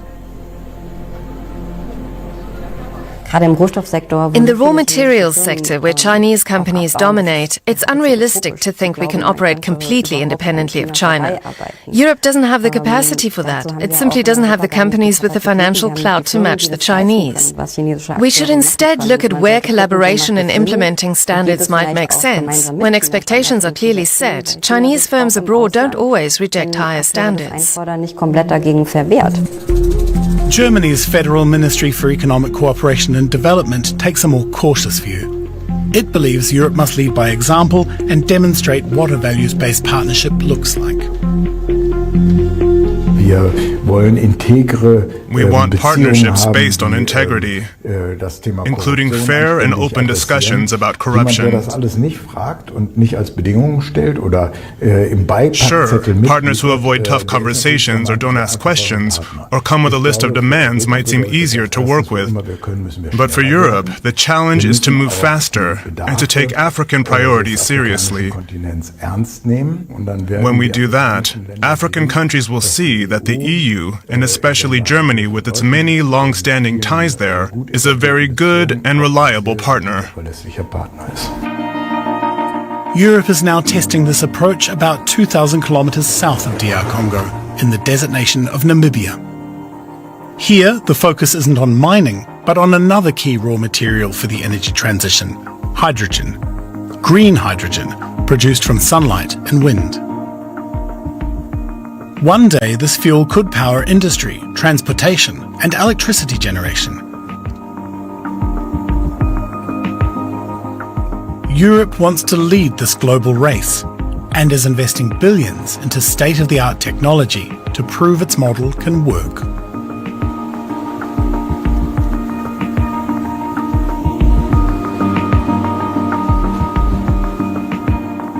At the center of these ambitions is the quiet coastal town of Lüderitz. This is where Europe's hydrogen vision is set to become reality. Hythen, a German-Namibian joint venture, has taken over a former power plant here. The offices are still empty, but that's about to change. This is the heart of the project. This is the headquarters. Where everything is going to come together. This is where the project is going to be built from. We're looking at about $10 billion US dollars currently, in terms of current estimates of the total cost of the project. And that is almost equivalent to the GDP of the country. Namibia becoming the green hydrogen hub of Africa first and foremost, and then globally, of course, in terms of the big ambitions that we have. That's what we mean.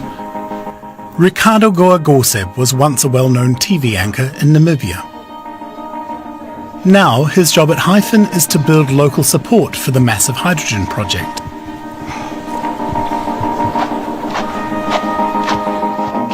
It's taken him some time to get used to the European style of business. He says the European approach to values-based partnerships often feels condescending. China comes to talk to you, they do business as business. What is it that you bring? What is it that we bring? It's fine. With Europe, it must always be a thing of like you're dealing with your kids. Before we give you this sweet or empower you to set up the lemonade stand, first wash your, do this, clean your room, do this, do that. All of that is not required. We are not looking for handouts.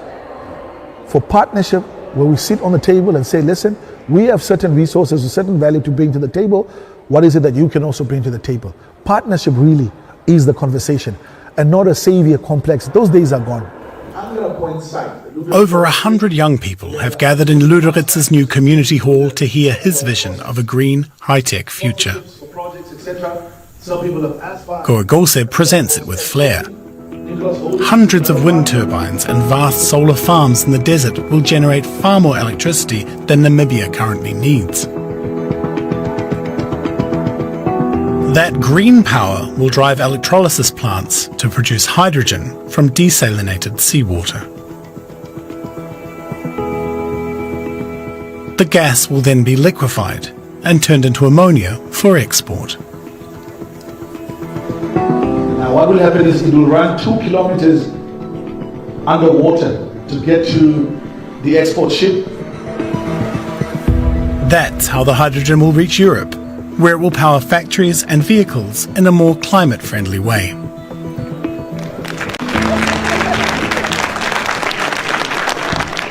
Oh, please, go ahead.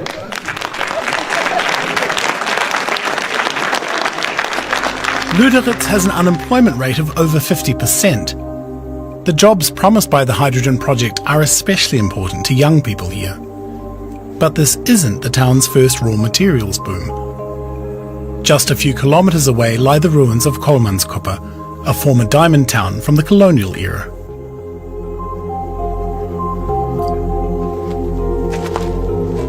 The town was abandoned not long after the diamond rush began. Some worry the same fate could await Lüderitz if hydrogen turns out to be a short-lived dream.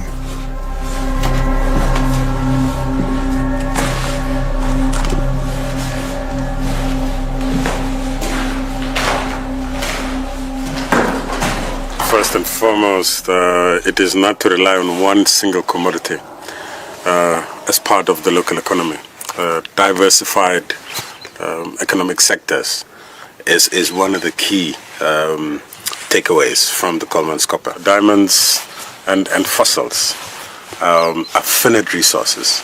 The sun, the wind, that is natural, God-given, and it is surely going to last until infinity.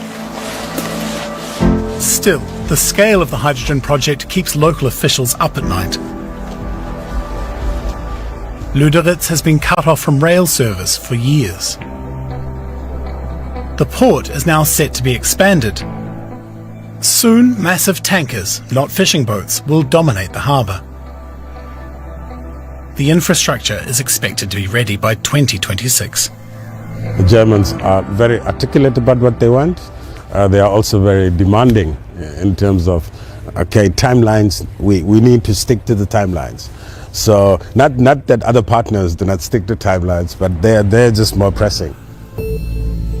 Much of the infrastructure planning comes from a small town in Germany, Dauertal, where the green energy company Enetrag is based. Together with a British investor, Enetrag holds a major stake in Hyphen. The company won Namibia's competitive bidding process in 2021.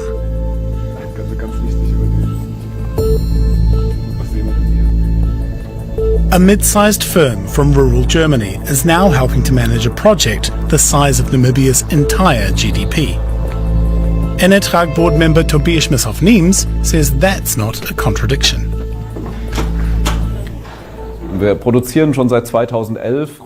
Since 2011, we've been producing green hydrogen using only wind energy in the Uckermark at our headquarters. The concept is the same in Namibia. It's just on a larger scale.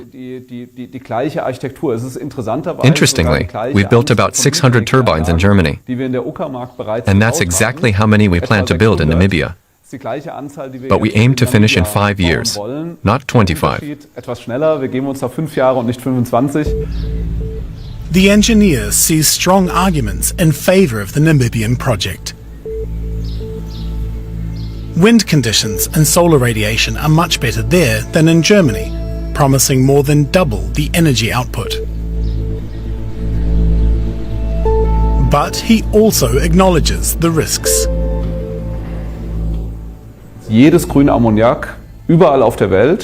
Globally, green ammonia is still struggling. There's no established market yet. To justify long-term investment in facilities meant to last 25 or 30 years, you need a secure supply for buyers.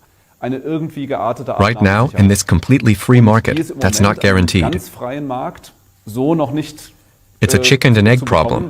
What comes first, the buyer or the project? That's why investors like Tobias Bischoff-Niems are hoping for broad political support. In Berlin, hydrogen from Africa has long been seen as strategically important. Europe is pushing for green energy, and as a result, it depends heavily on imports. Germany's Ministry for Economics has even named a special envoy for cooperation with Namibia. Since taking on the role, Rainer Barker has frequently been accused of backing a project that continues colonial-era dynamics. The accusation of energy colonialism is nonsense. The initiative came from Namibia itself. Namibia has realized it's one of the best places in the world to produce green hydrogen, and it wants to use that advantage to create jobs, generate income, and lift itself out of poverty. This is a special partnership, beneficial for both Namibia and Germany. The government in Namibia's capital, Windhoek, also speaks highly of the partnership. But presidential advisor James Mnyepe is not relying on European partners alone. Many countries are interested in Namibia's resources, and the government wants to avoid being caught in global power struggles. There's an African adage that says, when the elephants fight, it is the grass that gets trampled on. Now, without looking down on us in any way, but I need to be very careful not to be the grass. So in my humble opinion, collaboration with China is almost a systemic necessity that was actually created by the West by outsourcing all of their capability to manufacture to China. We are hosting multiple stakeholders, and we have to try and do what's in the best interest of our citizens, of course, as part of the global citizenry as well. But for many Namibians, these projects still feel like empty promises. Erastus Angula lives in a township on the hills above Lüderitz.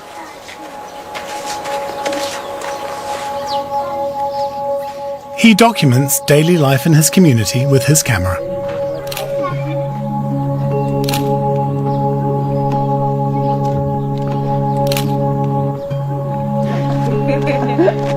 He and his partner, Lucille Adams, attended the presentation on the Hyphen project in the Lüderitz Community Hall. Neither came away impressed. To be honest, I got angry because I'm tired of going to meetings with no progress. We go to meetings all the time and we have the same conversations all the time in different ways, just to end up going to a meeting again. Every time they're made in a different venue, they come in a different way. But it's the same lies, it's the same promises, but they just come in a different fashion. So now, us the youth, we really get frustrated about this. A lot of companies came to Lüderitz. We have diamonds, we have fish, we have a lot of minerals and resources, but we are still struggling because people keep making that promises. When you allow us to do this, we're going to create job opportunities, we're going to make your lives better, or whatever they say. But it never happens. It never happens. Namibia is widely considered a democratic success story in Africa, but wealth and opportunity remain deeply unequal. Many in the township say good jobs only go to the well-connected. Lucille Adams says she spent a year applying for a job in Lüderitz, only to learn the position had already been promised to someone else. One of their boys told me, no, you submitted letters and stuff. I said, yes, 1 year ago. And he said, my mom was just called this morning because his mom knows the regional councillor. If you don't know someone that knows someone that knows someone, leave it. Don't even think about getting a job at Hyphen or at what. It's not transparent, it's not clear. I think it's just the Lüderitz curse, man. Like when things come, we are the ones that's excluded. It's not just township residents who feel sidelined. Advocates for victims of German colonial violence also have concerns. That's because this new green energy project is unfolding in a place with a very dark past. During the colonial period, Germany operated a concentration camp in Lüderitz. More than 3,000 Herero and Nama people died at Shark Island in the early 20th century.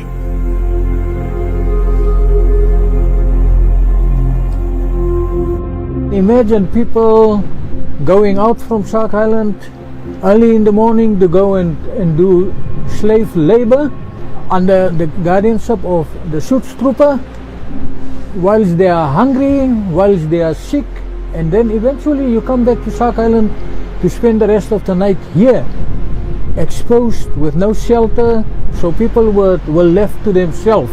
And the intent was to make sure that as many of them as possible who died